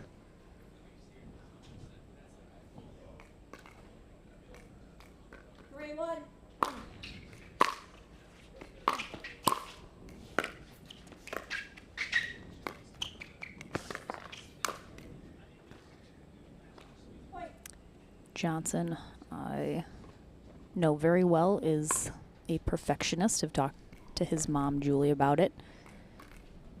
4-1. Does not like to lose or play what he would consider badly. I mean, his worst day is better than most of our best day, so saying something, but yeah, Staxrud just seems like he's got his number right now. He's flipped that switch, 5-1. and like so often happens in pickleball, dramatically different results game to game, but nice little hands exchange there between the two. Both players digging out some great shots, but Staxrud, that last ball was a little bit low of a position, ends up setting it up high enough that Johnson can then put it away. Did he just call a timeout? He did. Timeout from Staxrud, the second J.W. Johnson got that second point. He's still up by 3. He doesn't even know if Johnson's going to put anything together here, but immediately calls the timeout when Johnson goes from 1 to 2.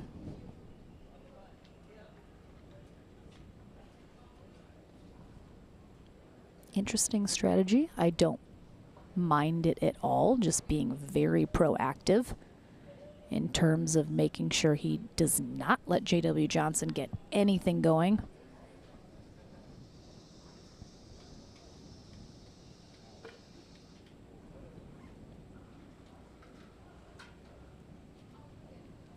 Tomorrow we're back in action with our pro mixed doubles day. Saturday is men's and women's doubles, followed by championship Sunday. We'll have 2 courts streaming the rest of the weekend. We'll also have some of our senior pro action as well over on championship court number 2, where I will be the rest of the weekend. So certainly come over and say hello, whether you're in person or online. We do have a lot of rain in our forecast the rest of the weekend, however, so we'll keep you posted on any weather delays, whether or not we have to change the stream at all.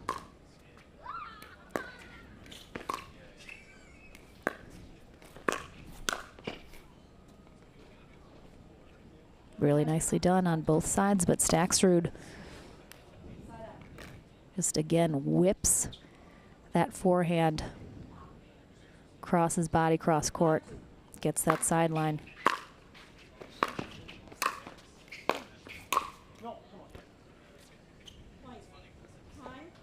And that will be the 6th point. Staxrud is there first, triggers the end change. Not gonna lie, thought J.W. Johnson looked like he wanted to throw a paddle. Again, Johnson only trailing by 4. That is nothing in pickleball terms on the scoreboard. He is certainly capable of closing that gap very quickly. We only have the 1 stream today for singles day, but starting tomorrow we'll have 2 court streaming again if we're able to. That is all weather dependent. Definitely check our social media pages, whether it be on Instagram or Facebook, for any updates in terms of any changes to the streaming or the schedule that we have to make because of that rain threatening the rest of our weekend. So always makes things a little bit more difficult for everybody when you have weather to deal with. Luckily, we do have an indoor location as a backup, and we have 4 covered courts here on site as well. 6-2. All right, the end change is done, and Johnson with another error right out of the gate, putting Staxrud up 7-2 here in game 3. Again, Dylan Frazier has secured a spot in the winner bracket final. He faces the winner of this.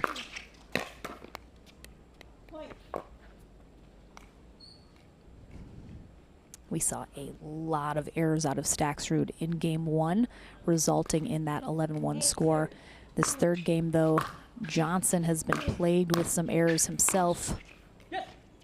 Gets it. Thank you, TD. Happy to be back safely. Was a fantastic 2.5-week trip in Europe, but definitely missed some of the comforts.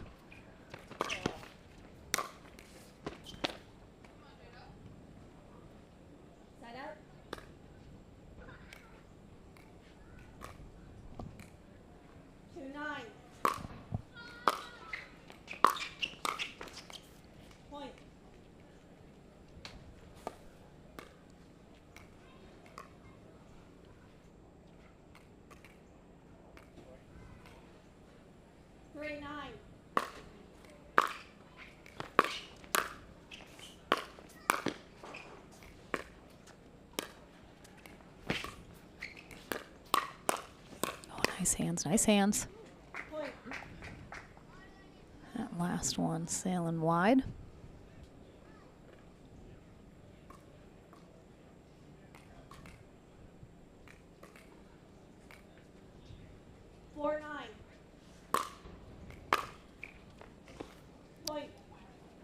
I mean, I say it pretty much ad nauseum at this point, but it is not over until it's over.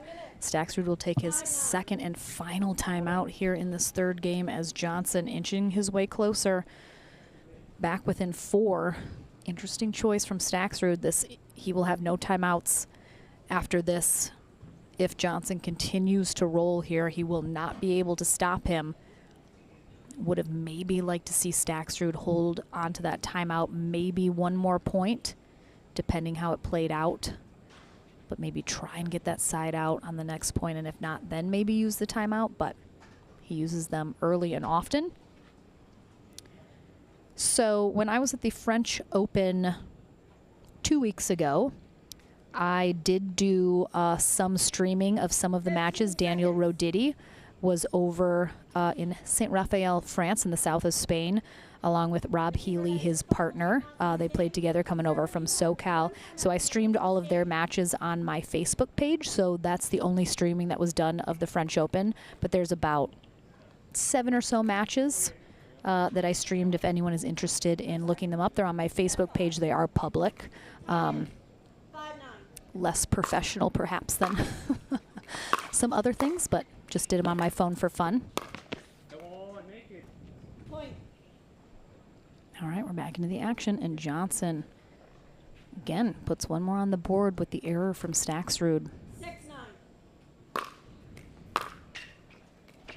Wow. And this is why I wish Staxrud has perhaps maybe held on to that timeout just a little bit longer. Because now if Johnson keeps rolling. Wow, 3 errors in a row from Staxrud, 2 of them free points off the serve return.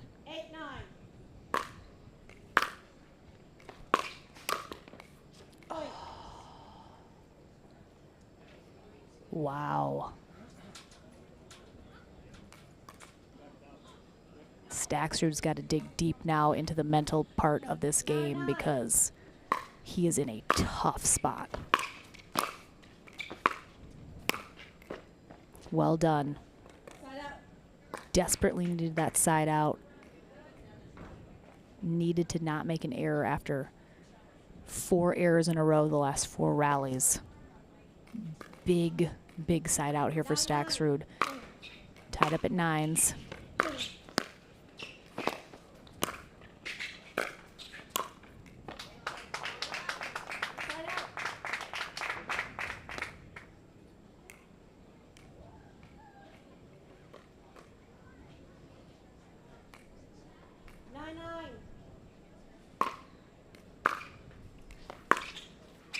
Ooh, yeah, that was a bit of a slingshot from Johnson as well. Looked like almost made a little too much contact with his paddle there.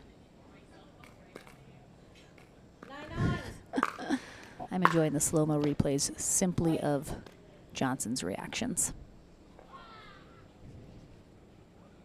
And Staxrud will now have a match point.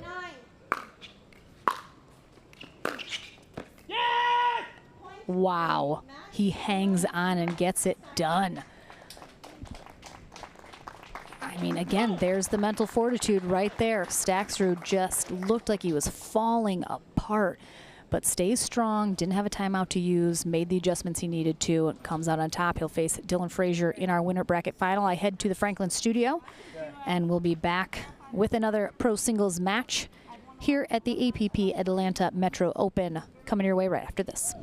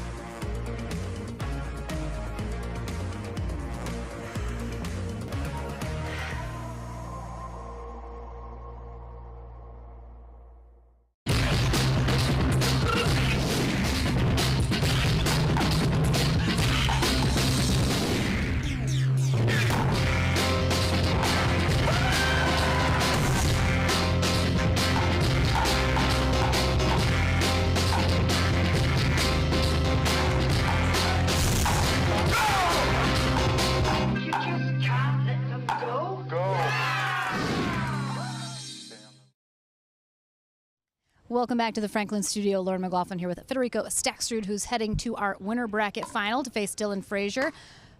First things first, game one. You lose it 11-1 very quickly.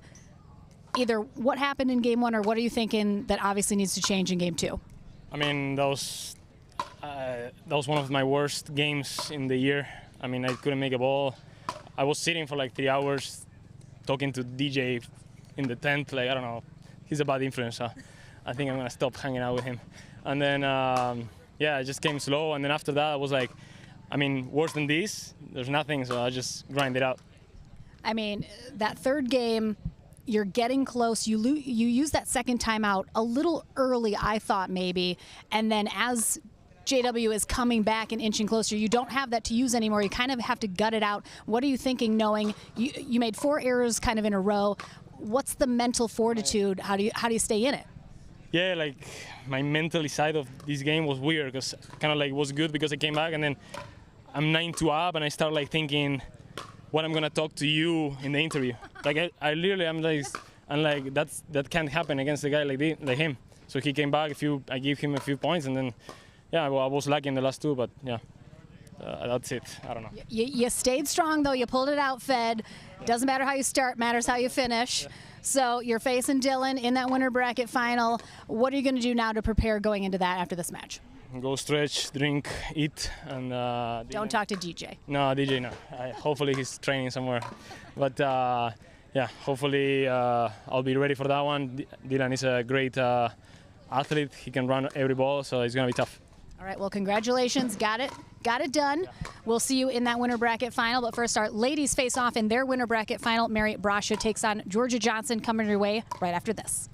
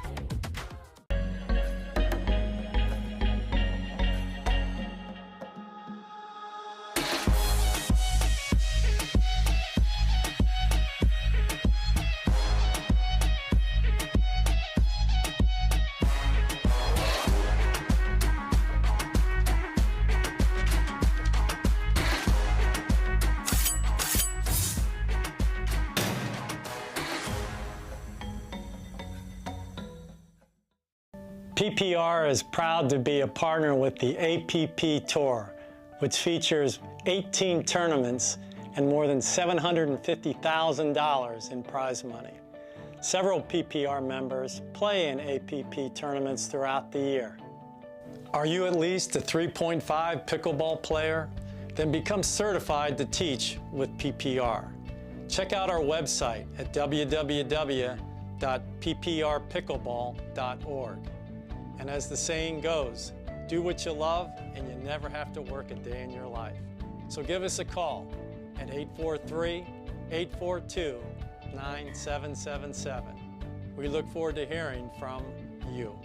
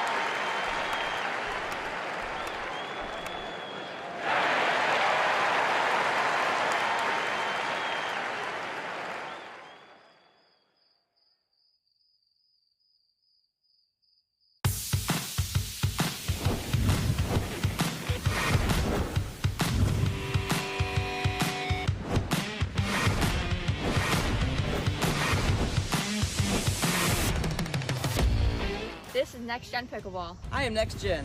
I am Next Gen. I am Next Gen.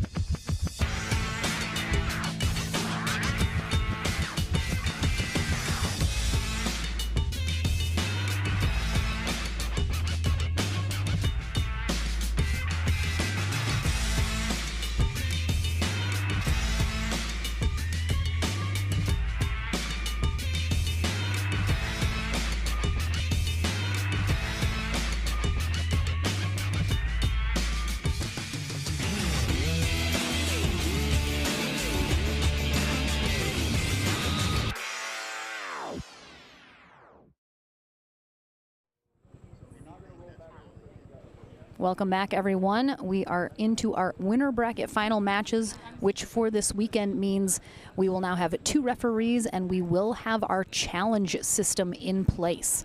So we're going to have our number 1 seed, Georgia Johnson, taking on the number 3 seed, Mary Brusha, here in our women's winner bracket final. Les Self will be our first referee. Larry Scott will be second. And any action that ends a rally is challengeable. I believe each team has 1 per game. Truck, tell me if I'm wrong about that. But it can be a line call, it could be a foot call, a kitchen violation. Really anything that ends a rally is challengeable. So we'll see when those are used, how they're used, if they're used, but they are available to our players.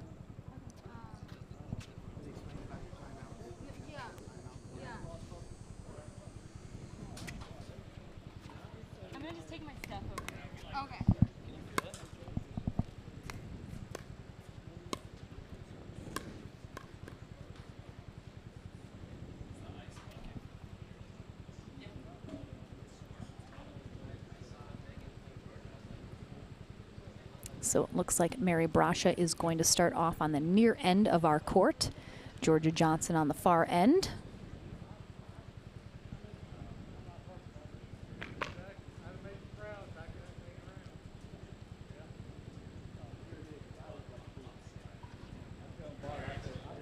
Winner of this match gets their spot in Championship Sunday in the gold medal match. Loser will drop to bronze. They will have 1 match still to play to see if they are able to get back into that gold medal match on Championship Sunday.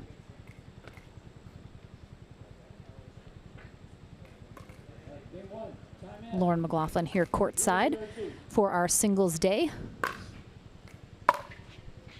Johnson starts us off serving. But a relatively quick side out. And as Georgia Johnson mentioned in her interview after the semifinals, she has only played Mary Brusha a handful of times. The Brusha sisters, Mary and her younger sister Maggie, have not been playing as much pickleball. Mary just graduated from college after last year, so now she's able to dedicate a lot more time to playing, which she's doing. She's got a couple big wins under her belt, including gold at the Los Angeles Open.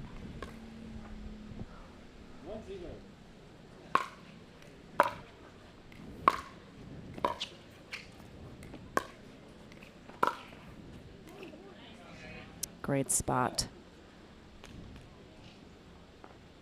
Mary did play tennis during her college career. And of course, Aaron D'Onofrio is in the chat cheering on Mary. I expect nothing less.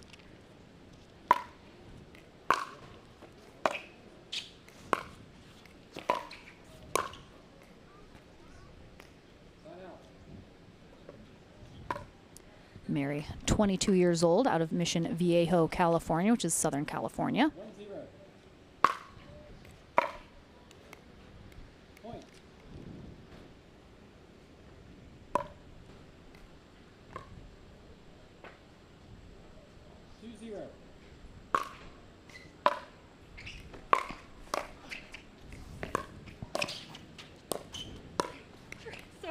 Oh.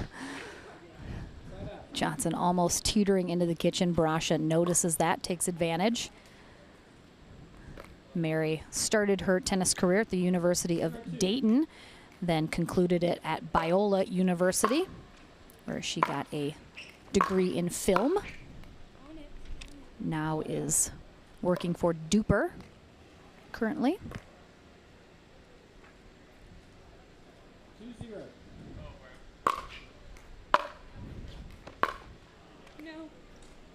Georgia Johnson recently just turned 16 in the Delray Beach, Florida area.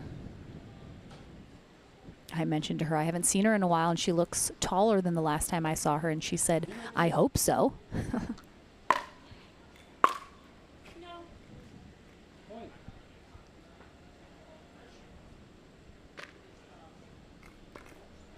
One, two.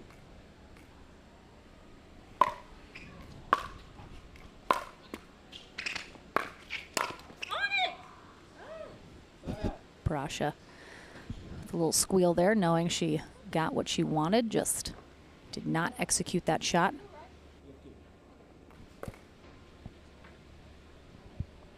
2-1.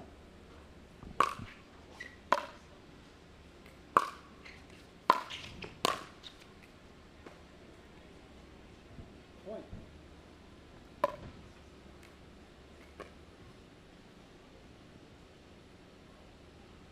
3-1. It's going to be long on that serve from Johnson. She has a really powerful serve, one of the hardest serves in the women's game. But because of that, every once in a while is going to send one of those long. That one she misses wide. 2-3.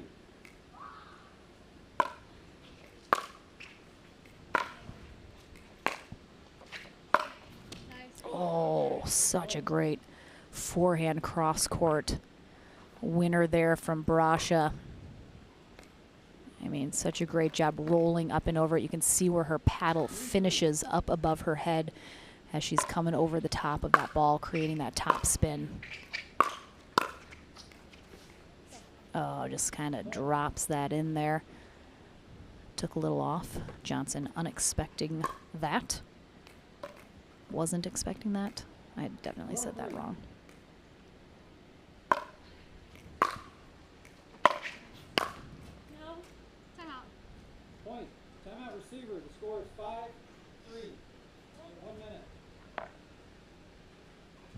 So we have a timeout here from Georgia Johnson as Mary Brusha pulling ahead by 2.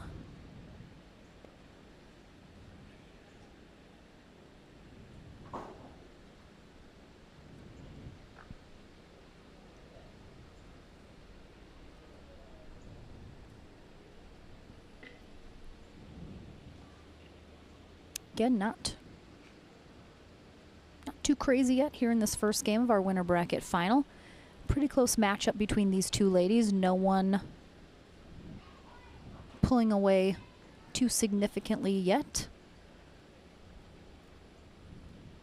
Some really nice shots on both sides.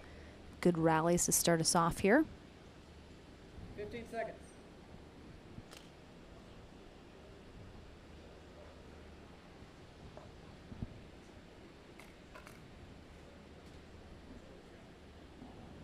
Let's get ready.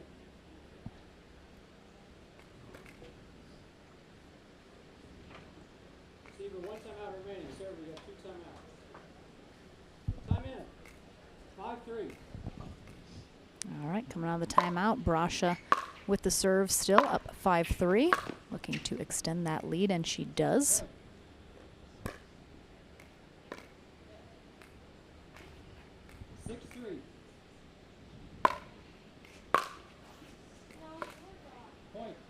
Johnson helping her along the way with that free point on the return long.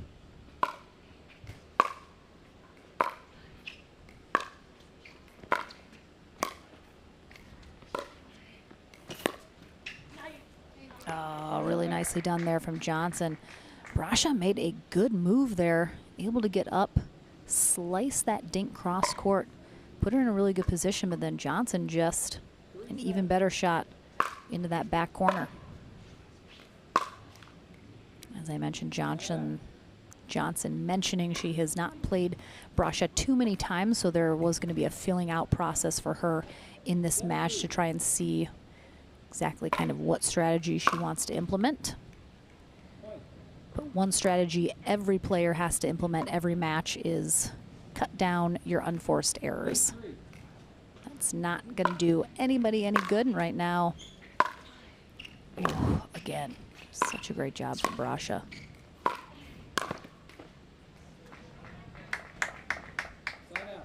Johnson up at that line, getting in control.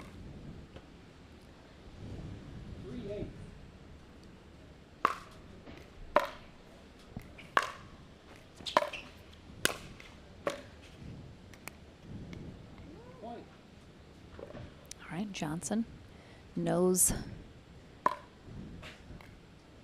how to come back. We saw her do it against Megan Fudge in their semifinal match. She's needing to do it again here against Mary Brusha. And now it is Brusha who's getting played with a couple unforced errors of her own.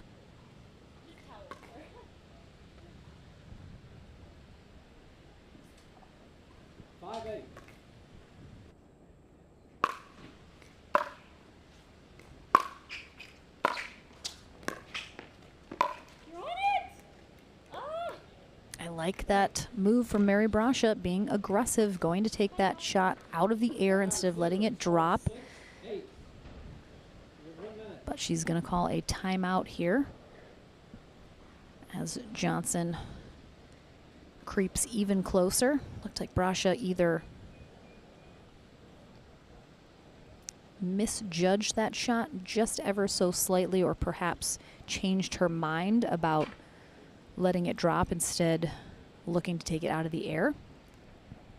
Zach Taylor, who we saw playing earlier today, comes over to give her some advice, both of them in the SoCal area. So, excuse me, they get to play together often, are good friends.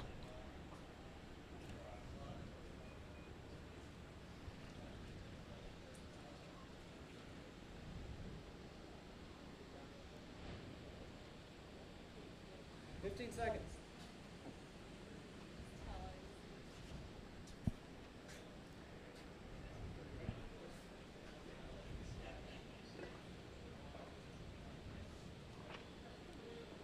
Again, one of these ladies will be done for the day after this match, securing their spot in the gold medal match on Championship Sunday.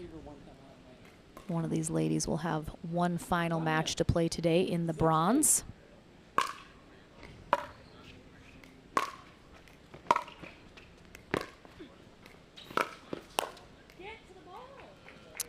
Brusha telling herself, get to the ball. I was thinking essentially the same thing. She's just a little too late making moves, either to come in or follow a shot. Just needs to make a decision a hair quicker.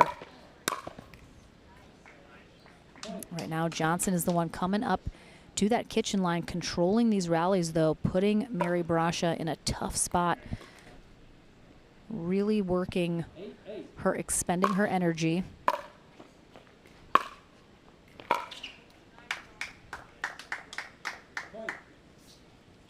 And Johnson now has overtaken Brusha, has a 1-point lead, 2 points away from taking this first game. Coming up next here on Championship Court, we will have our men's winner bracket final. Dylan Frazier takes on Federico Staxrud. Oh, that's nice.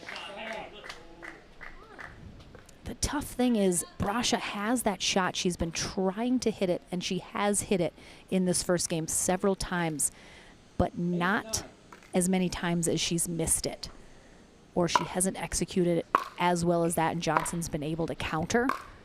So while Brusha has hit some of those really nicely,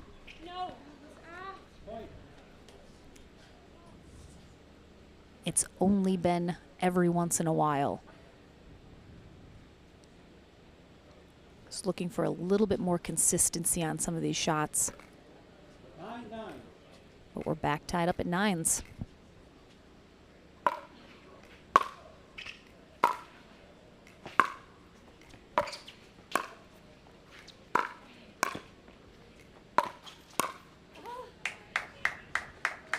Again, Brusha, she's just in a tough spot. If she's going to stay well beyond that baseline, it really puts her at a disadvantage. Johnson's up at that kitchen line. She's controlling these rallies. She's putting Brusha where she wants her to go, and it makes Brusha have to hit a perfect passing shot to get it by her.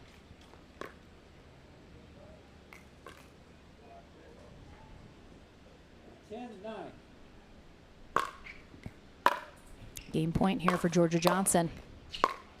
Oh. Mary trying to pump herself up here. 9-10. The second that ball comes off her paddle, Mary Brusha has no idea what just happened and how she hit that. Oh, and it looks like she just didn't shake it off quickly enough. Really nice serve there from Johnson right on that baseline. So Johnson, again, comeback queen here today, taking game 1 11-9 over Mary Brusha. We will take a short break, back into the action in game 2 here in our women's winner bracket final right after this.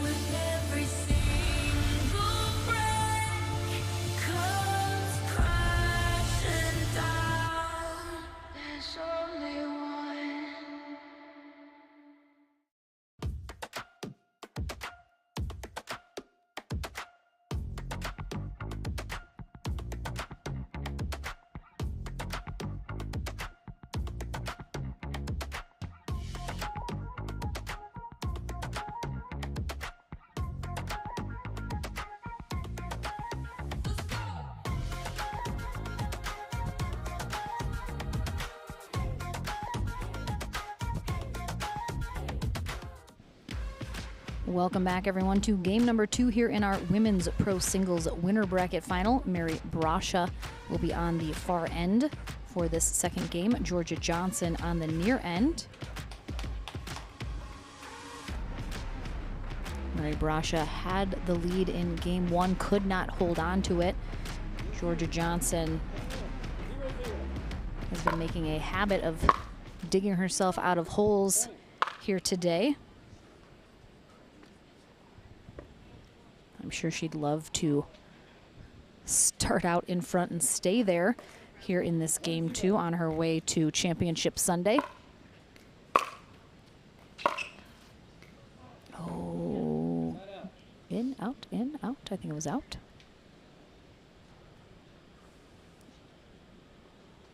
Oh yeah, that definitely missed.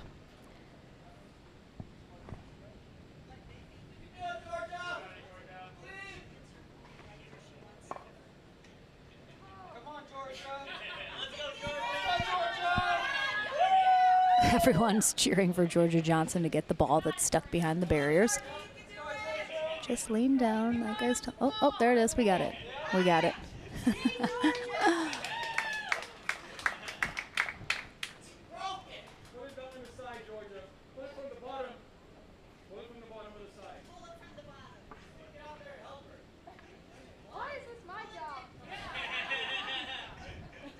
We're having issues on the back wall. Oh yeah, there's the close call camera. Definitely out. Not quite as close as some of our other calls have been. Do love that close call camera.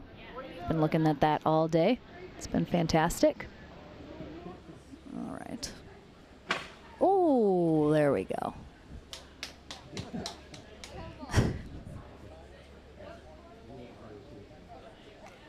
Thank you so much for joining us for our first day of live streaming coverage here at the APP Atlanta Metro Open.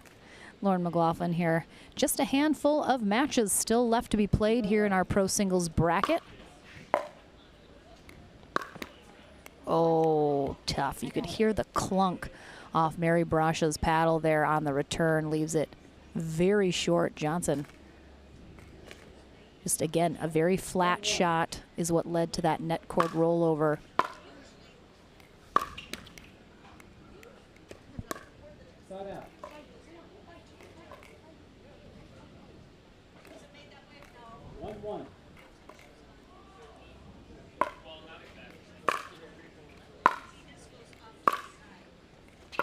Oh, right on that back corner.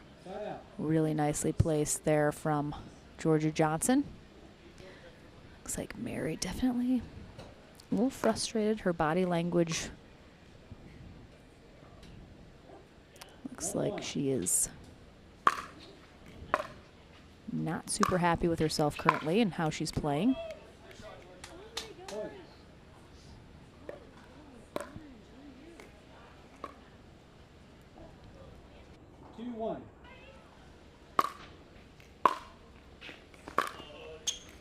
Oh, really nice spot there from Johnson, but great dig from Brusha.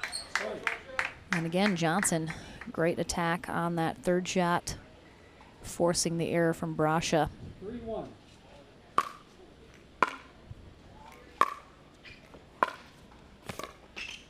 Great pickup. Really nicely done there from Brusha. She is trying to fire herself up after that great shot. Trying to build a little momentum. 1-3.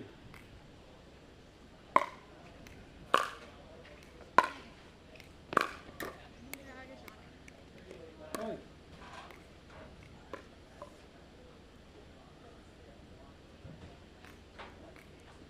2-3.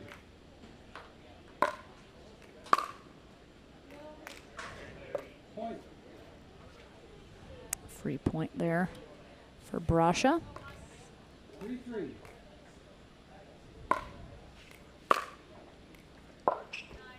Oh, I thought she might have missed that.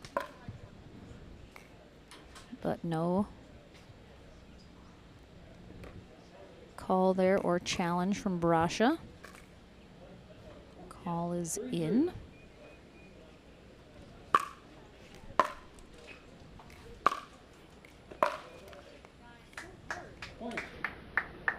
Oh, she missed that. She definitely missed that as we look on our close call cam. I am really surprised that Mary played that. Could have used a challenge. Oh, so good there from Johnson.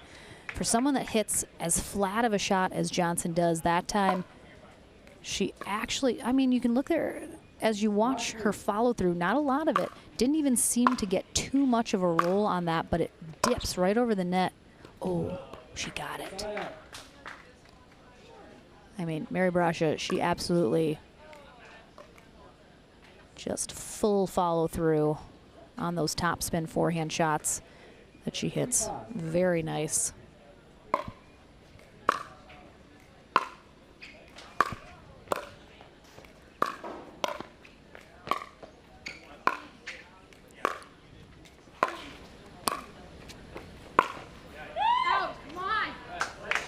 Great rally here from these two ladies as we're taking a look at that close call camera again on that previous shot. That one did hit the line. Looks like so that was the correct call.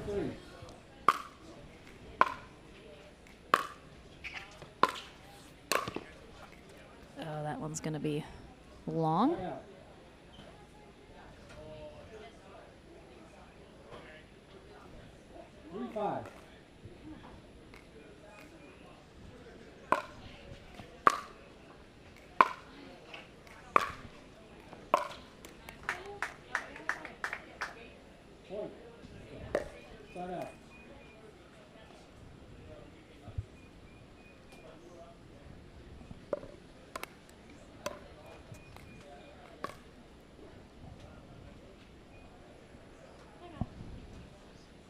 We're going to have a timeout here from Mary Brusha. Trailing 5-3 to Georgia Johnson here in game 2 of our winner bracket final. Johnson coming from behind in game 1 to overtake Brusha just at the end, winning at 11-9.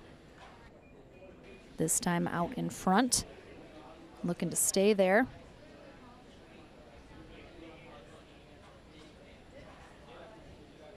See a lot of the big names in pickleball. Beth Bellamy, Natalie Bagby I can see watching courtside. Beth Bellamy talking to Ray J of Pro XR Pickleball, which she plays with.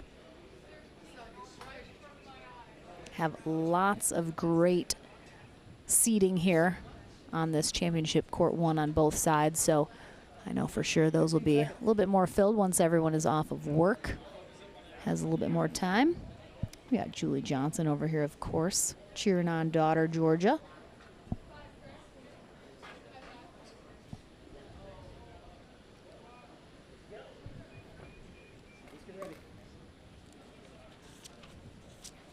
I also see one of my favorite next-gen players, Jace, in the stands.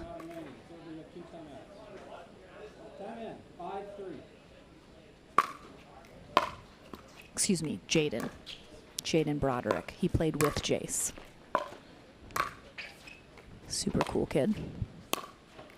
Nice job. Georgia Johnson just staying nice and calm and steady there at the kitchen line, waiting to see where Brusha's shot is going to come, and then just very patiently placing the ball where she wants it. Oh, you're good. Johnson into the barriers. She goes for that. Hip checks him. She would have been good in hockey. Definitely just hip checked someone into the boards. Oh, gorgeous shot there from Brusha down that backhand sideline.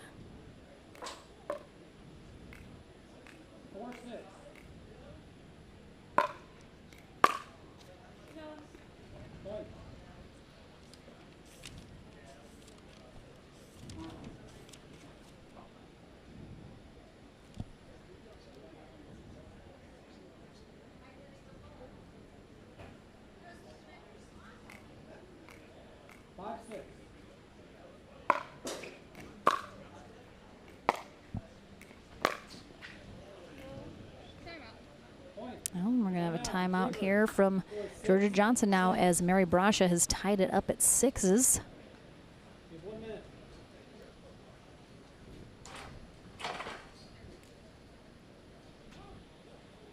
This has been a very interesting match between these two ladies. Neither has really gone on any big runs. Neither has seemed to be fully in control of the way this match is playing out, which is certainly one of the ways a pickleball match can go. There are many that we see play out all the time.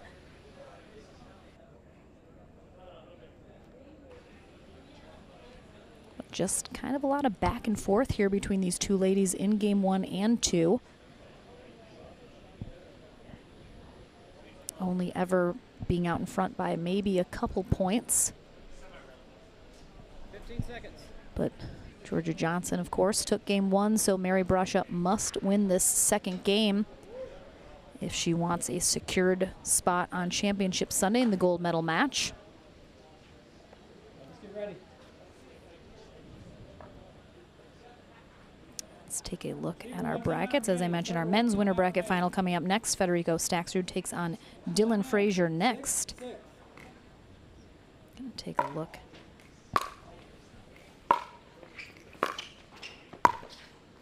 Oh, such a nice angle there from Mary Brusha coming out of that timeout to put her up in front by 1. 7-6.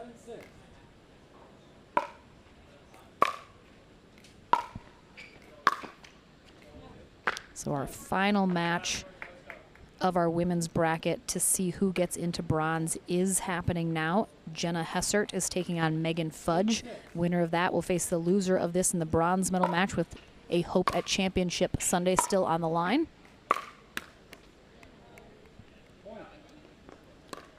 And Brusha 2 points away from forcing a third game. We have seen, as I mentioned, a lot of 3-game matches here today.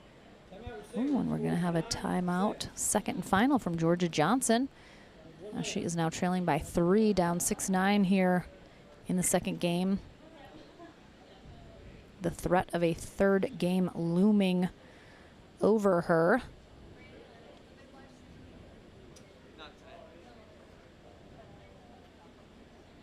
All right, taking a look at our men's back draw.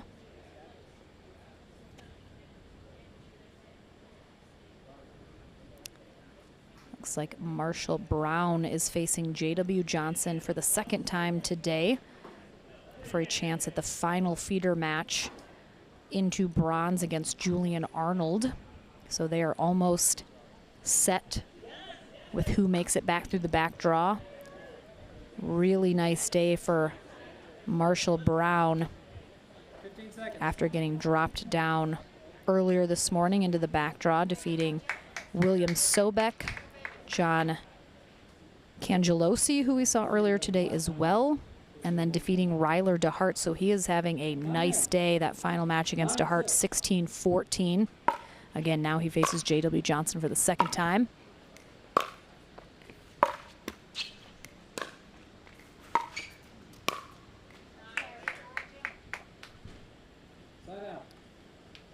So again, just a handful of matches remaining here in our Pro Singles Day. 6-9.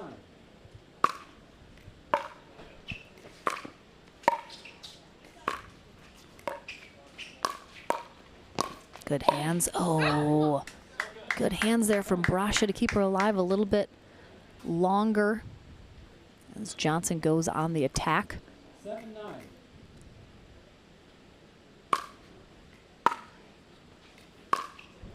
Oof.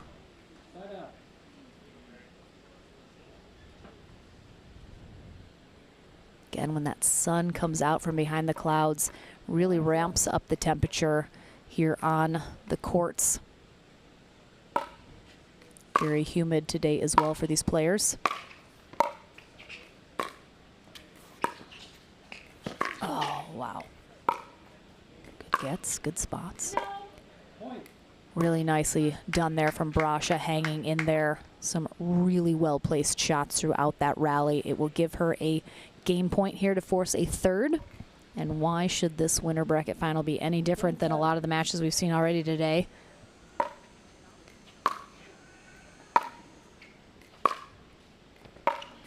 Oh, it's too good. Mary Brusha forces a third game.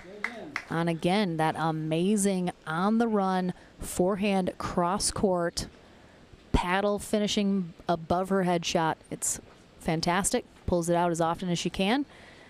Game 3 coming your way to see who heads to Championship Sunday and who heads to bronze right after this.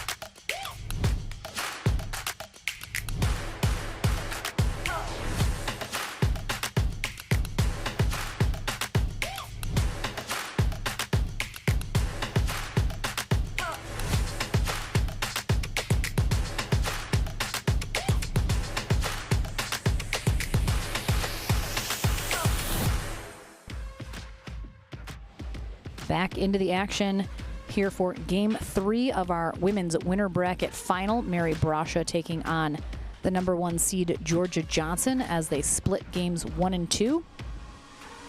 We'll see if Game 3 is equally as close or if one of these ladies is finally able to break away from the pack of 2, and cruise a little bit into Championship Sunday. Lauren McLaughlin here. Our men's winner bracket final coming up next. Dylan Frazier takes on Federico Staxrud.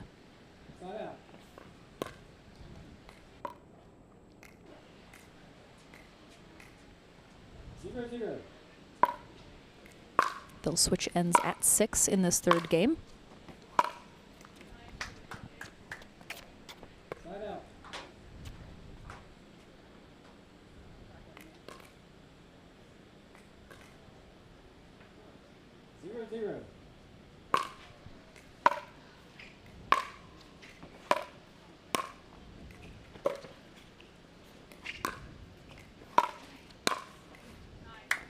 And it's tough. Brusha's putting herself in a bit of a tough position. She doesn't come up to the kitchen line nearly as often as Johnson does. And Brusha is having a lot of her energy expelled with Johnson up at the line, forcing her side to side. She does get up to the net that time, but Brusha is being forced to hit perfect passing shots from that baseline if she wants to get it past Johnson, which is a tough thing to do.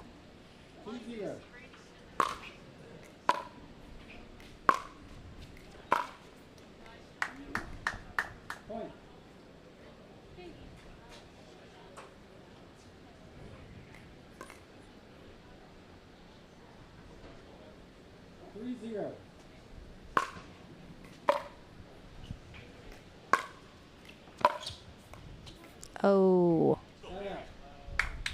I'm wondering if Johnson perhaps changed her mind about whether or not she wanted to let that ball go. It did look like it might have been sailing long, but Johnson just kind of sticks a paddle nonchalantly in its path. Ends up clipping it. And it's been pretty dead in terms of wind, but you can see that APP flag on the right side of the screen starting to blow a little bit here as the breeze is picking up. That's definitely going to affect how the ball is played here on center court. Could be the potential for some swirling type winds that might change how these players need to hit their shots. Again, Johnson just keeping Brusha pinned at that baseline as often as possible. 4-1.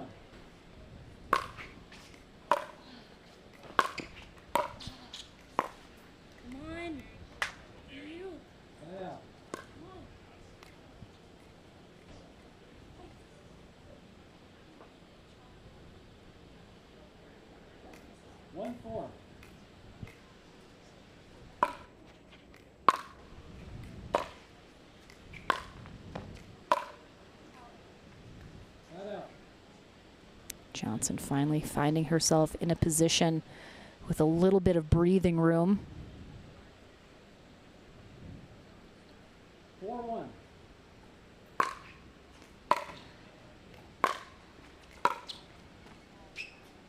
Again, just really deep, heavy hit balls from Johnson. It's making it so tough on Mary Brusha right now to make anything happen.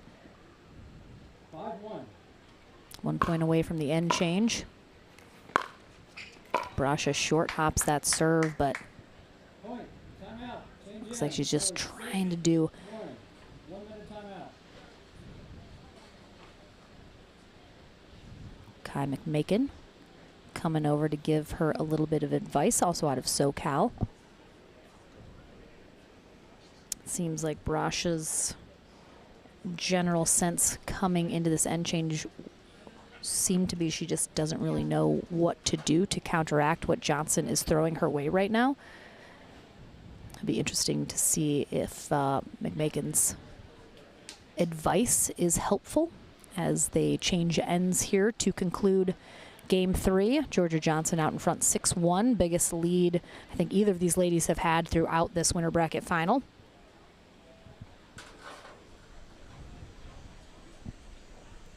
Seconds.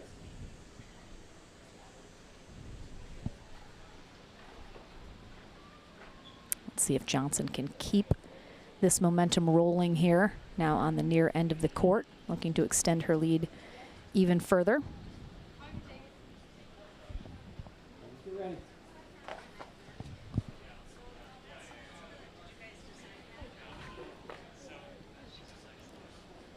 Time in.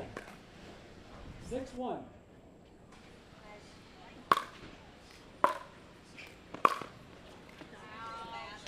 Brusha looks like she's trying to make moves to the kitchen here following in this return, but just doesn't quite do it perhaps as quickly as she needs to, and Johnson with just a nice passing shot regardless. Puts her up 7-1. Brusha gets the side out though. See what she can do with it.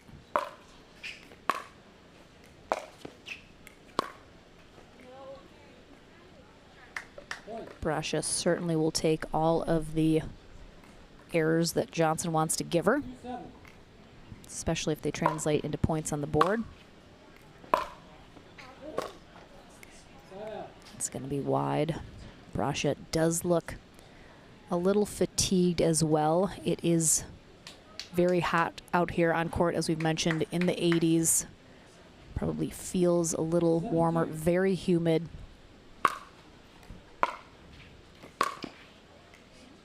Just gonna miss that on the sideline.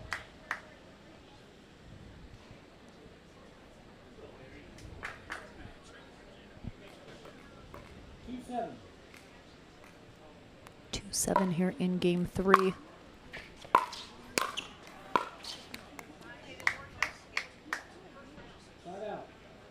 Yeah, Brusha just struggling a little bit here in game 3 to have an answer.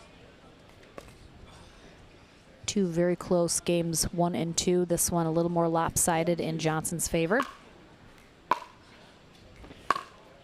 Oh, it's too good. Brusha hit a beautiful shot down this sideline to pull Georgia all the way into that corner.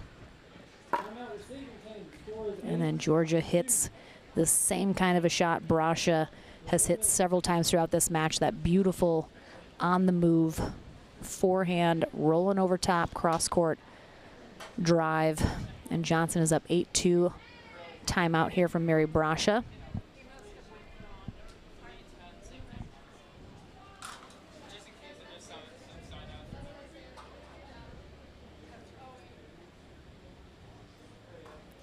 Georgia Johnson just simply grabbing a drink in the shade.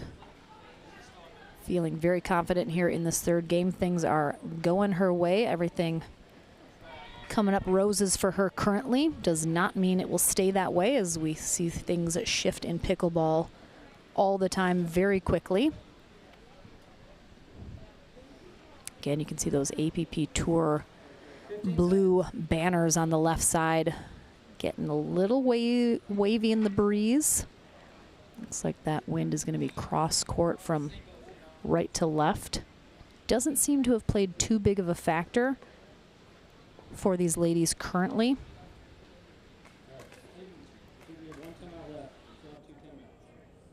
Again, Les Self is our first referee for this winter bracket final match. Larry Scott, the second referee. We're back into the action from the timeout, and Mary Brusha comes out hot. Looks like she got a little boost of energy there during that timeout, or simply is willing herself to dig deep. Try and leave it all on the court here.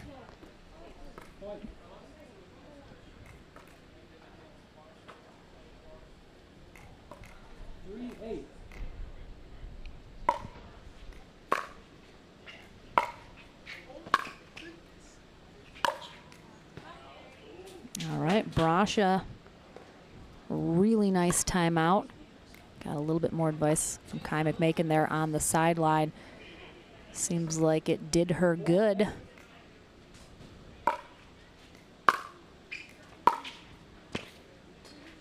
I think she missed that. Got it? Oh yeah, I mean, what? I can't believe Georgia even looked like, did somebody see that? That was well out. Maybe I'm imagining it.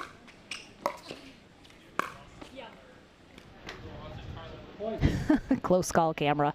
That was not even close. Oh, you can see Georgia Johnson is not watching it, though. Look at her face, totally faced forward. Perhaps she just didn't see it as it went by, but well out. Oh, there's that shot again. You could hear Brusha upset as that shot went by her. She knew how good it was. Same shot that Johnson hit just a few rallies ago, and this is going to be a match point for Georgia Johnson to head to Championship Sunday. Will not quite happen during that exchange. Again, can Brusha work a little magic here? Sprinkle some fairy dust. 4-10.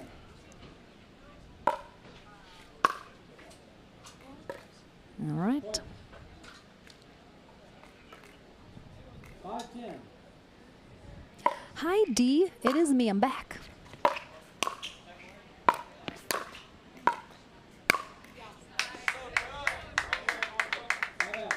Yeah, Georgia Johnson has just been really in control here in this third game. Playing very confidently, hitting the shots she wants to. Brusha's been a little out of sorts here. Another match point for Georgia Johnson, and she will get it.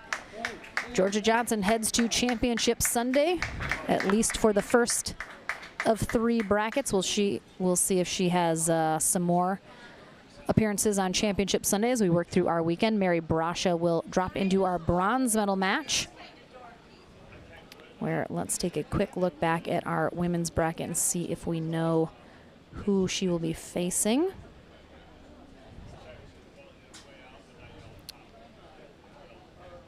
We do not have the result yet of Megan Fudge versus Jenna Hessert, so we'll keep you posted. But our men's winter bracket final coming up next. I head to the Franklin studio to talk to Georgia Johnson one final time before her day is done, and then back into the action here at the APP Atlanta Metro Open right after this.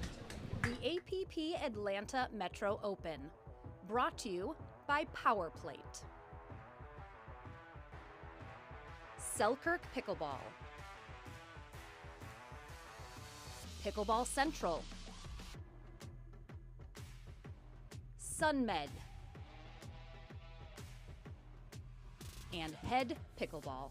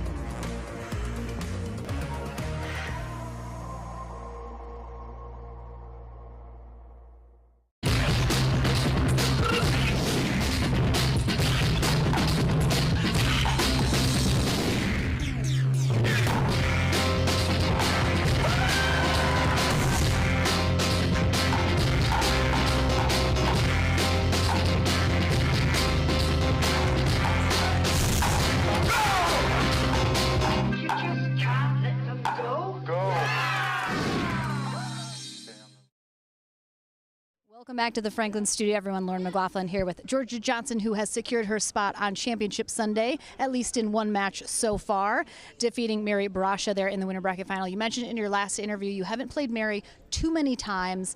In that first game, what was sort of the feeling out process? What did you recognize in her game that you knew you were going to need to do to counter? Well, she definitely has some great rolling shots, so I would have to stay on my toes at the kitchen line and just try and power through that because, I like to get to the net and I like to play from that area of the court. And, she definitely did a good job in passing me, but in the end, I just kept going until it worked. I mean, you mentioned you like to get to the net. You were able to do that, it seemed like, a little bit more than Mary, especially in that third game. You kind of really took control. Did you feel like you sensed that things were turning your way? You were able to keep her pinned back a little bit and hit the shots you wanted to? Yes, but I always, keep it in perspective because I've come back from being down 0-8 a couple times today. So I definitely just remember that is always possible, especially in pickleball. So true. Well, you are done for the day, of course. You'll be back tomorrow in mixed doubles. How are you going to spend your evening recovering and relaxing before you go into tomorrow? Well, I'm going to eat some food, obviously, and watch my brother play. And yeah, I'm very happy because last year was my first pro medal and I got bronze in singles. So I'll do a little better this year, whether it's gold or bronze. It's so fun. I mean, we feel like you're a household name now, but yeah, only your first pro medal in singles a year ago today. So amazing. We'll see you on Championship Sunday in at least one match, perhaps more. We'll see how the rest of the weekend goes. But congrats to Georgia Johnson. Our men's winter bracket final coming up next. Dylan Frazier takes on Federico Staxrud to see who is headed to Championship Sunday as well and who heads to bronze. That's coming your way right after this.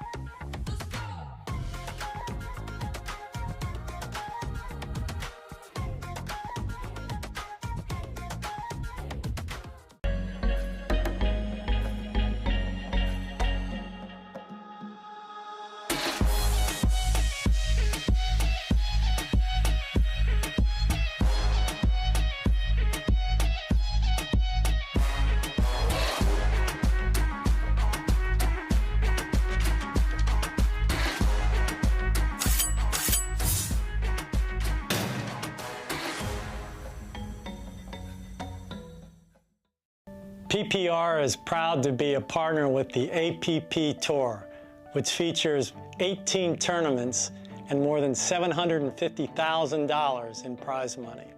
Several PPR members play in APP tournaments throughout the year. Are you at least a 3.5 pickleball player? Then become certified to teach with PPR.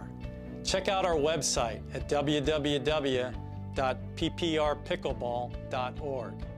And as the saying goes, do what you love and you never have to work a day in your life. So give us a call at 843-842-9777. We look forward to hearing from you.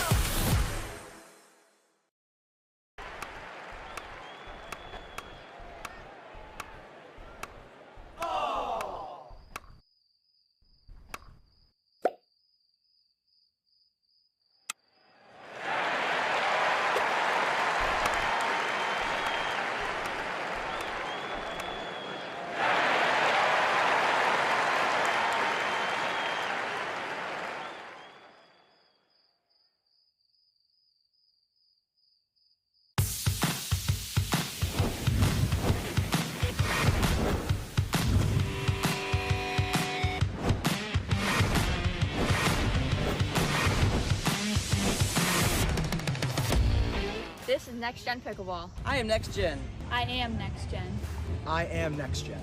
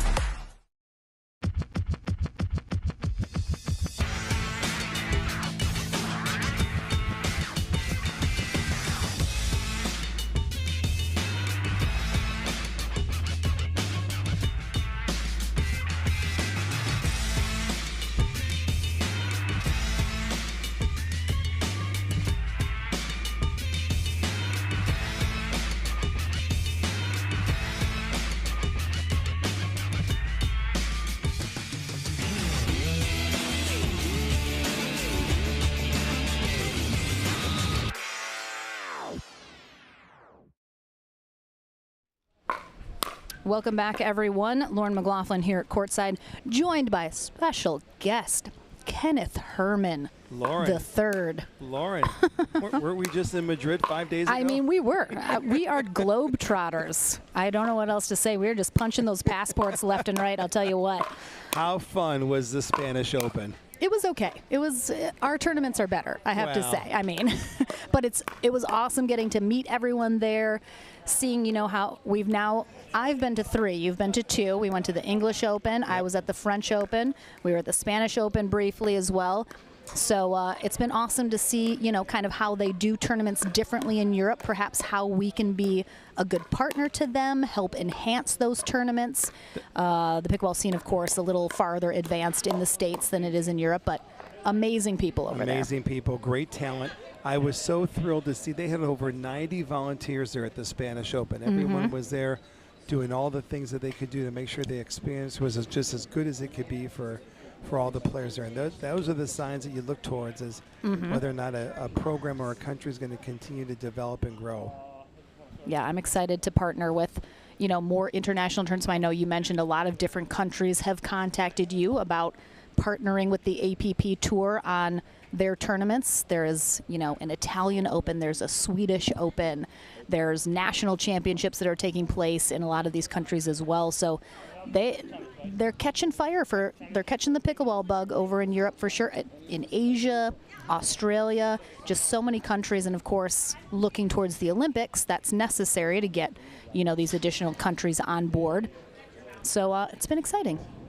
Interesting matchup. We got her winners bracket final, Federico against Dylan. Yep, should be a good one. Staxrud taking out J.W. Johnson in his semifinal match. Dylan Frazier taking out Zane Navratil.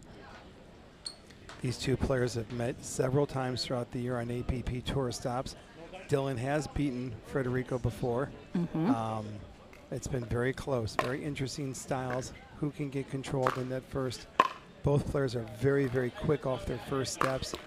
And I know one of the things that Dylan wants to really work hard on this match is making sure he's hitting clean first volleys. Federico passes so well from the baseline. He's got to be dictative and make sure he's being assertive with his first volley and trying to get that ball to the strike zone of Federico. Absolutely. It looks like Derek Prince is going to be our first referee for this match. Jim Ryan, second referee. And as I mentioned before, our women's winner bracket final challenges are in effect for this match. So if either of these players want to challenge a call or a line, we have the capability to do so, as we've been seeing Boxcar Production rocking out throughout the day as we've been looking at those close call cameras during our live play. Before the match begins, I do want to give a quick shout out, APP Chicago. Yes, boy, I was sad to have missed it. What a great event we had there last week. Thank you so much, Highland Park Strong, all the Chicago volunteers that came out and helped us. We broke down Sunday, we were breaking down on Monday, jumped on a plane on Tuesday, and here we are, APP Atlanta That's how it on goes. Wednesday. There's no rest in pickleball, Ken. There is no rest. Anyway, but just we were so happy with the event this year. We dodged a couple of rain showers, and just exciting to see pickleball grow. You know, Chicago's where we all started the APP Tour, so it's nice to get back and to be with all the hometown folks. First ball, let's play pickleball. Federico Staxrud on the far end, Dylan Frazier on the near end here for game one. Spot on Championship Sunday on the line here for one of these players. The loser will head to bronze. Long on that shot from Frazier.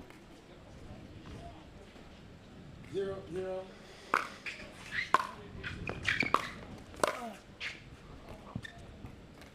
Good spot there from Staxrud, kind of pulling Frazier to full extension there, not able to get a great paddle on it.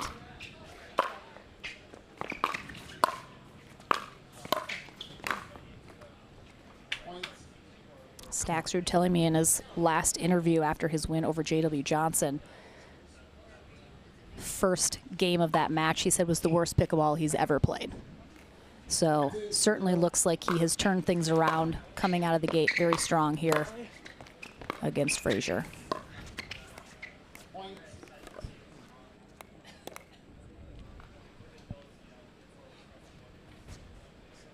Couple of big forehands here. Federico has started off with. He wants to take control of the point off of a deep serve. and then trying to dictate the point off of his forehand.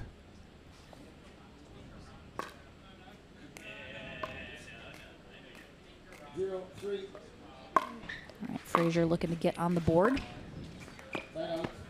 Will not be able to get it done yet. Dylan had a good week last weekend in Chicago, picking up He sure 2 did. gold medals, winning the men's doubles with Andre Dascu. Won the mixed doubles with Anna Brighton, took 4th place last week. So he had a lot of valuable time on court and is really maturing into a fine young man and a terrific top pro.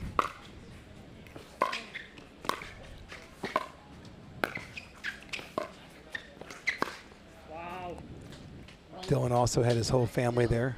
He's got a very supportive mother and father. Had the whole Dylan Frazier whole fan DTF club. crew. They were out in form cheering him on. So it was nice to him to have all that support, being so close to where he resides from in Missouri. Mm-hmm.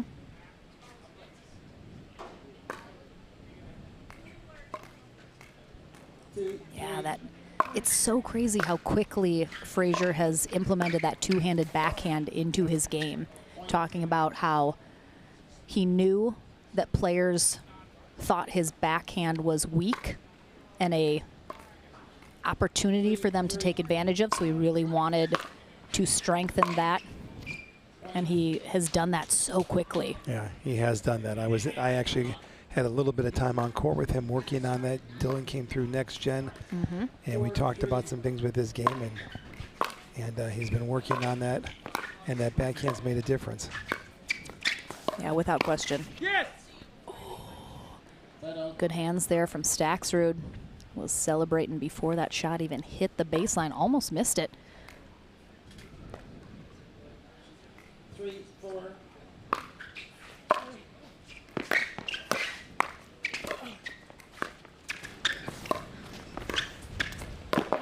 Oh, right on it. Look at that close call camera.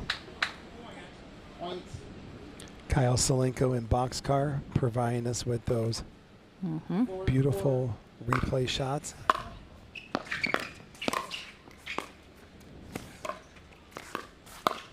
Oh, really nicely done there from Frazier. Good little cat and mouse between these two.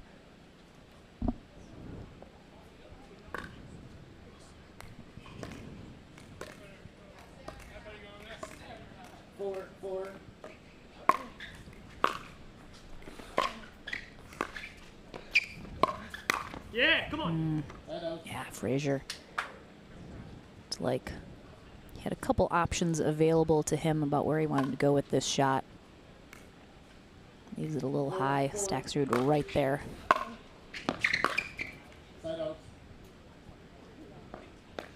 Both these players like to play a little cat and mouse, which is both of them up at the net. Do you feel like that's kind of a really intricate part of, especially on the men's side of the singles game? Oh. What? It just kind of skidded there. Yeah, Lauren, most, without a doubt, the cat and mouse game is so important to have soft hands, being able to hold the ball to the last second to be able to keep your opponent guessing. Oh, beautiful drop there from Frazier. But you know, one of the things about a pickleball court is the court is not so big. So when you go for a passing shot, you've got to really have an opening. If not, then your opponent can cover that court and put a good chance of putting that ball away. So if you can resort to a softball or a cat and mouse game, you can have the ability of pulling them off the court to then be able to have a ball that you perhaps can put away. Frazier here with the error as he tries to push that ball straight up. Instead of going cross court, ends up wide and calls a timeout. As Staxrud within 2 now here in game 1 of the winter bracket final.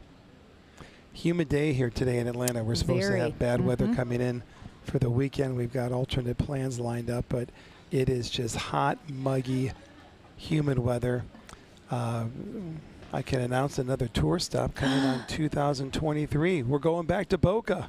Boca for the Masters? We love the Boca event. So we've got opening up the tour at Punta Gorda January 11th through the 15th, and then we have a couple days off, and we're headed back to Boca, Patch Reef Tennis and Pickleball Center for our big event down there. the 18th through the 22nd, a 5-day tournament. And we are looking forward to heading back to Boca. You know, that's where I was married in Boca. Oh. I was married in Boca. I didn't know that. My daughter was born in Boca. So many Boca significant moments for you, Ken. It's all about Boca. It really is. I know you're trying to put the APP offices there. It's all good. All good. More to come with that. All right, here we are. 4-6. Big point. Timing 4-6.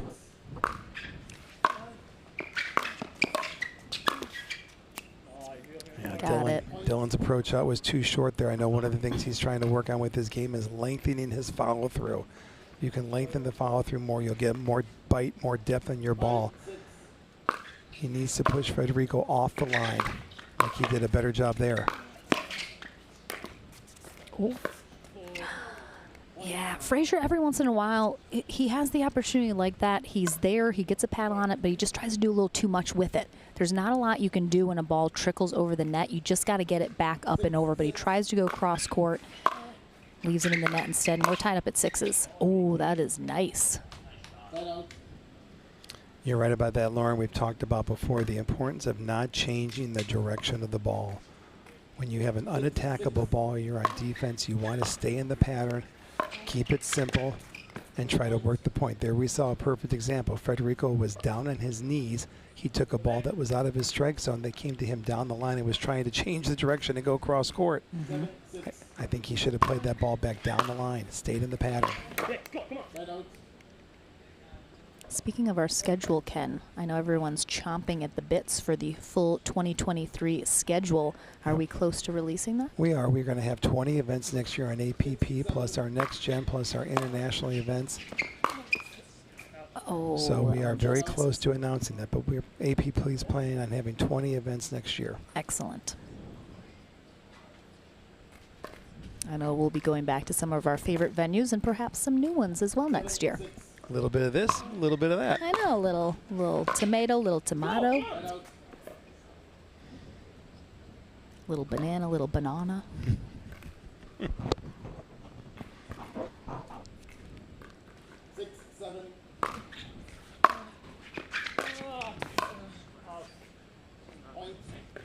Well, it was a better approach out there for Dylan. Dylan's elbow came out on that volley.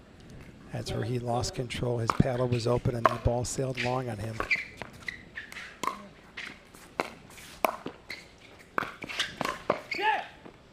Great foot speed by Federico. Timeout, receiver, 8, 7, 1 minute. All right, we're going to have a timeout here. Second final for Dylan Frazier as Staxrud now in the lead by 1.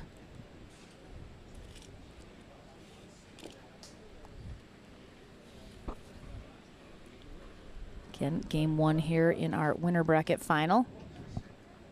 One of these players will head to Championship Sunday. Tomorrow we're back with our mixed doubles day. Saturday is men's and women's doubles. And then, of course, Championship Sunday on Championship Court 1. And then we'll have all of our senior pro action over on Championship Court 2. We'll have 2 court streaming starting tomorrow on YouTube and Facebook. And then we'll be switching over to ESPN Plus in the afternoons starting tomorrow. We'll keep you guys posted on all of that timing on social media as well as during the stream. In from this timeout, Staxrud with the serve, looking to close out this first game. Good timeout and side out here for Dylan Frazier, though.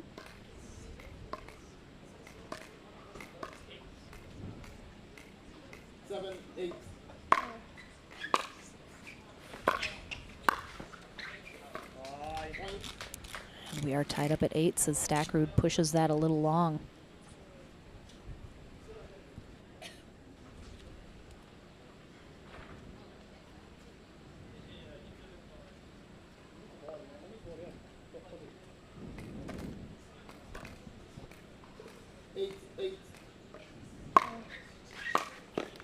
Good serve by Dylan, deep into the backhand. Big point here, 9-8.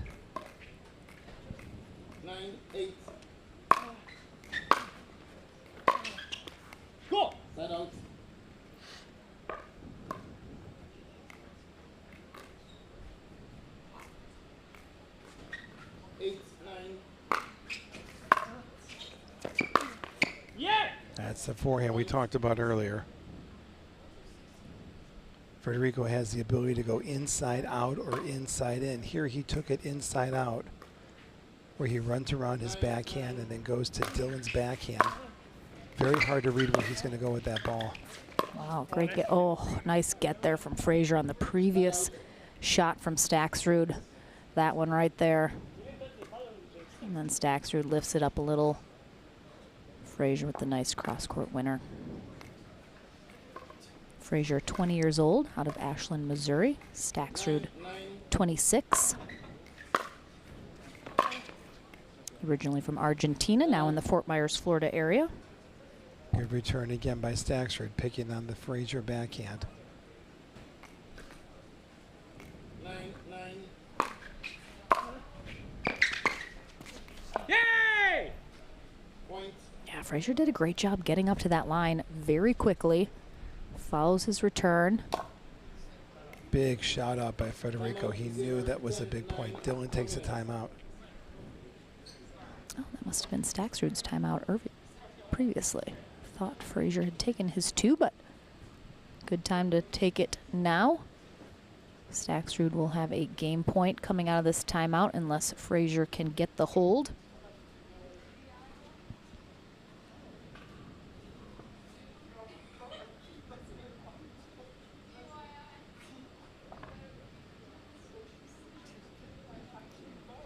Looking at our brackets in pickleballtournaments.com.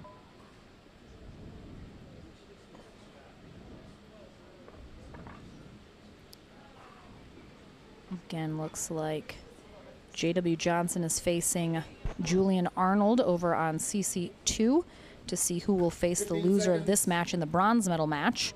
So we have that one almost set. And on our ladies' side, game point, Federico. Timing, 10-9.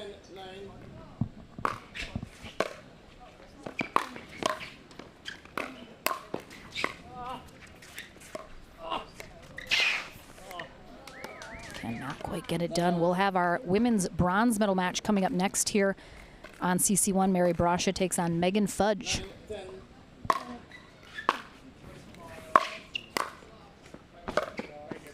Great opening volley by Federico.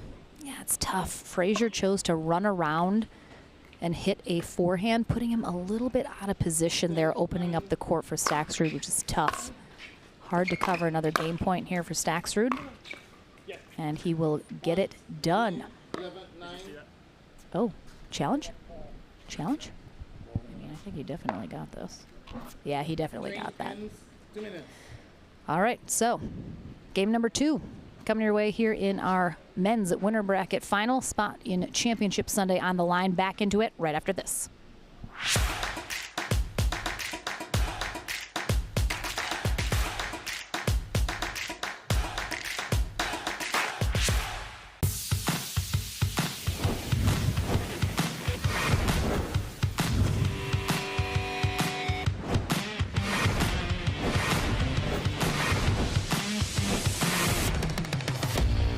This is Next Gen Pickleball. I am Next Gen. I am Next Gen. I am Next Gen.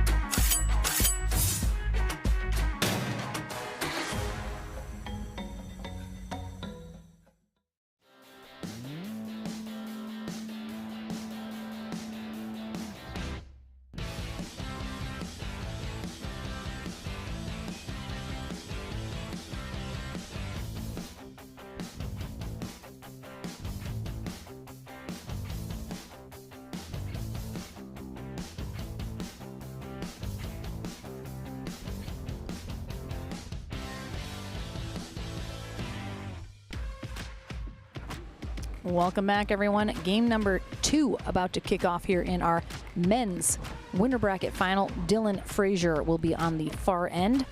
Federico Staxrud on the near end. Derek Prince, our first referee. Jim Ryan, our second. Staxrud edging out Frazier in game 1. That out. 11-9.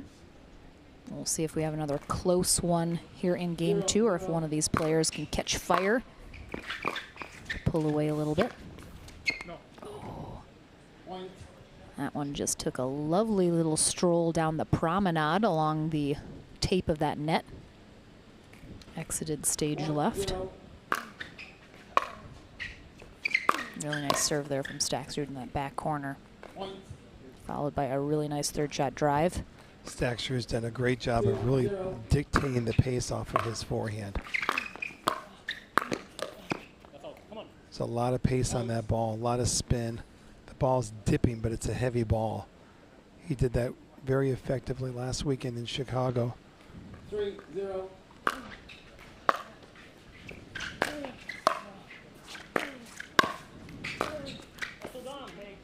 Yeah, Staxrud still predominantly a singles specialist. He's often on the podium now in the events that he plays in. Still working on his doubles game, having a little bit more success, getting a little bit better partners as he's trying to work on that doubles side of his game as well, but have not seen him hit a podium yet in men's doubles or mixed doubles. 3-0. That out. Good return by Dylan deep to the corner. One of the first ones that he's been able to push him off of positioning, push him off the line.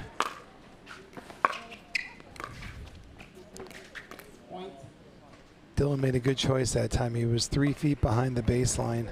Had to take that ball cross court. If he would have gone down the line, he could have popped it up.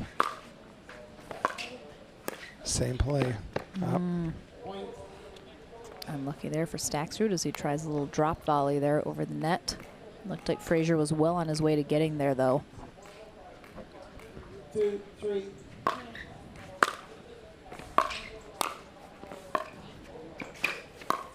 Oh, good guess there from Frazier. Anticipates where Staxrud's going to go with that volley. Gets a paddle on it, just can't quite get it over the net. 3-2. Ooh, it's tight on that sideline on that serve. Great hands. Wow. Well played. Good point by both gentlemen. Really nice hands at the net there. Frazier eventually opening up a little court there. 2-3.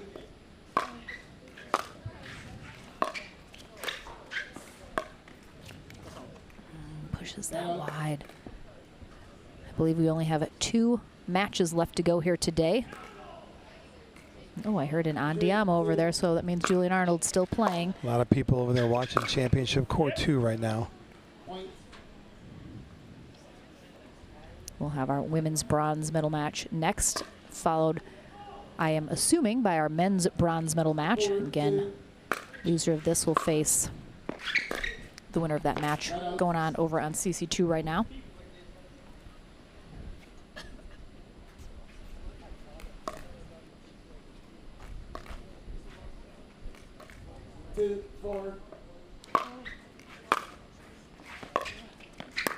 Yeah! Right here! Staxrud looking to close out this game in 2. We've had a lot of 3-game matches so far here today. A lot of players battling back after losing game 1. Ooh, nicely done. Frazier hoping to do just that as well here in game 2.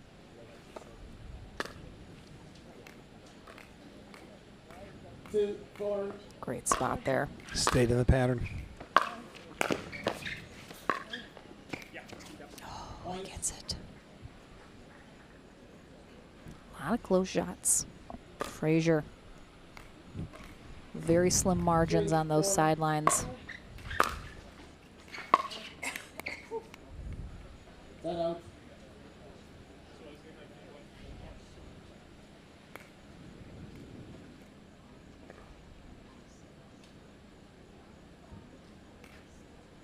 Forward, 3.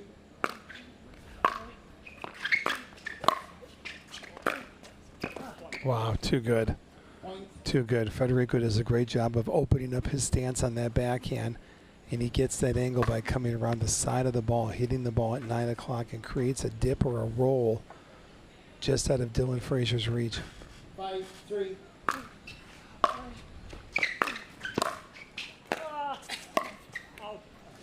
Again, Frazier just presses a little bit too much on some of these angles. He's, you know, he has the opportunity. He has the shot he wants. Do you think that's just simply something Frazier needs to get into his head to give himself just a little bit more space on those sidelines? He doesn't need to cut it so close? Yes, and yes, answering to both of those questions. So again, I know you talked to Dylan during the changeover about how he doesn't have that tennis background skill, and I know he's sick and tired of people pointing that out. He won LA, or he's won several events this year and playing very well. Working on your patterns in singles is completely different than working on your patterns in doubles. So as he's going through this, gain a lot of matches, and he's going to realize what shots are the right shots to play at the right time. Now, Dylan that time took a ball that was a little bit too high, and again, he changed the pattern. It could have been a safer shot for him to have hit behind Federico and just knife that ball back down the line. The reason we talk about that he hasn't played tennis is because it's so much more impressive how good he is without that tennis background. Federico was a top 200 player on the men's ATP tour. Yeah, the fact that Frazier is up there in the elite class of men's singles players right now, not having that background just speaks to, you know, his just athletic ability in general.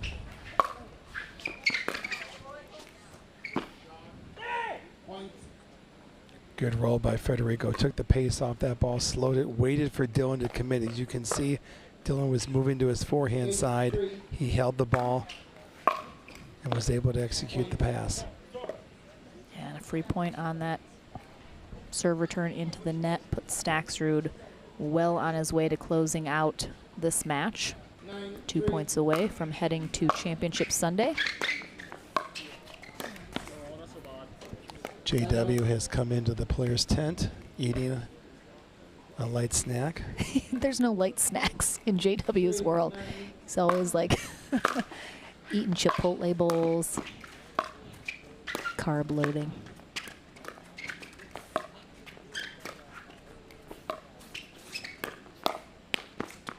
Oh, nice cat and mouse there, but again, Frazier just gives Staxrud finally a little too much here.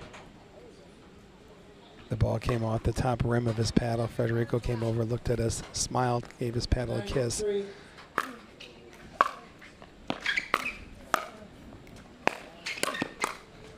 Oh. Well, great playing by Federico. Good hustle by Dylan.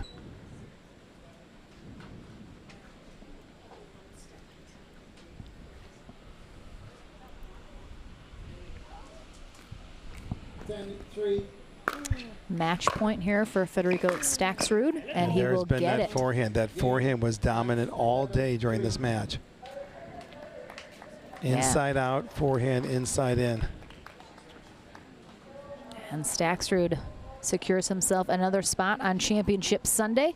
Dylan Frazier will have to fight in one more match in the bronze medal match, which is coming up in just a moment. We'll have our ladies bronze first, though. And I am not sure who came out on top in that previous match over there, but we'll find out soon. We'll be back into the action here at the Atlanta Metro Open right after this.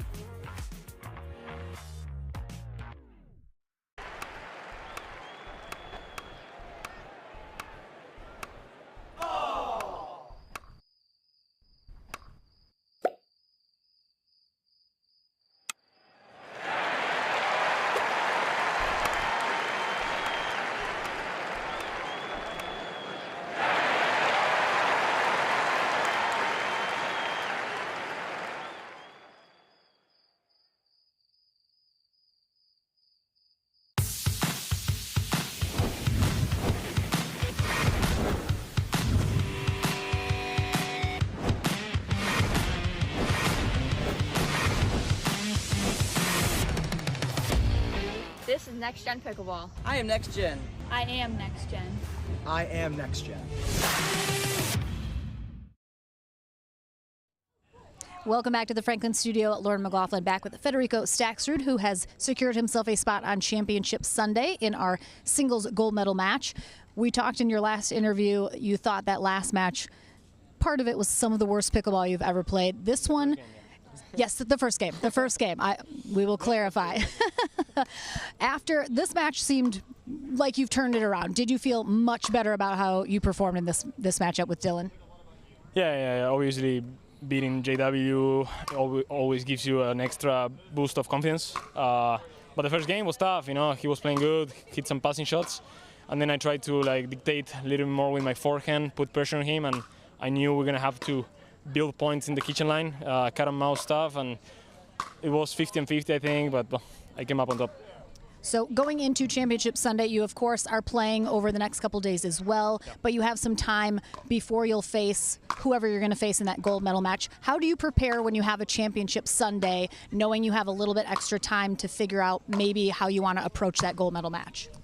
I mean, before when I was just playing singles was a little bit easier, but now I have to kind of disconnect and focus on doubles because so different events between each other, then you have to focus it's a different mindset, mix, you gotta be aggressive, men's doubles you gotta be a little more patient, so I have to disconnect from singles and then Saturday night go back, see who I'm playing, and then get out with a game plan.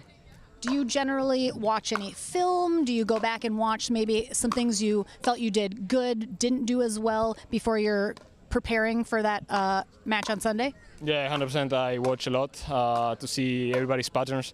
I mean, the game is too short, so everybody has a lot of percentage patterns. Like, let's say someone will go 80% of the times cross-court with the backhand, and me, I will go down the line. Some stuff like that. So I try to watch it and from there do a game plan.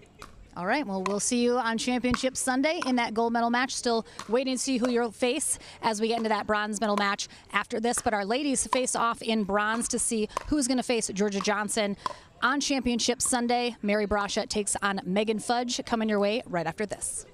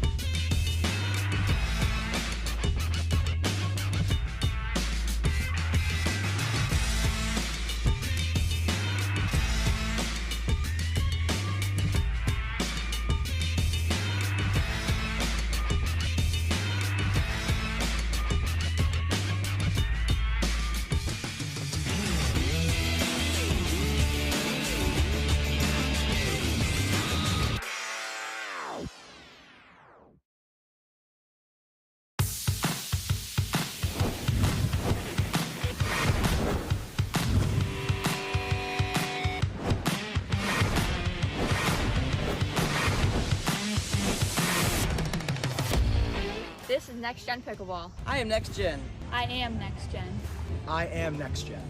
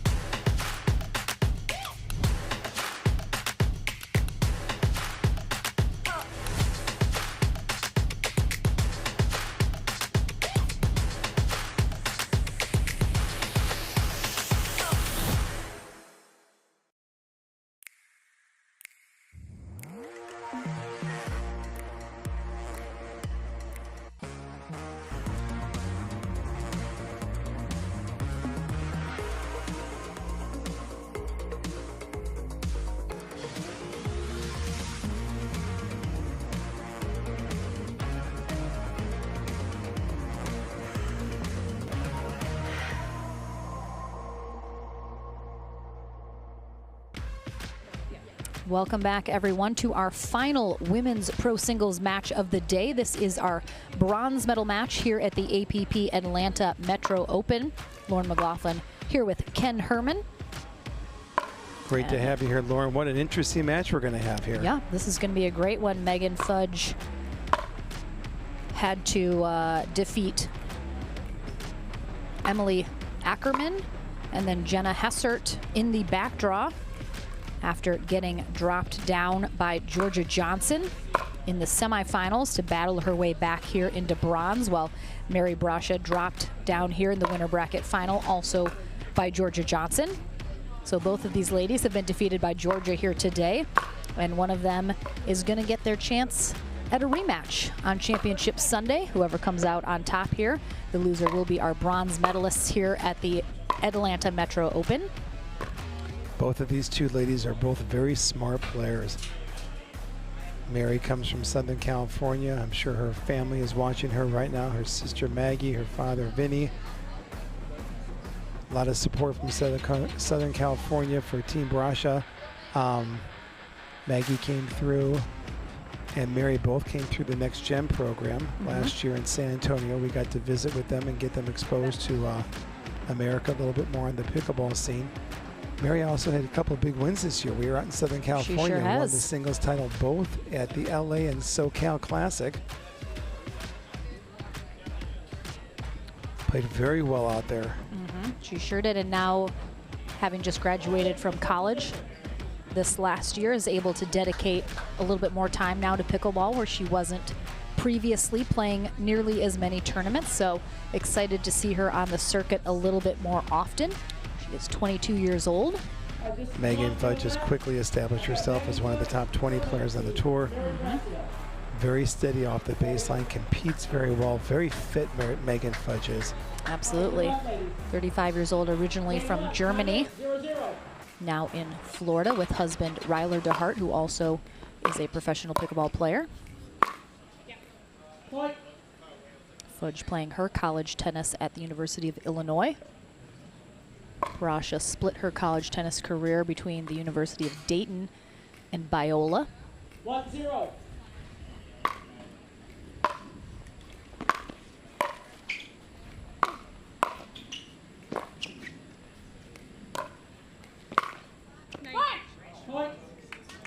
Brusha did a great job getting up to that kitchen line, keeping Fudge back. But Fudge gets a great cross-court passing shot there.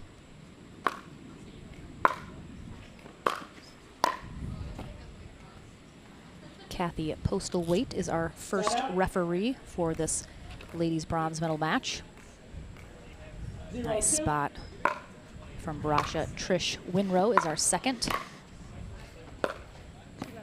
Oh my goodness. Almost looked like Brusha didn't even mean to hit that as angled as she did, but. No, Mary had beautiful footwork there, Mary. Fudge pushing that a little long, and we have not seen it come into play yet, but we do have our challenge system in place for this bronze medal match, so the ladies do have that available should they want to use it. One thing I've always been impressed about with Mary's game is she's just overall just steady. She's not going to beat herself. She makes very few unforced errors, which she did very well this past June when we were in the Southern California region. She's just a very smart, very tenacious, very consistent player, and will give her opponent fits. 4-2.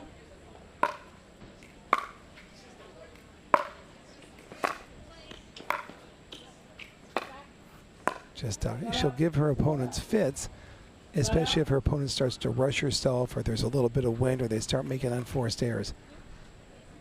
I have never seen Mary Brusha beat herself on a pickleball court. She's also one of the nicest ladies on the tour. Yeah, love the Brusha family. They are fantastic. And it looks like Brusha has taken a cue out of her loss to Georgia Johnson in the winner bracket final. Looks like she's trying to get to that line a little bit more frequently now, trying to be a little bit more aggressive. That is called out on that baseline. Tied up at 4s. Good depth by Megan on her serve.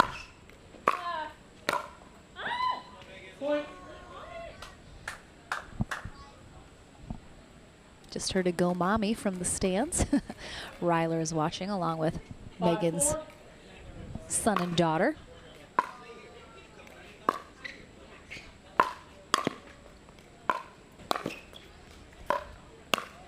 Oh, error there. Megan was there. Looks like she broke her paddle. Broke her wrist on that paddle.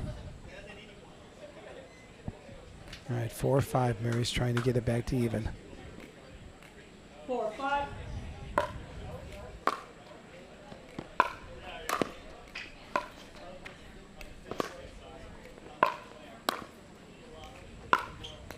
Oh, nicely done there for Brusha. Just kept steady, as we've said, kept consistent, looking for the right opportunity to be a little bit more aggressive. She found it on that backhand sideline.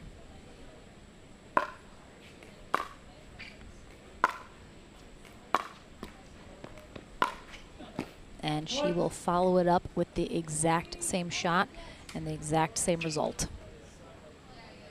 Taking the lead now in game 1 of this bronze medal match.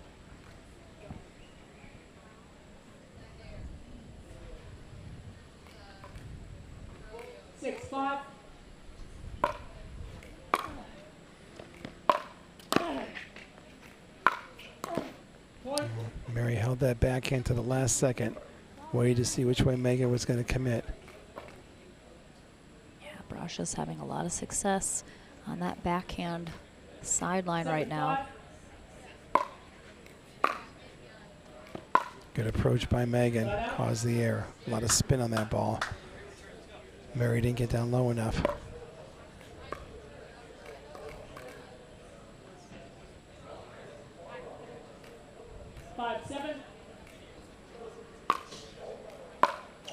Point.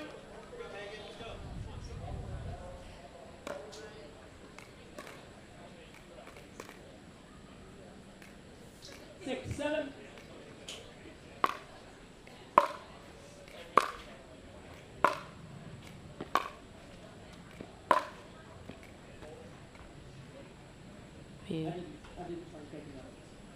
Did we get it? Are we looking at it?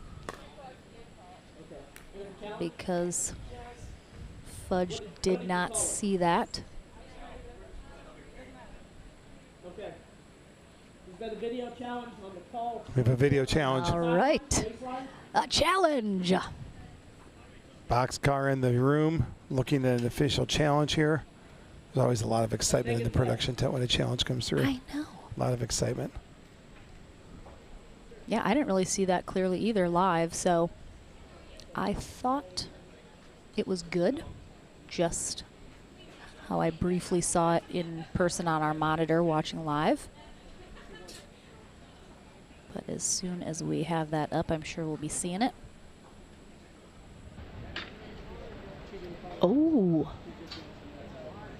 Yeah, I think it missed it.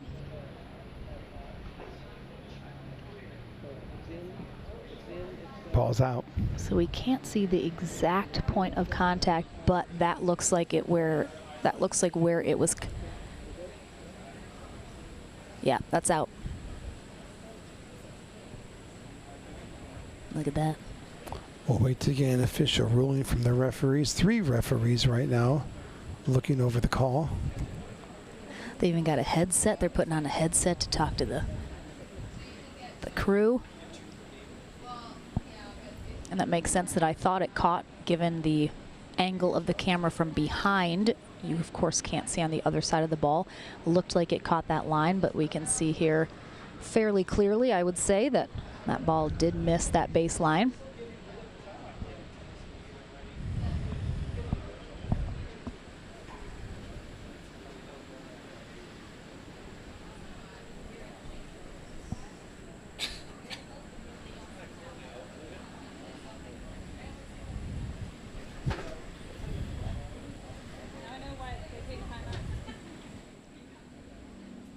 Good timeout here for our players as well.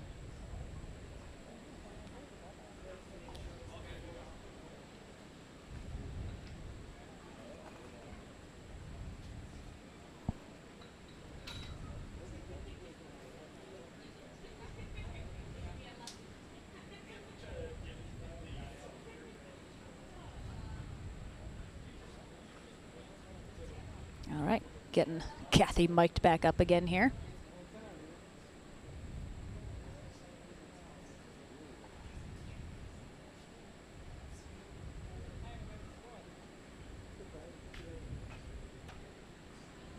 All right, back with the official ruling,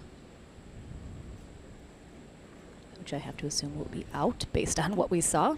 Okay, the video challenge showed that the ball was out. Yep. So it is side out. Megan, you lose your video challenge and, I'm sorry, it's a point. I don't lose the video challenge. No, you do not. All right, so Megan Fudge does not lose her video challenge because she was correct on the challenge. The call went her way. You struck it, the ball was out, so it's her point. Yes, it's your point. Correct? All right, so that is a point for Megan Fudge, which will tie us up at 7s. Okay. All right, let's resume play. All right, back into the action.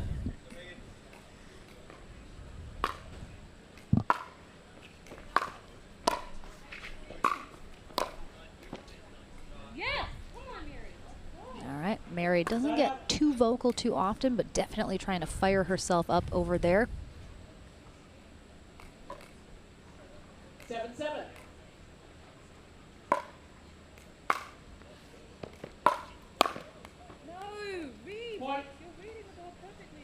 Fudge is right there.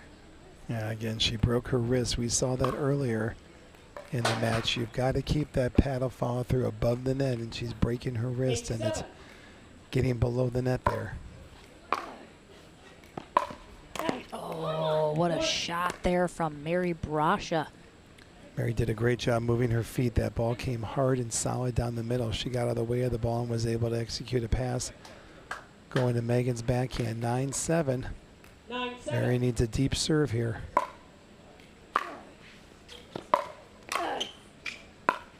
There's that. Oh, she missed it. That's that backhand roll she's gone to. I would have maybe liked to see her go down the sideline. She's had so much success with that shot right now. She had it open. 7-9.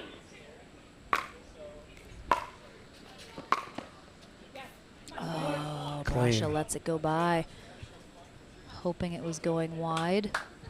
Fudge back within 1. We're going to have a timeout here from Mary Brusha. She is going to be looking to get the side out coming out of this timeout, hold Fudge off from tying it up, and hopefully then close out this first game, but very close so far, both sides.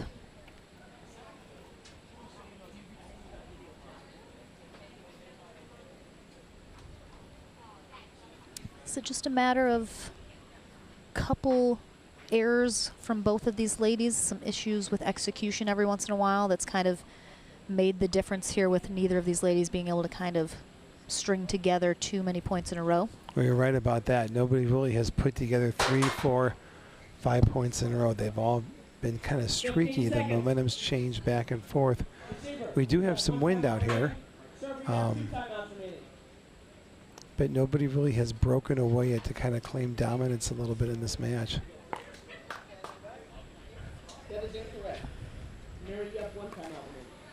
All right, and from the timeout, let's see if Brusha can indeed get the hold and the side out here, or if Fudge is going to tie it up here.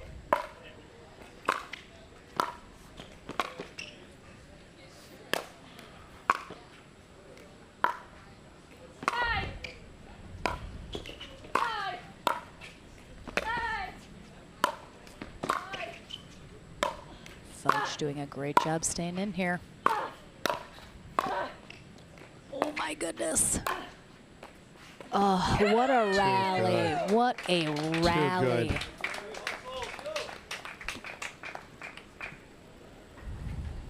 Really nicely done from both these ladies. Looked like Brusha was in control, but Fudge just, you could tell from her vocalization how much effort she was putting in, just grinded out that rally.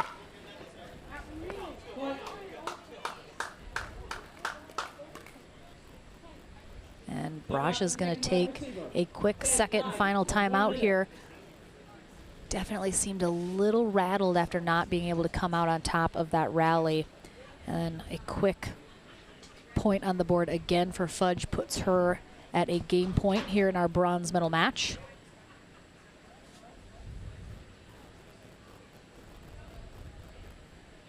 We talk so much about the mental aspect of the game, Ken, and that's any sport. Any sport, you have to have sort of that mental fortitude. When you're watching these players sometimes, do you think it's easy to see sometimes when the players, either through their body language or what's happening, have kind of lost that battle with themselves on the mental side and need to kind of get back into it? Sure, you can definitely see that. You can see that in their eyes. You can see that in their posture on the court with their strutting out on the court. So many momentum changes back and forth with pickleball, much more so than even in a tennis match. You got to keep playing in the now, keep moving forward, and trying to remember what it is you do best out there and try to execute your patterns to get yourself in that winning position. Deep serve by Megan, just coming in down the middle. Oh, and there is that backhand side passing shot down that line that Brusha has hit multiple times here in this first game. She continues to do so. Clutch rally right there for Brusha, holding off Fudge from taking game one. Looking now. Oh, so good. I mean, that right there, that second time out from Brusha, she comes out. It's like she cleared her head of everything that happened before and focused simply on the present. You're playing in the now.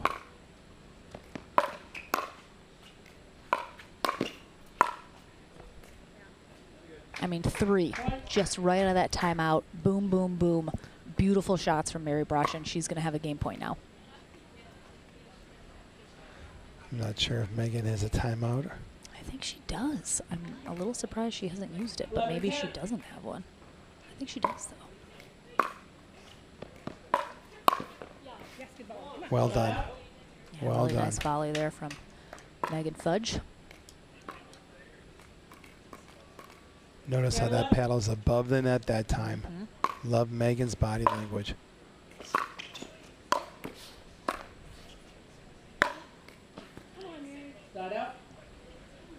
Really good angle there from Brusha.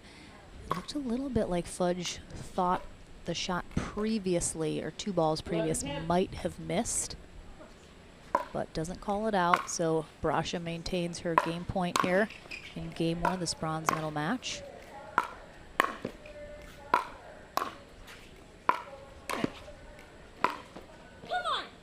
Unbelievable job. Cannot give Mary that many chances on a pass. Yeah, coming out of that timeout, Brusha, brand new lady, closes out this first game of the bronze medal match over Megan Fudge, but a very tight first game, 12-10. Let's see if game 2 plays out the same. We're back into the action right after this.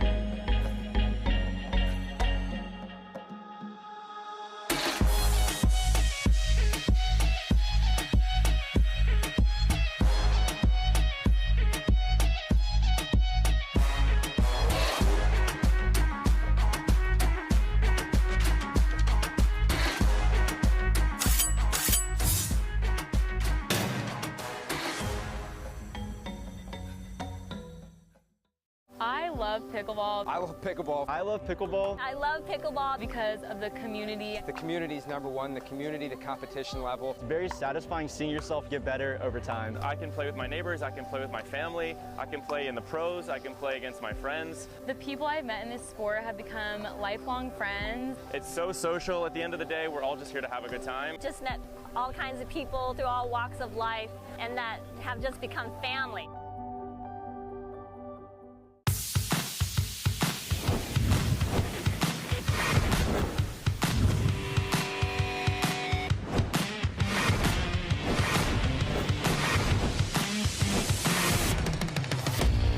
This is Next Gen Pickleball. I am Next Gen. I am next gen. I am next gen.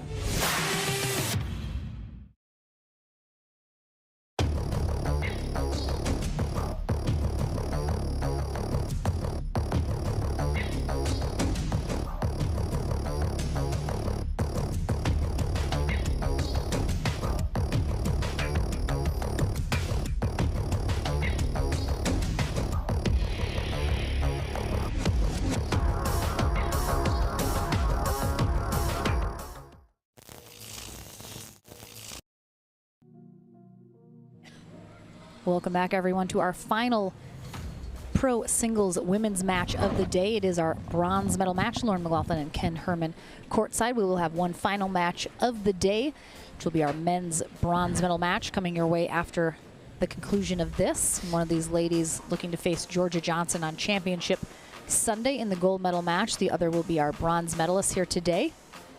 Kathy Postlethwaite, our first referee, kicks us off into the action. Mary Brusha on the near end, Megan Fudge on the far end. Quick first point for Brusha, who took game one 12-10, coming from behind. I'd like to see Megan put a little bit more heat on her opening volley. You cannot give Mary enough opportunities to pass her. She needs to put a little bit more bite, a little bit more sting on that opening volley to try to put Mary on her heels a little bit more in defense. Mary hits the ball too clean off the ground. She also hits the ball awfully well when she's on the run. It's funny, sometimes watching Mary Brusha, you'd think she doesn't have a lot of power. The way she hits the ball sort of seems a little unassuming. She kind of takes you by surprise.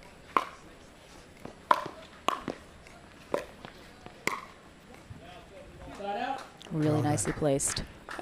Mary does have power in her ball, but what she has is she's a very steady, consistent, tenacious player. That's going to win a tremendous amount of matches in this sport, a sport that is driven by a player who makes the least amount of unforced errors. Mary's not going to beat herself on the court. If there were a couple of things that Mary's working on back in her game, I'm sure she's working on her transition game. I'm sure she's working on perhaps developing that forehand a little bit more as a weapon. Good leave. But there's a lot of things that Mary does very well that makes her one of the top singles players on the tour. 1-1.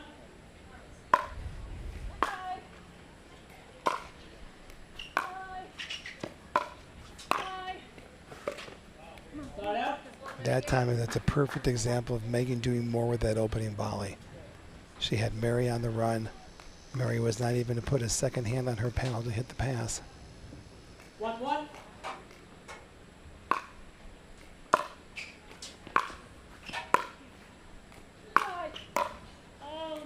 She kind of got caught in no women's land as she was journeying in that time. It's always interesting, too, because Megan, of course, comes from high-level college tennis. You can always tell when she's whacking the ball really hard because she adds that extra vocalization. Great approach by Megan. Pushed Mary off of her line.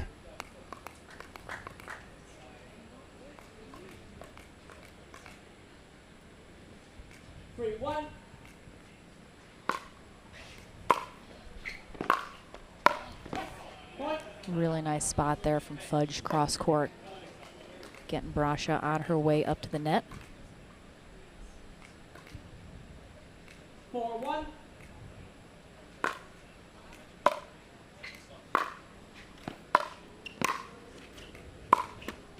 Oh, little net cord there, and Brusha with the sorry, but we all know she's not.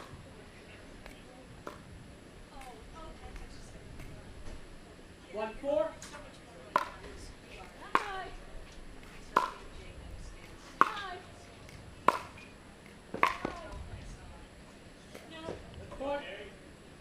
Brusha keeping Fudge pinned back at that baseline. Ultimately has to throw up that lob. 2-4. A little out of desperation. Sends it long. Oh, that is nice. two-handed backhand cross-court dip over the net shot there from Brusha.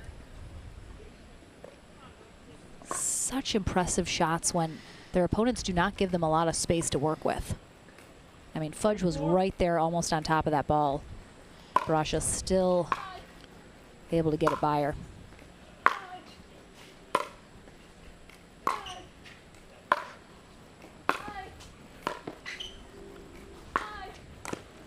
Wow, great hands. I was very surprised Fudge didn't follow any of those shots up to the net. She had some really nice deep shots. She stays back at the baseline instead. It works out for her, but would have maybe liked to see her follow one of those shots up to the net. Oh, I thought she just missed that.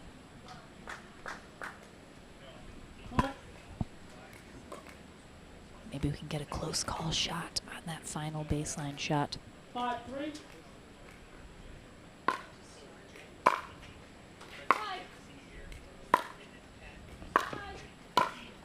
Oh my gosh.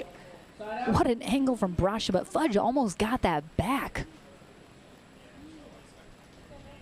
Yeah, it was an incredible volley that Mary hit there. A little risky, she paid off.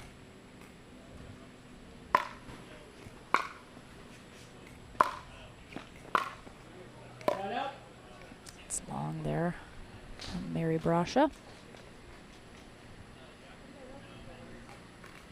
5-3.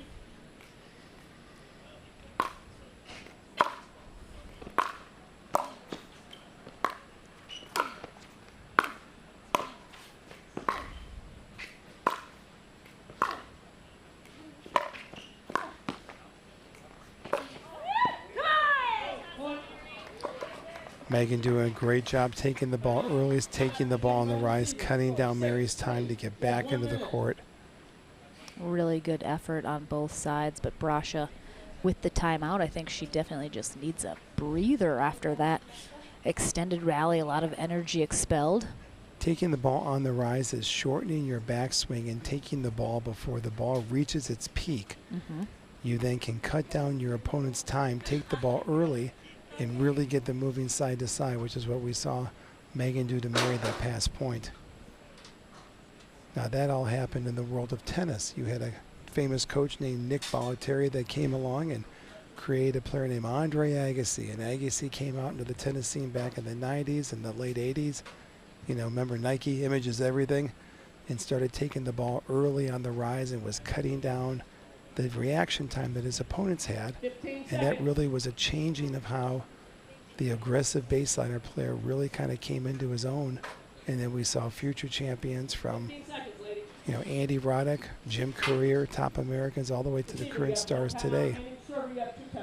Taking the ball on the rise is a skill that you learn, and it takes precise timing and footwork to be able to push your opponent off the court. Megan did a great job there of doing that. Yeah, but she is in the lead here in game 2. Again, must win the second game to force a game 3. Right, Brusha questioning whether or not that maybe hit that corner. Did look like I could see some blue in between.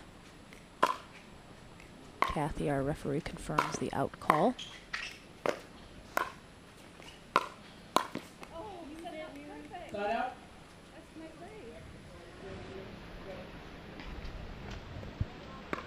Yep, there's that shot.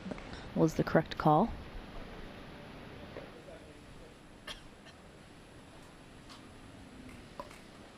Brusha looking for a chance to answer here and try and close the gap, avoid that third game.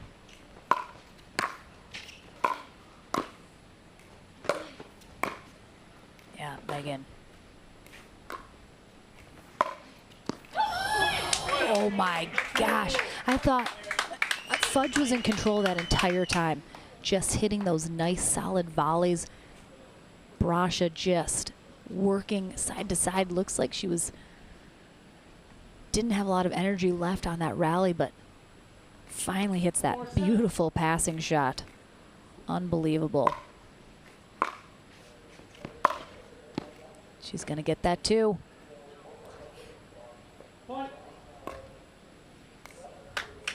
So Megan's taking a lot of balls down the middle, but what Megan isn't doing is when she gets herself up at the kitchen line, she's got to do a fake, a head fake, a body fake, go to one side, go to the other. She's standing there in the middle.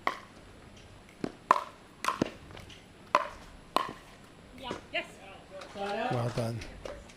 If you stand there in the middle and don't give your opponent any kind of a moving target, then they're going to just tee off and find their zone. Mm-hmm.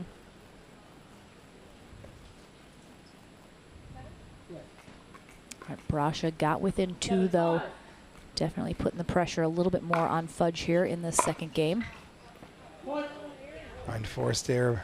Good depth on the serve by Megan. 8-5. Looks like Mary opened up her shoulder that time and that ball sailed long on her.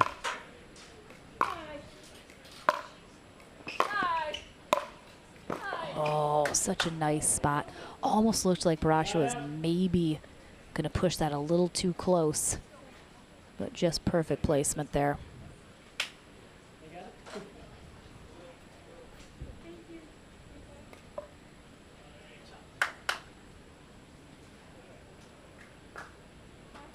Yes. 5-8.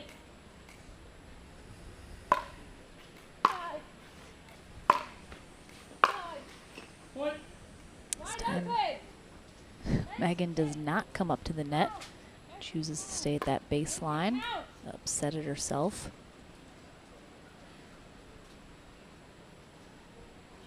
Again, you keep thinking that Megan's going to pull away, and then an unforced error creeps in. We're right back within 2. You've got to be able to put 3, 4, 5 points together. Oh my gosh, Mary Brusha. Like, she just comes out of nowhere. Well, Mary hits the ball very well on the run. The other thing that Mary does well is she hits the ball on the run, but she also gets the ball back with spin. Good players get the ball back. Great players on the run get the ball back with spin. I mean, I thought she had no choice but to go up the line with that on the run, and she goes totally cross court. Just blowing my mind right now. Megan went back to the pattern, returned down the middle, cut down Mary's angle. Mary pulled the pass just wide. Brusha's given up a couple free points on that return long. This is a critical point in this second game. That is the one unforced error you cannot have at this juncture, is the serve return long and giving up a free point. Fudge will come in from this timeout with the serve, 2 points away from forcing that third game. Brusha within 2 as well. Certainly a lot of pickleball still to be played here. Could go either way. Either of these ladies could come out on top here in this second game, but if Brusha does it, she gets her rematch with Georgia Johnson on Championship Sunday, and if Megan closes out this second game, a third game is coming our way here in this bronze medal match. For our final ladies match of the day, our men will take the court to conclude our day in their bronze medal match. J.W. Johnson will take on Dylan Frazier. Friends off the court, enemies on the court for that bronze medal match. 15 seconds. Which, of course, I'm just joking because they're best buds.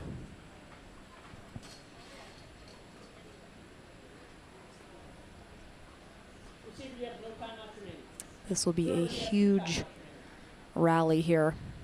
Fudge will get herself a game point. If Brusha's able to get the side out, she will hold off. Oh my gosh, I thought she was going to miss it, and she did.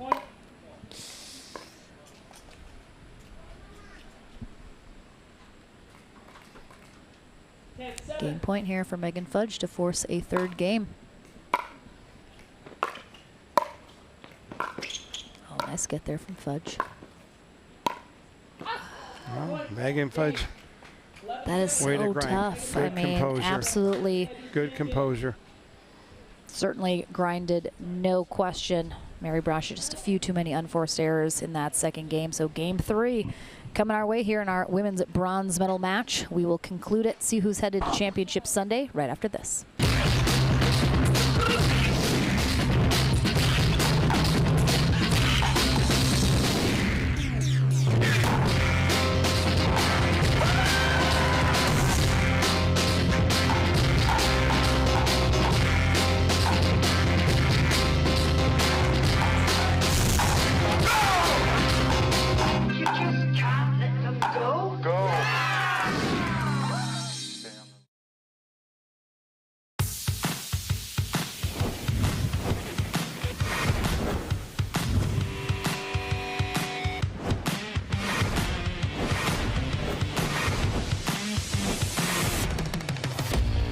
This is Next Gen Pickleball. I am Next Gen.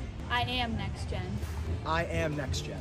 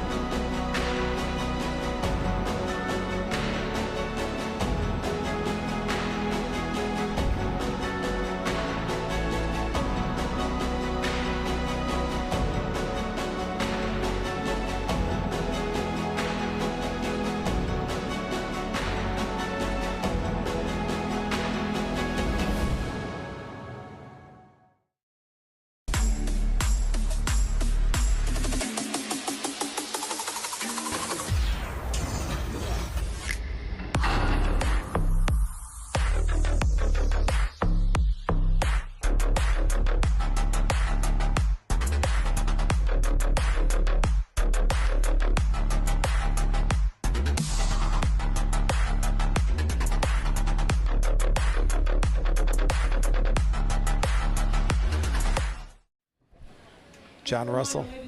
Welcome back. Lily and JR, Megan Fudge's kids, I think, offering some advice during this changeover. Yeah, cheering on Mom. They said, Mommy, can we go in the pool yet? I know. They're like, are we done yet? Why are we still here? Let's go. We got things to do. Off to a third game, winner to Championship Sunday. Yeah, Megan Fudge will start on the near end. Mary Brusha on the far end. They'll switch ends at 6 here in this third game. Had a lot of game 3s here today, an unusually high amount, I would say.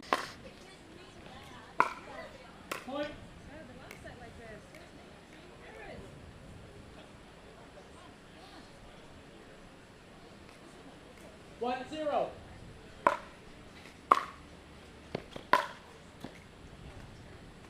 Got out.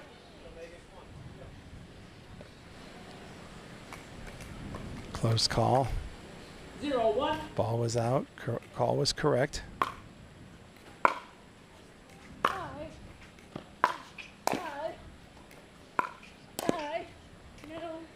Great job by Brusha getting aggressive there. Hitting those drives hard. 1-0.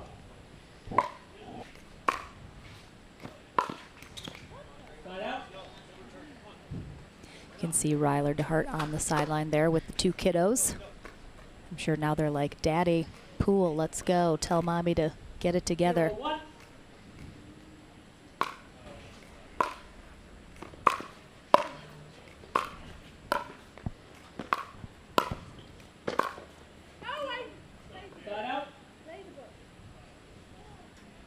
She had an opening. Looks like she pulled it a little bit wide. Got her paddle back a little late and got jammed on that ball. 1-0. So important to get off to a quick start third game. Mm-hmm.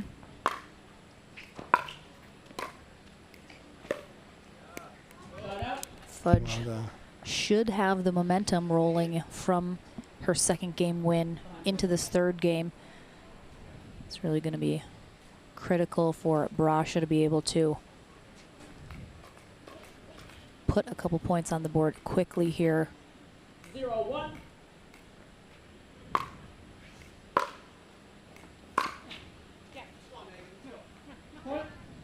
Clean pass.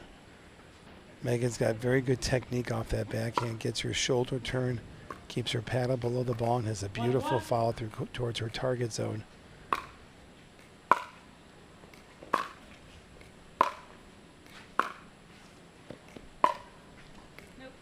Again, she's continuing going down the middle against Mary, giving Mary no angle whatsoever. We saw earlier when she's got Mary moving side to side, Mary comes up with those unbelievable passing shots.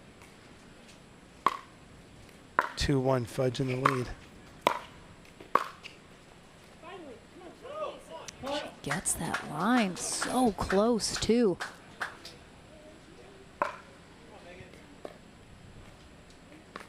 I'm a little worried about Brusha's body language being a little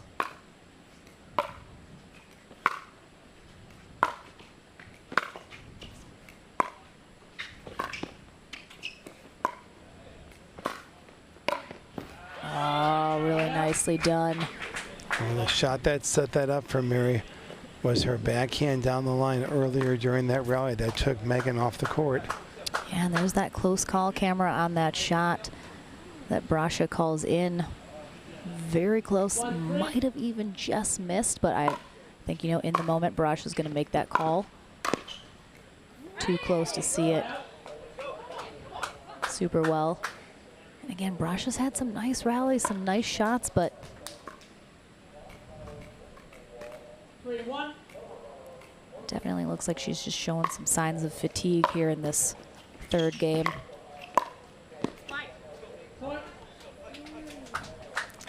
It's making her perhaps press a little bit, trying to hit those perfect shots so that it isn't coming back, leading to some of those errors. 4-1.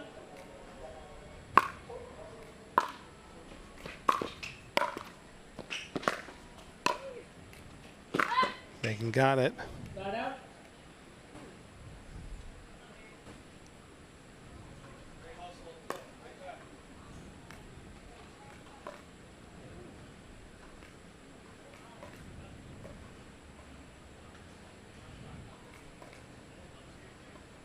One, 4.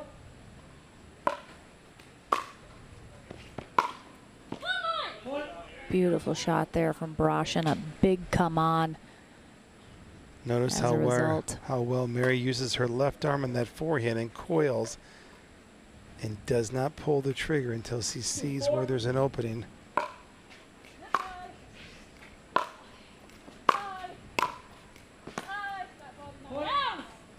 Good approach shot, Mary coming in that time. Ball just doesn't bounce at all for Fudge.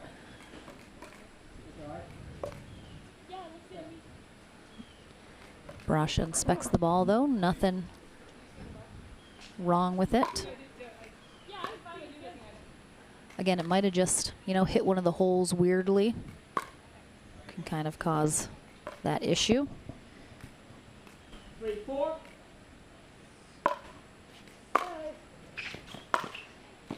Oh, that time Mary did not come in down the middle, Megan did not come in down the middle, gave Mary an angle, and Mary was able to hit her 13th winner down the line off that backhand side.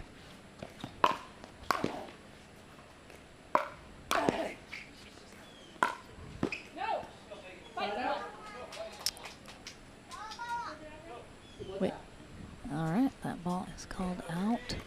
Oh yeah, that does look like it missed. Back live at 4-all. Side out.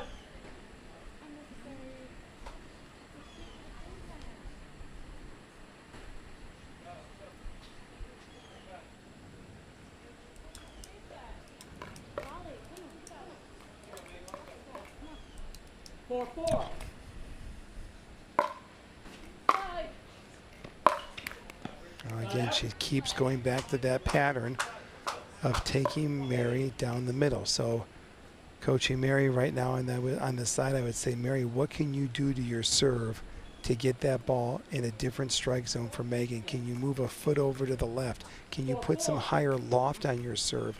Because right now Megan is weighing a lot of points when she's coming in down the middle.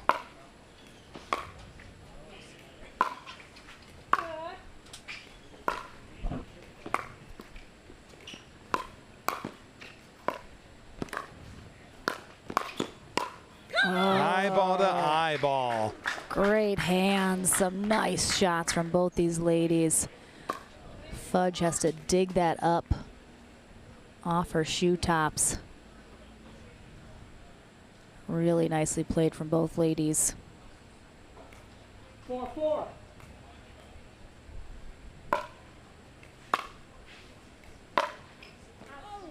Side out.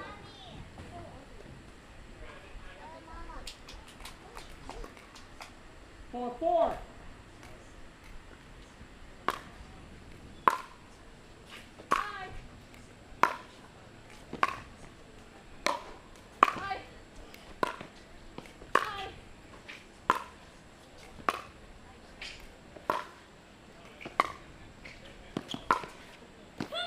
I mean, these rallies. every kind of shot you would want. Both players are doing everything right now trying to get a lead in this third game. Megan had 2 terrific gets that time to try to take the offense back, having been placed on defense. 4-4. I need ice! Watch the ball! Megan opened up Did she say I need ice? No, eyes. E-Y-E-S. Oh, it was like... She also needs to keep her shoulder turned. Megan opened up, and that's why that ball sailed long at her as she was coming in. Better job on that approach shot there. Ooh. Wait, come on.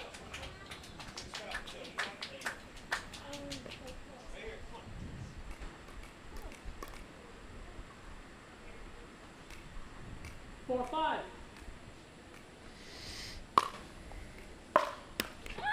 Point. All right, so Brusha did finally break off of 4, but now Fudge has done the same, tying them back up at 5s. This is going to be a knockdown, drag-out fight here in this third game. Both these ladies looking to get to 6, trigger the end change.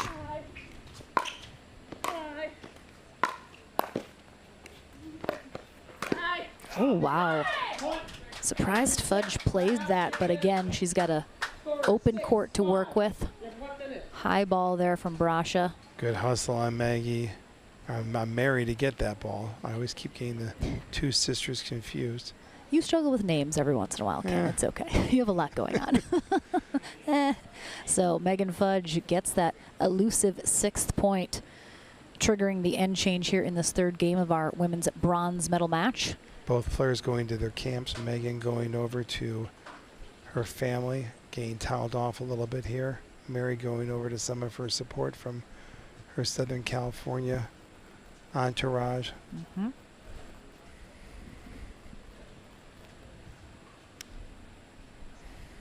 We have a couple amazing tournaments coming up as well. I know we're headed to, for the first time ever, Sacramento, We are so excited California. about Sacramento. I am super pumped going to Johnson's Northern Ranch, California. A beautiful, dedicated 24-court facility. So excited to be hanging out there, and it's a new area for us. We've always keep going to Southern California. Yep. The folks in Northern California say, hey, what about us?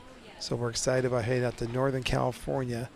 And I believe we'll be out there in 2 registration weeks. is still open for another 4 days or so. That's correct. So if you have not signed up, you're maybe interested in joining us in Northern California in Sacramento in just a couple weeks, head to pickleballtournaments.com on the APP Tour page where we have all of our tournaments listed and get registered. Should be an awesome time, beautiful venue, as Ken mentioned. First time there.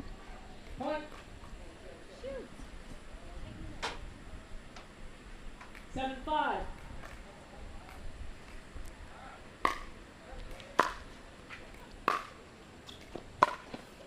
Point. Great Fudge. depth on that ball. Yep, pulling Brusha totally off the court.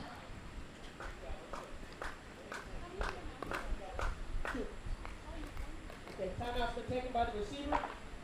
Score is 8-5. You have 1 minute. All right. And another timeout here from Mary Brusha as Fudge has pulled away a little bit after the end change, putting 2 more points on the board. And we've mentioned a couple times Next Gen, our tournaments for younger kind of up-and-coming junior players, player development style. We have 2 more left this year. Where are we headed for those Next Gen Well, we're heading tournaments? to Dallas. That's a terrific partnership we've got with the Chicken and Pickles. So we're headed to Dallas September 30th through October 2nd. And we are making the announcement who our guest senior pro is going to be. #1 senior pro Paul Olin is coming to work with the players. We've got a great group of promising up-and-coming players that are going to go up there. I was thrilled when it was able to work in Paul's schedule. Paul will come up there, talk about winning patterns of play with singles, offer his expertise on doubles, playing your schedule. It's always terrific that we invite the senior pros to come on board and work with our up-and-coming Americans on our next generation. And this is our biggest group, I believe, in Dallas that we've had so far for a Next Gen tournament. Well, there's $15,000 on the line. I mean, those kids want some walking around money. That allowance isn't cutting it these days. Here we are back again. Megan approaching down the middle and finds the opening on the forehand volley. She continually is taking the angle away from Mary by cutting it down, by approaching deep and hard down the middle. 2 points away from Championship Sunday. Ooh, that is tough. She does have bit of a cushion here, up by 4. Brusha's going to need to do a little work here to try and close this gap.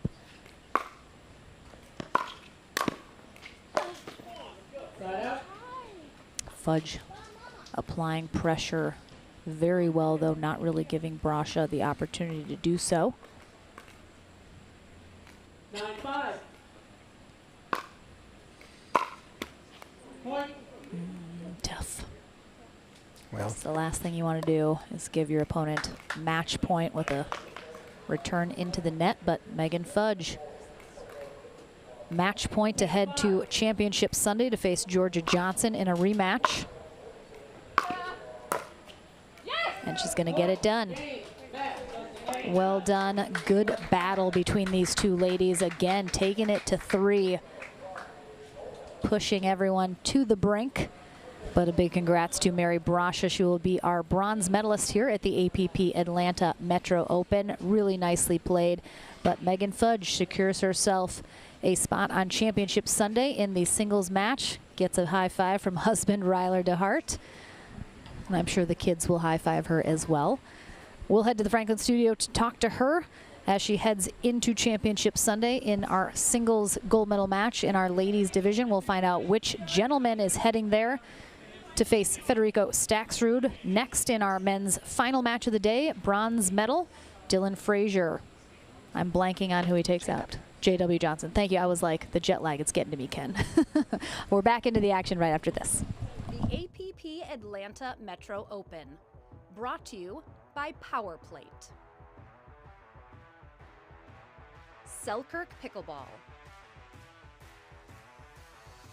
Pickleball Central. SunMed. And Head Pickleball.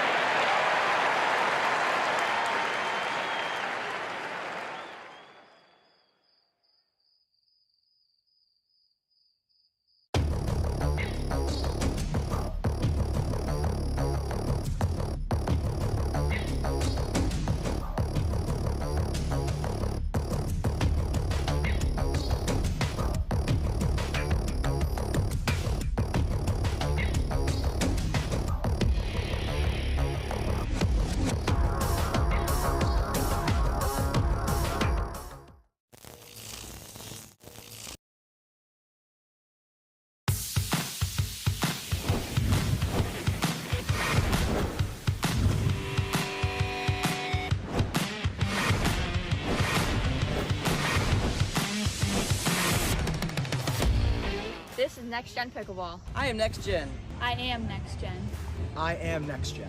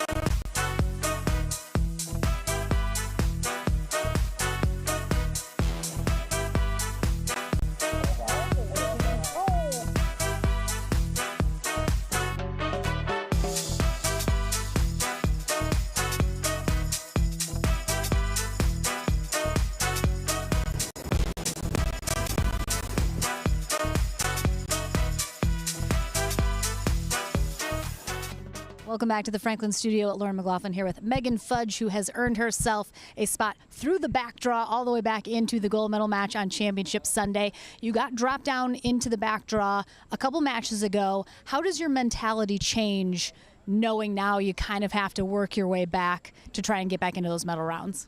Yeah, I mean, like, I know all the players are so good, and anything can happen, especially now in the back draw. Like, game to 15, Jenna played phenomenal, Emily plays phenomenal, so it could have gone either way every time. And so it's, you know, Sue's got to go to battle, try it out, and hope for the best.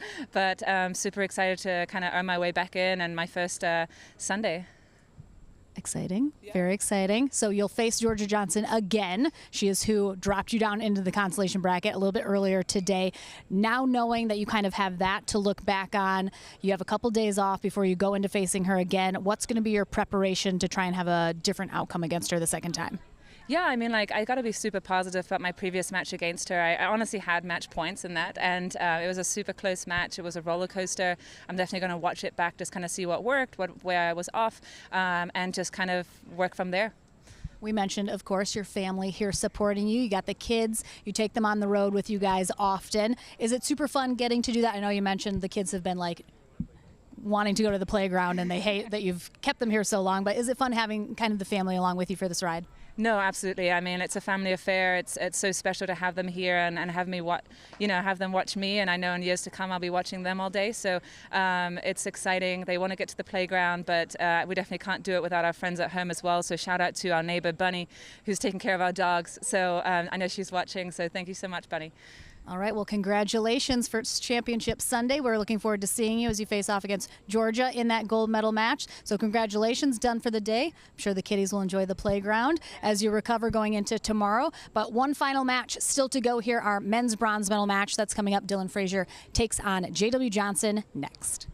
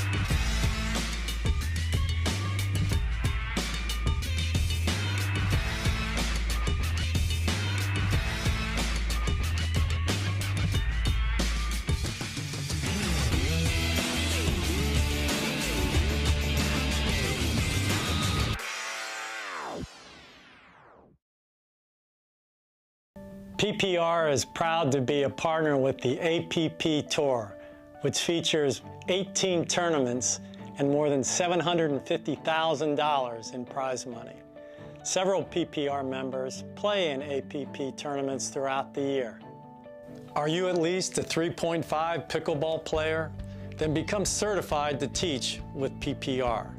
Check out our website at www.pprpickleball.org. And as the saying goes, do what you love and you never have to work a day in your life. So give us a call at 843-842-9777. We look forward to hearing from you.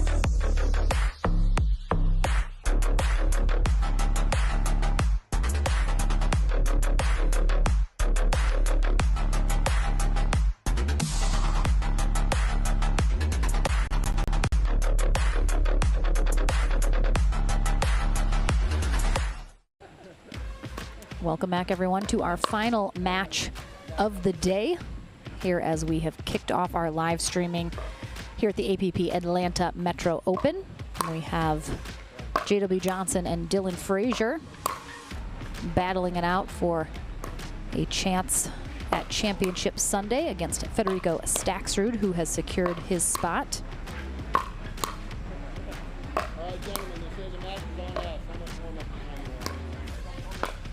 We have Bob Swisshelm in first referee position, Brett Hutless in second.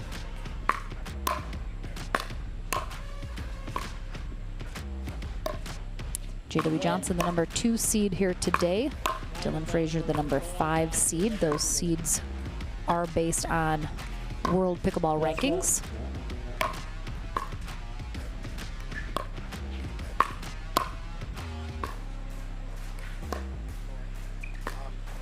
Brittany just, if you want to tell Kyle to check his email, Brittany just emailed him all those specs. Sacramento close lunch.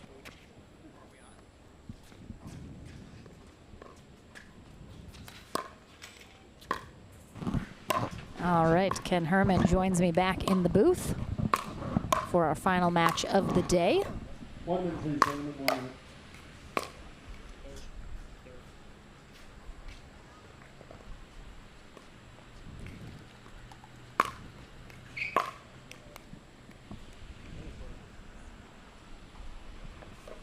Looks like J.W. Johnson's going to be on the near end. Dylan Frazier on the far end. A couple final warm-up serves.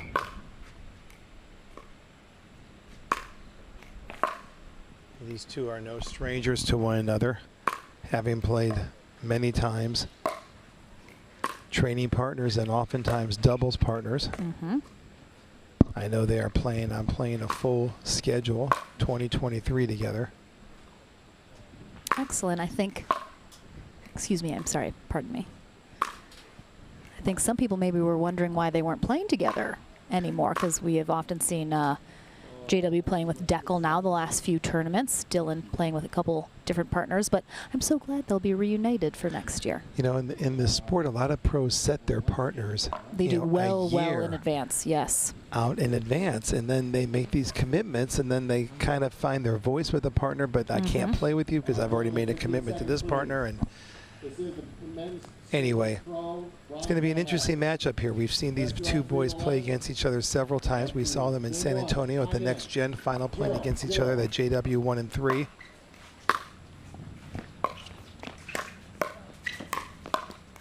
Yeah, and they both know each other's game so well, kind of inside and out.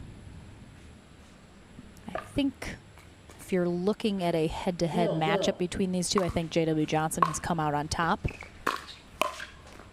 the majority of the time. Not always. For Dylan to cause JW any headaches during this match, he's going to have to return awfully well.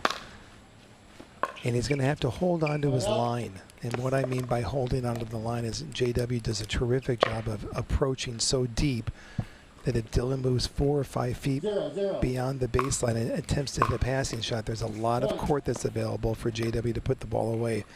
Dylan needs to work on holding onto his line and taking the ball on the rise and not lose his ground.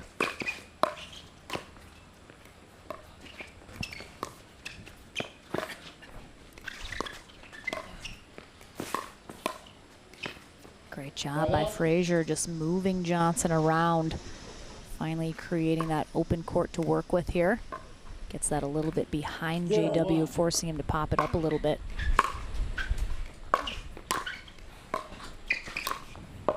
And similarly to our women's bronze medal match, both of those ladies had lost to Georgia Johnson. Both of these gentlemen have lost to Federico Staxrud here today.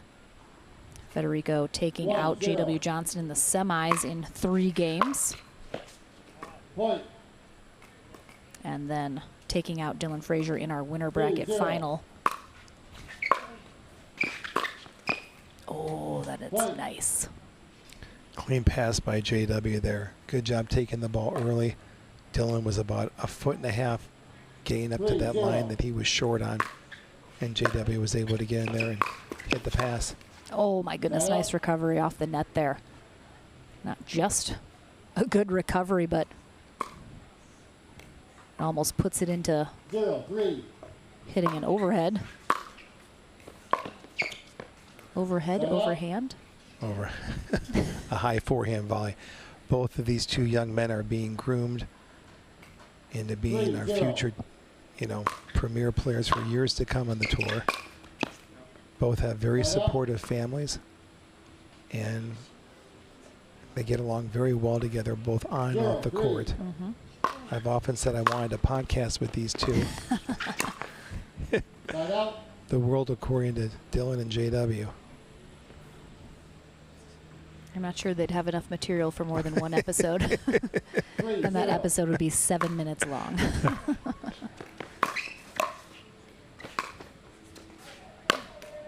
Interesting tactic that time. Dylan took the ball down the middle, pushed JW about 2 or 3 feet off the line, and was able to keep JW on defense.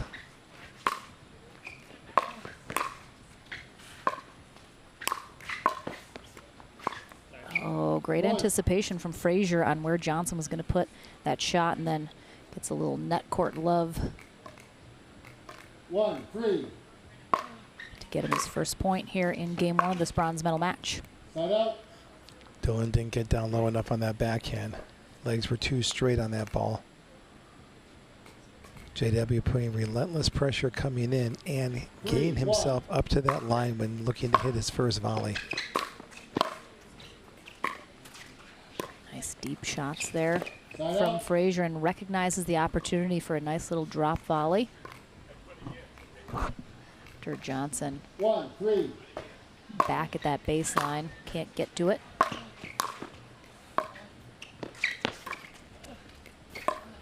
Oh, nice. Around the post. Oh, he's there. So tough. I mean, that was such a big hook from Frazier on that backhand side. Point.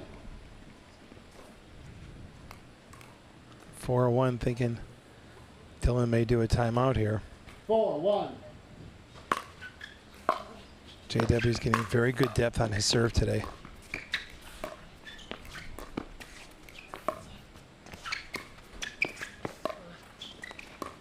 Good cat and mouse, good movement. Side out. And Frazier prevails. 1-4.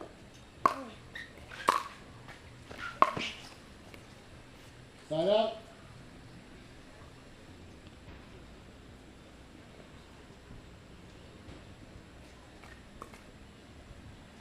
Frazier still struggling to convert on his serve. Side out.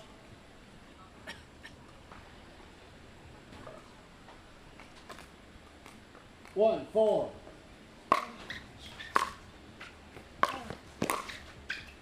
Point.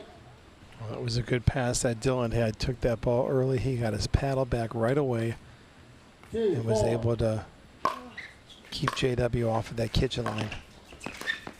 Point. All right, a little run here happening for Dylan Frazier. Back within 1. Oh, big serve. Almost didn't catch that sideline, but put JW Johnson in a precarious position. Misses the return wide. Side out.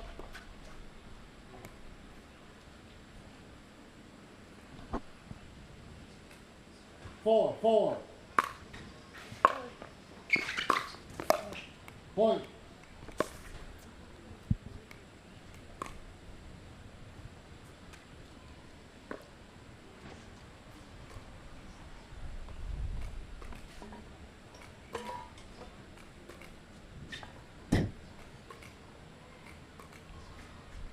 Five, 4.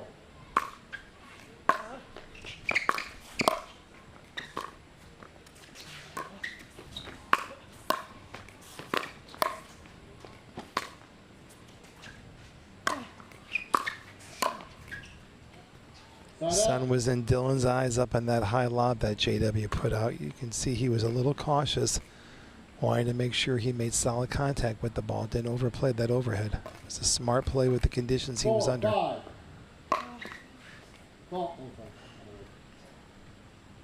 Side up. Timeout, server. All right, offensive timeout here from JW Johnson. I'm intrigued by this timeout. Well, an offensive timeout is very important to have. You know, neither player has really pulled away, and I think he's looking right now to try to get himself established to see if he can get his rhythm, and knowing that these next couple of points are pretty important here.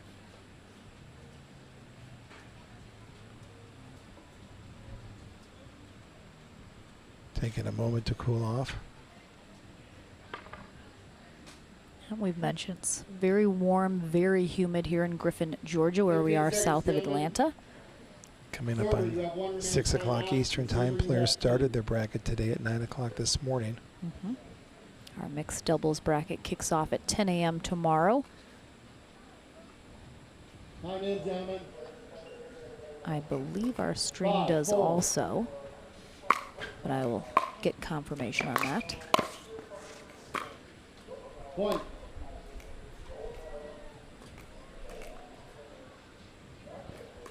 Right. 6-4.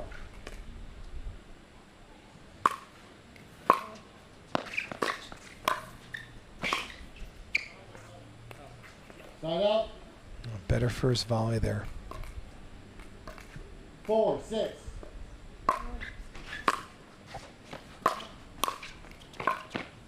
Side up.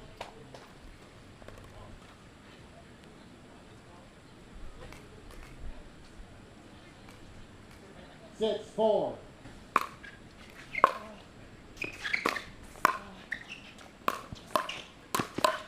Oh my goodness, nice hands. Dylan keeping that paddle up. 4-6. As does JW.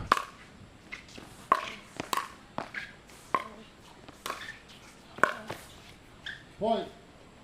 Really nicely done. JW Johnson has that great backhand wrist flick shot. But Frazier ready and waiting for it. 5-6. Back within one. Point. Yeah, Frazier's really putting a lot of heat on his serve. 6-6.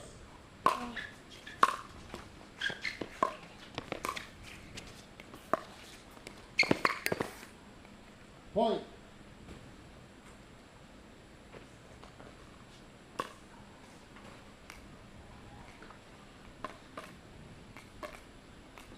7-6.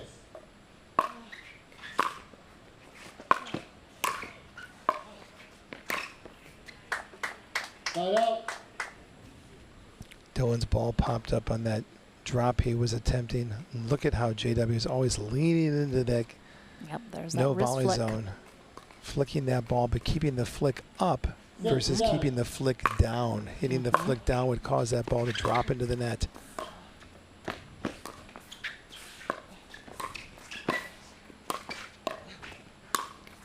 Well played. Both these players know how important it is to try and take a volley if you can, not letting your opponent set up. Frazier gets pulled off his feet a little there, forcing that pop-up.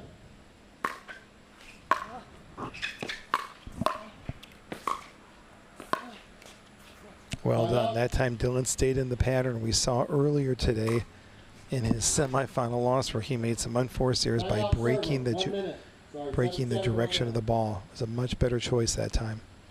All right, we're going to have a timeout here from Dylan Frazier.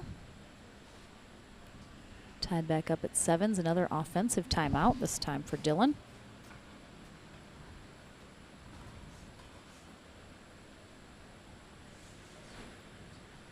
If you're talking to Dylan right now during this timeout, giving him a little advice What are you seeing that he should be looking for? Well, I will only say for Dylan if I also say for JW, because both of these two young men are very dear to me. And what I would be telling Dylan right now is to make sure he gets good depth on his return to serve and make sure he executes a solid first volley.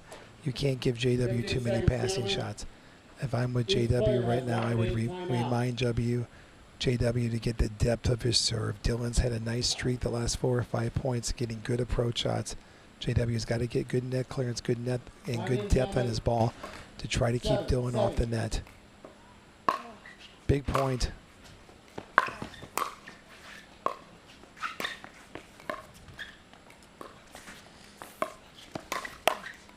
Again, Johnson, he's just so good at attacking the ball from a low position. 7-7. Catching Frazier a little off guard there.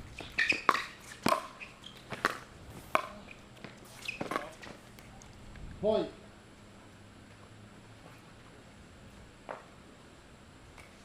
That ball was called out. I believe that Dylan 8-7. pushed the volley wide.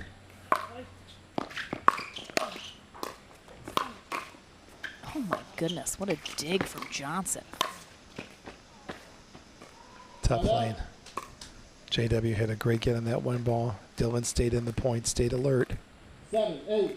And just like that, defense to offense. Mm-hmm.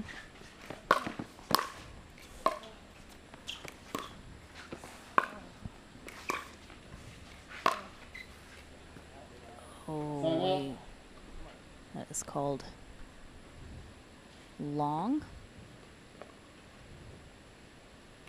8-7. Both these players, very good line callers, sometimes to a fault. Side out. Johnson's starting to throw some hands. Always at himself though. 7-8. Point.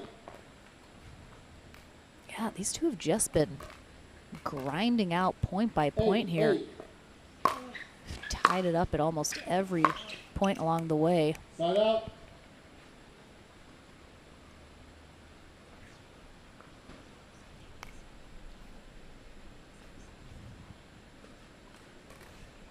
Eight.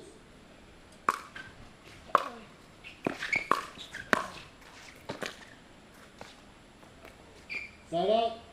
Well, that was a very smart volley that Dylan hit that time. Played it simple, went back deep, hit behind JW. 8-all. Point. I mean, this is... Oh, there's the close call camera. Just catching that baseline. 9-8.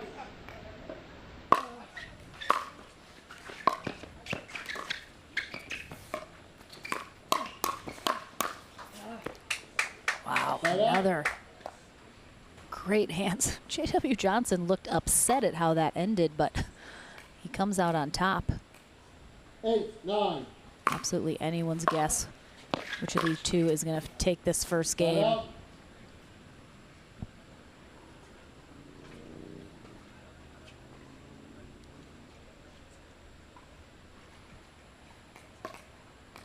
Nine, 8.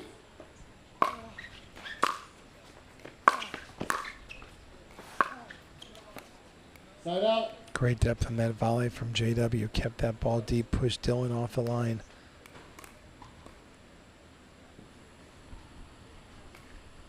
Eight, 9.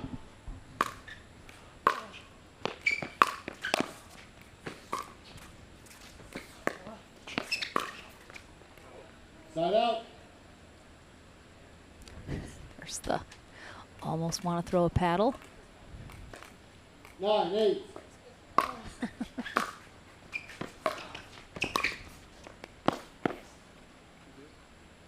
I did not see it clearly. Ball stands. All right, that ball clips the net and is called wide. 10-8. Dylan Frazier, first game point.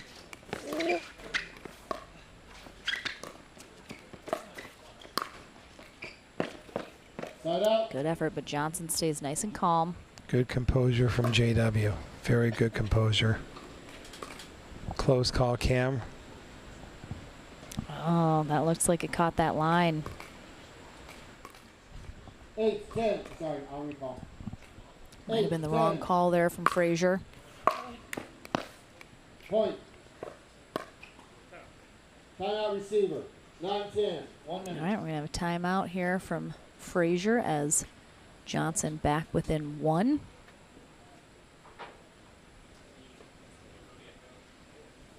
Frazier knows all too well that Johnson could easily tie it up here. He's going to try everything he can to come out of this timeout, get a quick side out, maintain that game point here, try and close out this first game. Julie Johnson over chatting with JW, giving him a little advice.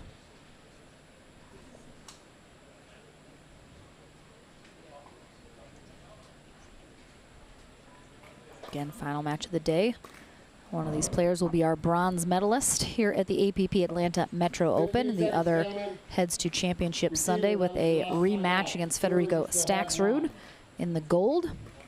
Tomorrow back with our mixed doubles day, and we'll keep you posted, of course, on any weather issues going on and how that affects our coverage. Great job by Frazier coming out of that timeout. Holds on to his game point here in game 1. 10-9.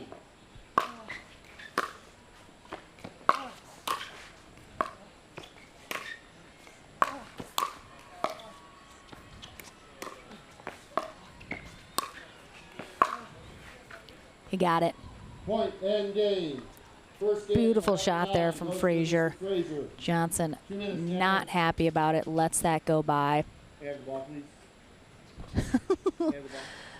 Anyone read lips? I don't think any of those words were good words. We'll take a short break, back into the action here in our final match of our streaming coverage here at the APP Atlanta Metro Open right after this.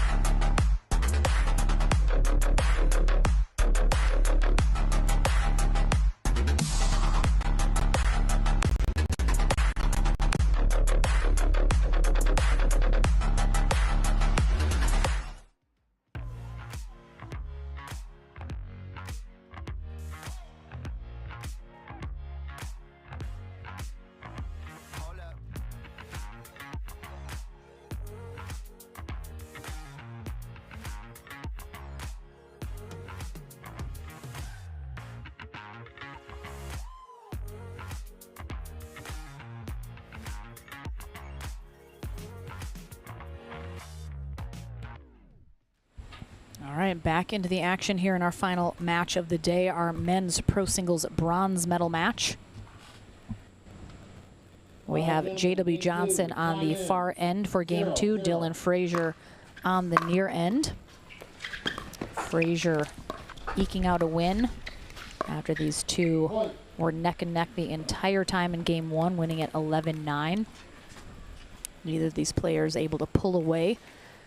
We'll see if this second game plays out very similarly or if someone can go on a little run, get a little hot.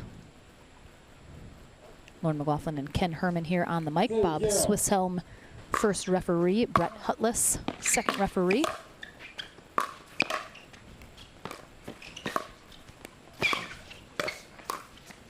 Wow. I mean, come on. Well played. Throwing a towel. Come on, what? That is so good. Dylan Frazier, get out of here. And JW goes back to taking that ball out in front, leaning into that kitchen, taking away the time for Dylan's speed to chase down that shot. Serve is called long. 0-2.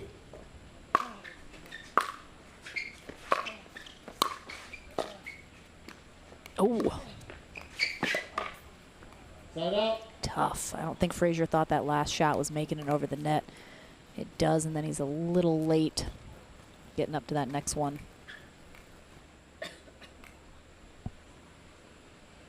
Again, Johnson has to win the second game to keep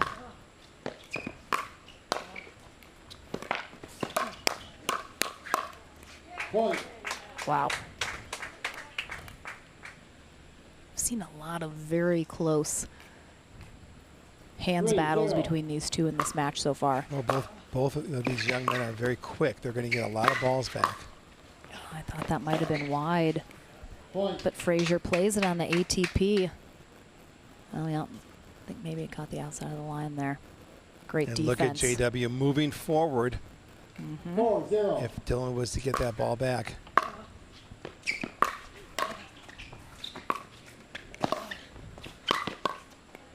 Yeah, a really nice spot there from Johnson, then quickly moves into an attack position. It's very Timeout. aggressive. Good timeout for Frazier. Quickly down 5-0 here in this second game. Johnson seemingly locked in a little bit better now.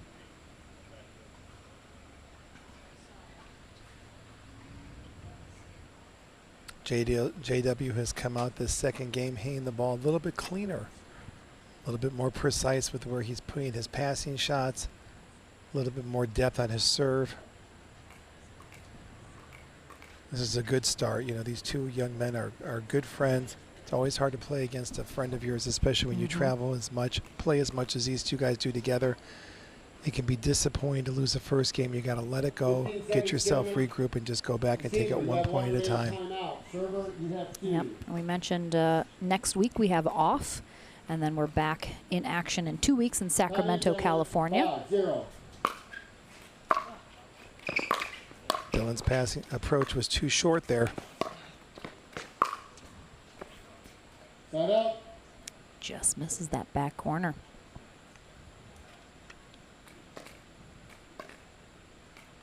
Zero, 5.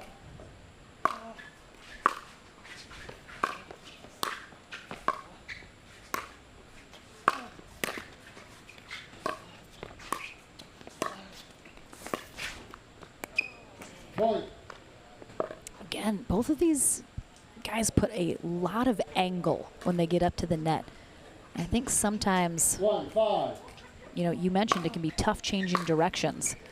Johnson probably would have been better served just going straight up with that previous dink, but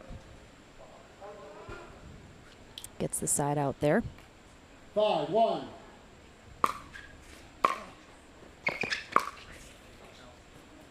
Side out.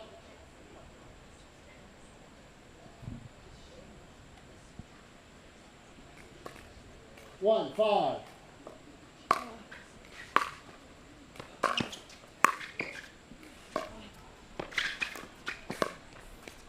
Point.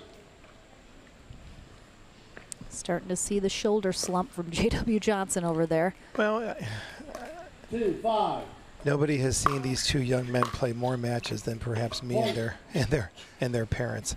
Receiver. 3-5. 1 minute. It's and you, Lauren. It's okay. It's okay to lose a point. Sometimes you need to just acknowledge that your opponent hit a good shot and say it's too good. let it go, and then get back into the focus of what you need to be worried about. I did sense a little bit last week in Chicago and a little bit here that JW is getting a little frustrated with himself, but in fairness to JW, he is a perfectionist. Absolutely. JW does not want to miss a ball. He wants to hit every ball as clean as he can. He is the epitome of always doing his workouts at home, being very relentless about being on the court. So if he misses a couple balls, you know, by a couple of inches, I can see where he gets frustrated with that. Yeah, but it's a little okay. hard on himself. It's He's okay. a little hard on himself. It's okay to miss a couple balls, and sometimes you need to acknowledge your opponent to just hit a great shot. It's okay.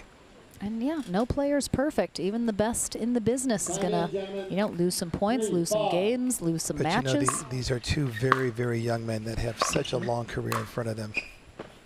Absolutely. It's good that they're out here forcing each other, you know, taking each other as far as they can go, and then later tonight they're going to go have dinner together. That's what it's supposed to be about. Friendships off the court. Side up.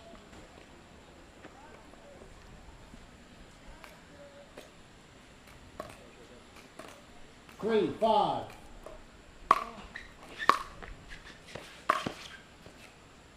This is that wide. Good approach out by JW. Again, taking down the ball down the middle, trying to cut it down Dylan's angle. Short approach. Wow. I mean, Frazier just, again, he has no backswing, and then just flicks that up right at Johnson's right shoulder. Definitely could see it. Took him a little by surprise, but managed to get a paddle up 6-3. on it. And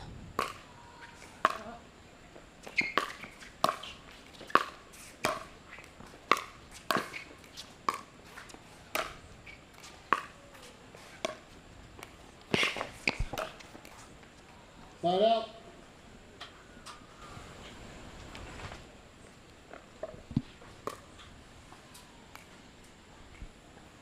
again, such an effective shot.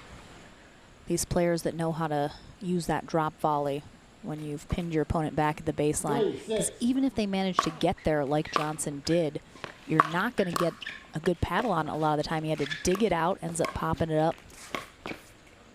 Point. Smart play by Dylan there, taking that ball early. He saw that JW put a heavy amount of backspin on that ball. Was able to neutralize JW off that shot. Good play. Now that's a good pattern for JW. He took the ball deep down the middle, jammed Dylan, and was able to execute an opening volley. Now he needs to just find that positive, reward himself on that positive, and then build a base off of that. 6-4. Point.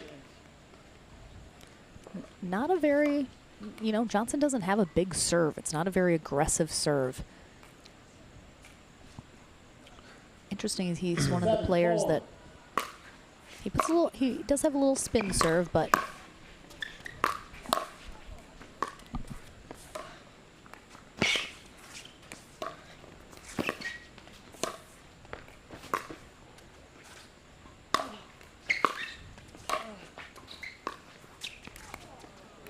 Side up.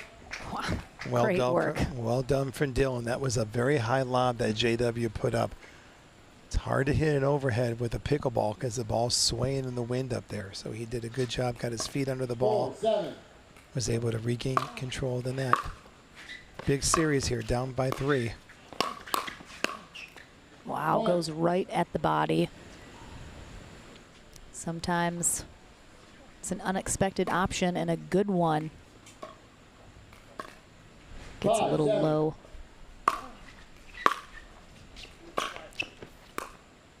Just wide on the approach.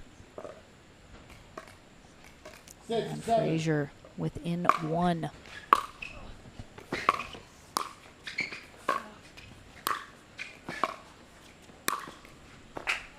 Side up. So one of the things I think Dylan probably needs to keep working on with his game is when he gets 3 or 4 feet behind the baseline and he goes for that soft, that cat and mouse, that dink ball, he's not putting any spin on his shot. He's hitting the ball fairly flat. When you hit the ball fairly flat, you run a risk of popping the ball up like he did there. If Dylan can keep working on maybe putting some underspin or some backspin on that ball, I think he'd have a better chance of getting that ball down lower at JW's feet and then following that shot into the net. Good placement there from JW. Kept his paddle down low. Very deceptive with where he was going to pull that trigger.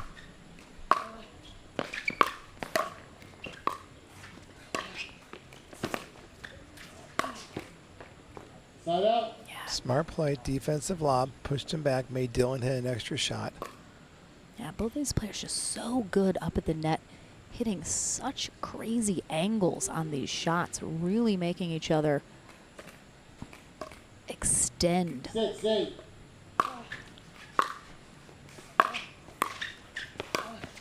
Point. Nice job, Dylan, following that ball into the net, hitting the volley into the open court. That's a good pattern for Dylan. He should feel good about that. 7-8. Good serve by Dylan. Side out. Well, Dylan was late getting his paddle back on that ball. A player must get their paddle back as soon as the ball crosses the opponent's net. He's got to get that paddle back immediately, or else he'll end up falling off the ball, which is what happened on that last shot when he hit the ball down too low.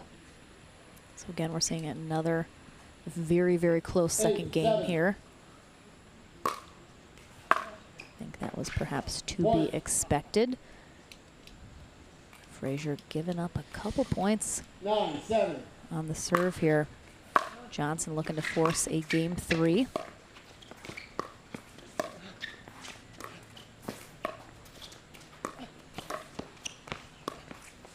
Good movement. They have some of the most extended cat and mouse rallies. Neither player looking to pop the ball up, and JW strikes blood. Yes, you have a timeout. Timeout receiver, 10-7. I think that might have even gone wide. Looked like he pushed it a little tight, but Frazier clipping the end of his paddle, and Frazier will call a timeout here, his second and final, I believe, in this game 2, as JW Johnson will have himself a game point to force a third game in this final match of the day.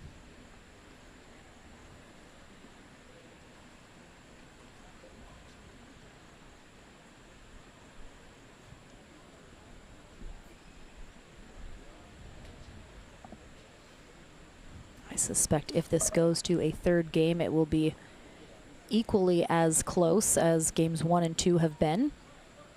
We'll see if Frazier coming out of this timeout has a hold.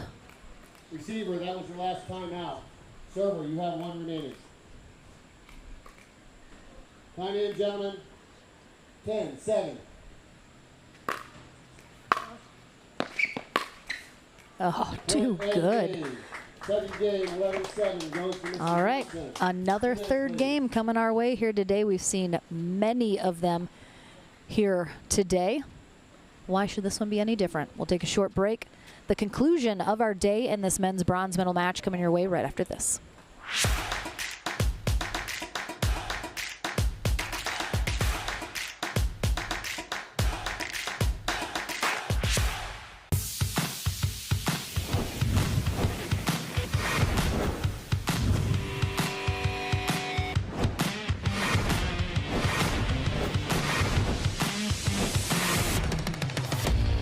This is Next Gen Pickleball. I am next gen. I am Next Gen.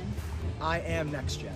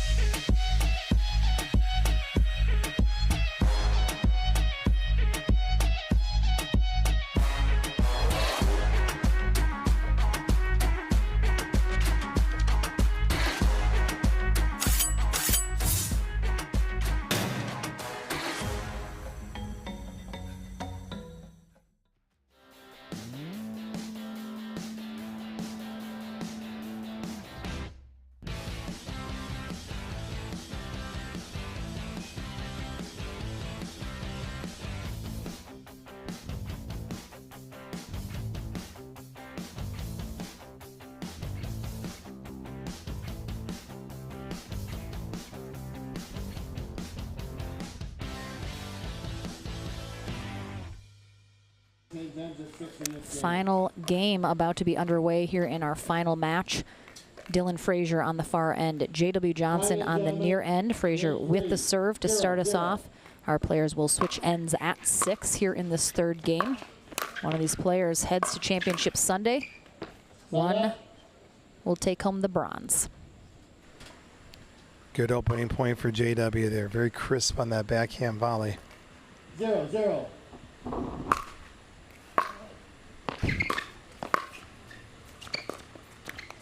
Side out.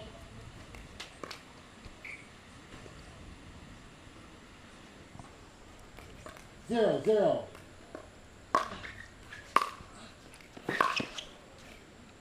Missed that wide. And because this is pickleball, we could have an absolute barn burner of a third game, or one of these players could catch fire 0-0. and decisively take this third game. Side out.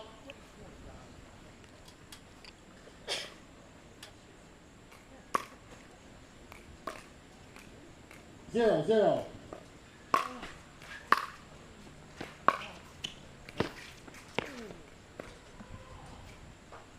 Side out. Ball was called out. Still no point up on the scoreboard. Side out. All right, they're just trading side outs right now.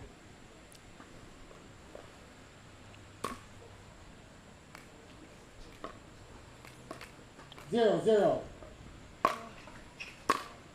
Side out. Andre Diascu walking in the players' tent here, cheering Dylan on. 0-0. Andre and Dylan were gold medalists last week in Chicago.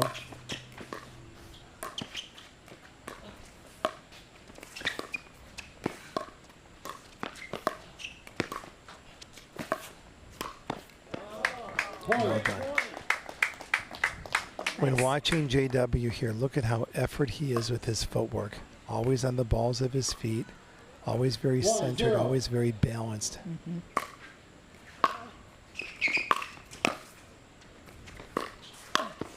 Oh, Side out. that's a little hook shot there from Frazier. I also see JW's silver medalist partner, Deckel Barr, watching along with Zane Navratil in the stands. 0-1. Point. 1-1. Side out. All right, so we've moved from 0s to 1. Yeah, Dylan's going to move his feet there.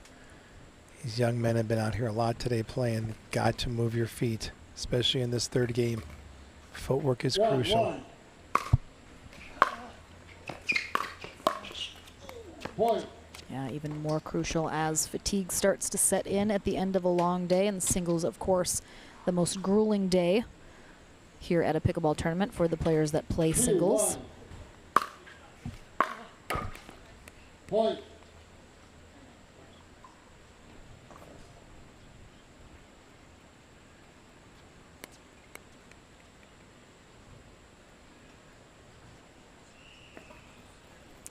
Johnson.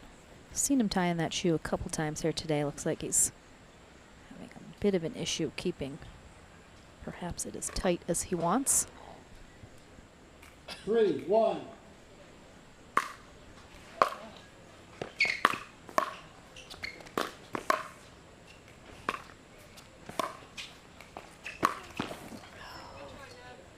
Side out. Good effort, but good placement there from Frazier. Yep. That was a hard volley that Dylan was able to execute there. Kyle Yates walking into the players' tent. Anxious to see what's happening here. Yeah, He's all playing the players here. Yeah, I think he's playing mixed and men's doubles this weekend. 3-1. Kyle's had a good summer. Finalist in New Jersey. Played well last week in Chicago. Side out. W. Johnson just sometimes like throws himself around like a rag doll. 1-3.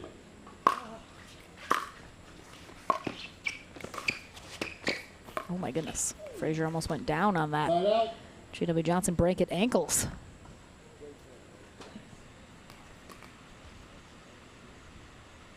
And Johnson out in front by 2, but very slow start for both these players in terms of points on the board here in this third game.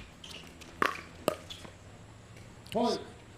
Good pass by JW. He really turned that shoulder well, disguised that backhand with where he's going to go. You know what? A two-handed player, 4-1. the left hand controls the paddle on a two-handed backhand.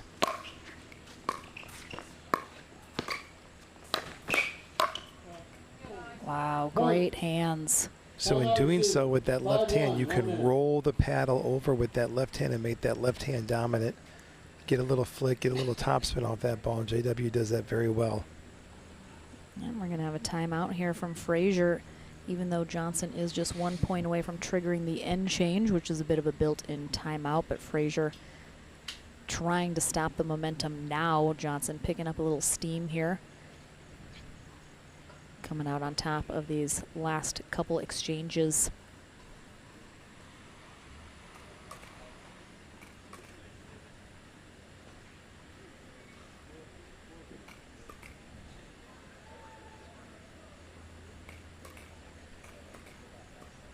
$15 seconds, gentlemen.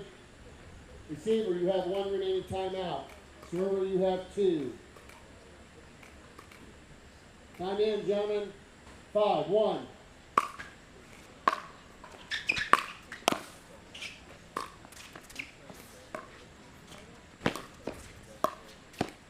I was a little surprised JW didn't follow in that great drop. He had a great drop shot, doesn't follow it in, and Frazier then with the drop of his own, and Johnson a little late getting there. Yeah, Lauren, that's a good observation. I'm not sure why he didn't follow it in either. Oof. Well, that time he was up on that kitchen line before executing that first volley. Well done, JW. Oh, so excuse me, I have misspoke. Our live coverage will kick off tomorrow at 12:30 p.m. Eastern Time. Our mixed doubles bracket kicks off at 10, but our coverage will start at 12:30. 1 minute. J.W. Johnson here gets that 6th point. The end change in effect now. Dylan Frazier will conclude this bronze medal match on the near end, J.W. Johnson on the far end. So as I've mentioned before, we will start streaming on 2 courts starting tomorrow. You can see the full broadcast schedule on our Instagram and Facebook page. Friday, CC1 will be up and running from 12:30 to 4:30 on YouTube and Facebook, switching over to ESPN Plus starting at 5 p.m., while CC2 will be on the APP TV YouTube page all day long from about 12:30 to 8 p.m. or when the day concludes. Same with Saturday, and then Sunday, of course, Championship Sunday kicks off at 8:30 a.m. Eastern Time. So check out that full schedule to know when we are going live on our Instagram and Facebook pages. Point.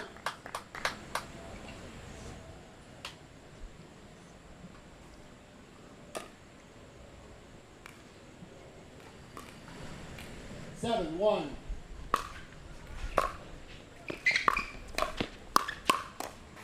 Oof. Got some unbelievable gets there from Johnson. Ends up dumping that last one in the net, but 6-point lead here. Biggest lead either of these gentlemen have had all match.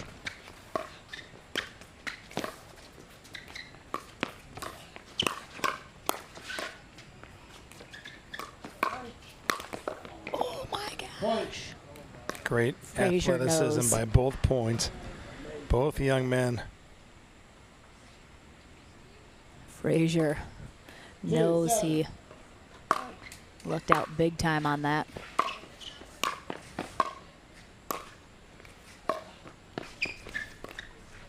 That one gets pushed just wide.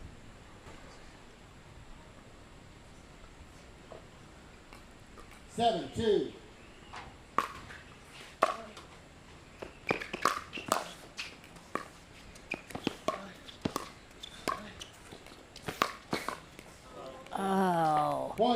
Frazier's there for the defense on the ATP, but I don't think he was expecting how high JW hit that. You can see a bit of a reactionary head turn from Frazier. Was not expecting that ball high on the body there from Johnson.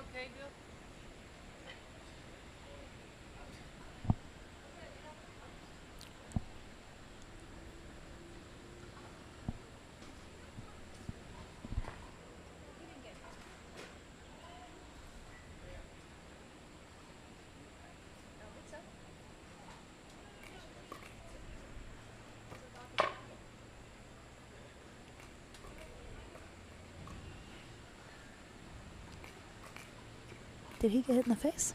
He didn't get hit with that, did he? Truck, I need a replay.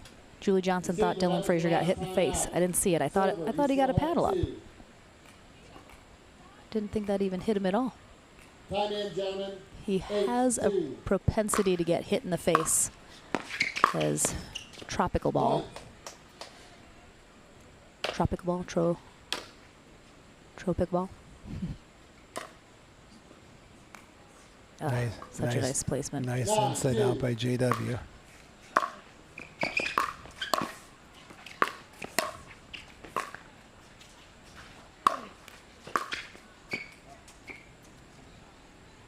Side up.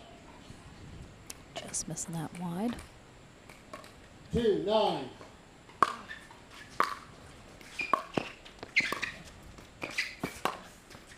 Point. Well done by Dylan. Good job keeping his paddle down low as he was having to be on the dead run that time, getting that ball back. Side out.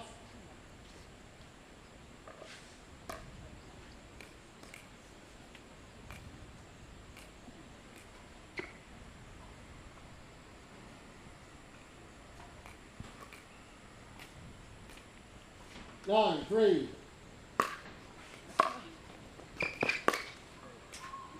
Yeah, Johnson has definitely seemed much more locked in this third game than he has this whole match.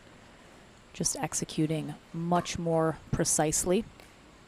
And he will have a match point. 10-3.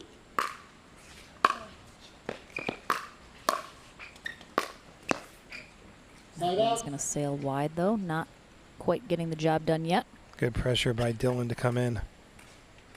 3-10. Side out.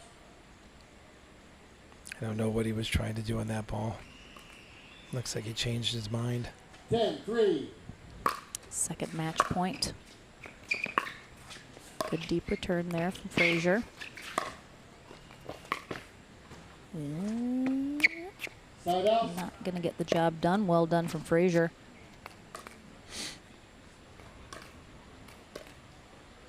3-10.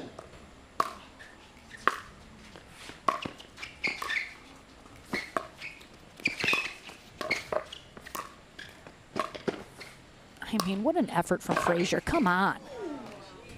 Side out.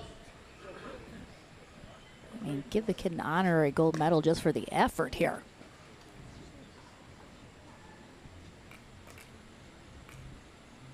Making J.W. Johnson hit about 7 extra shots. 10-3. Third match point, though, here for J.W. Johnson. And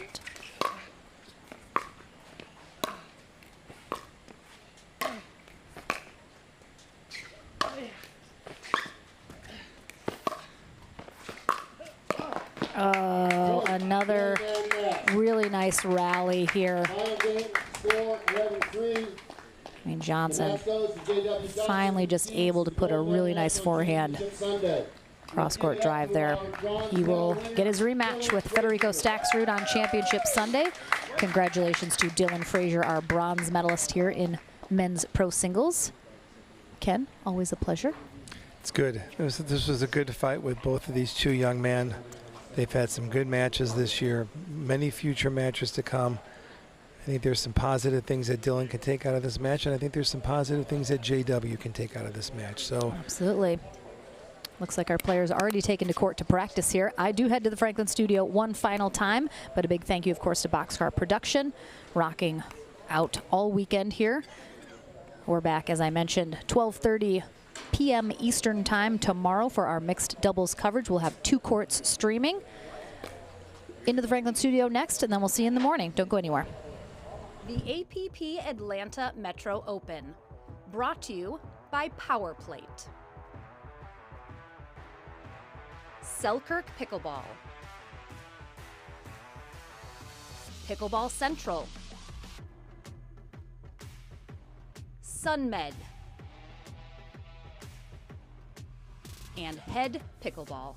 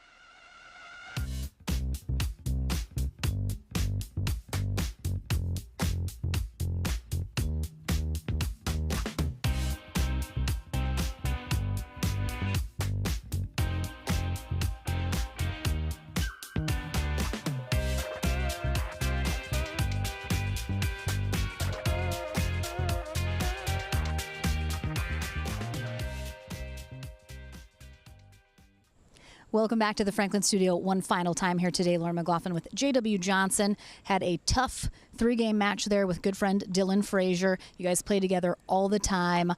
You kind of know each other's weaknesses and strengths, of course. Ignore those guys.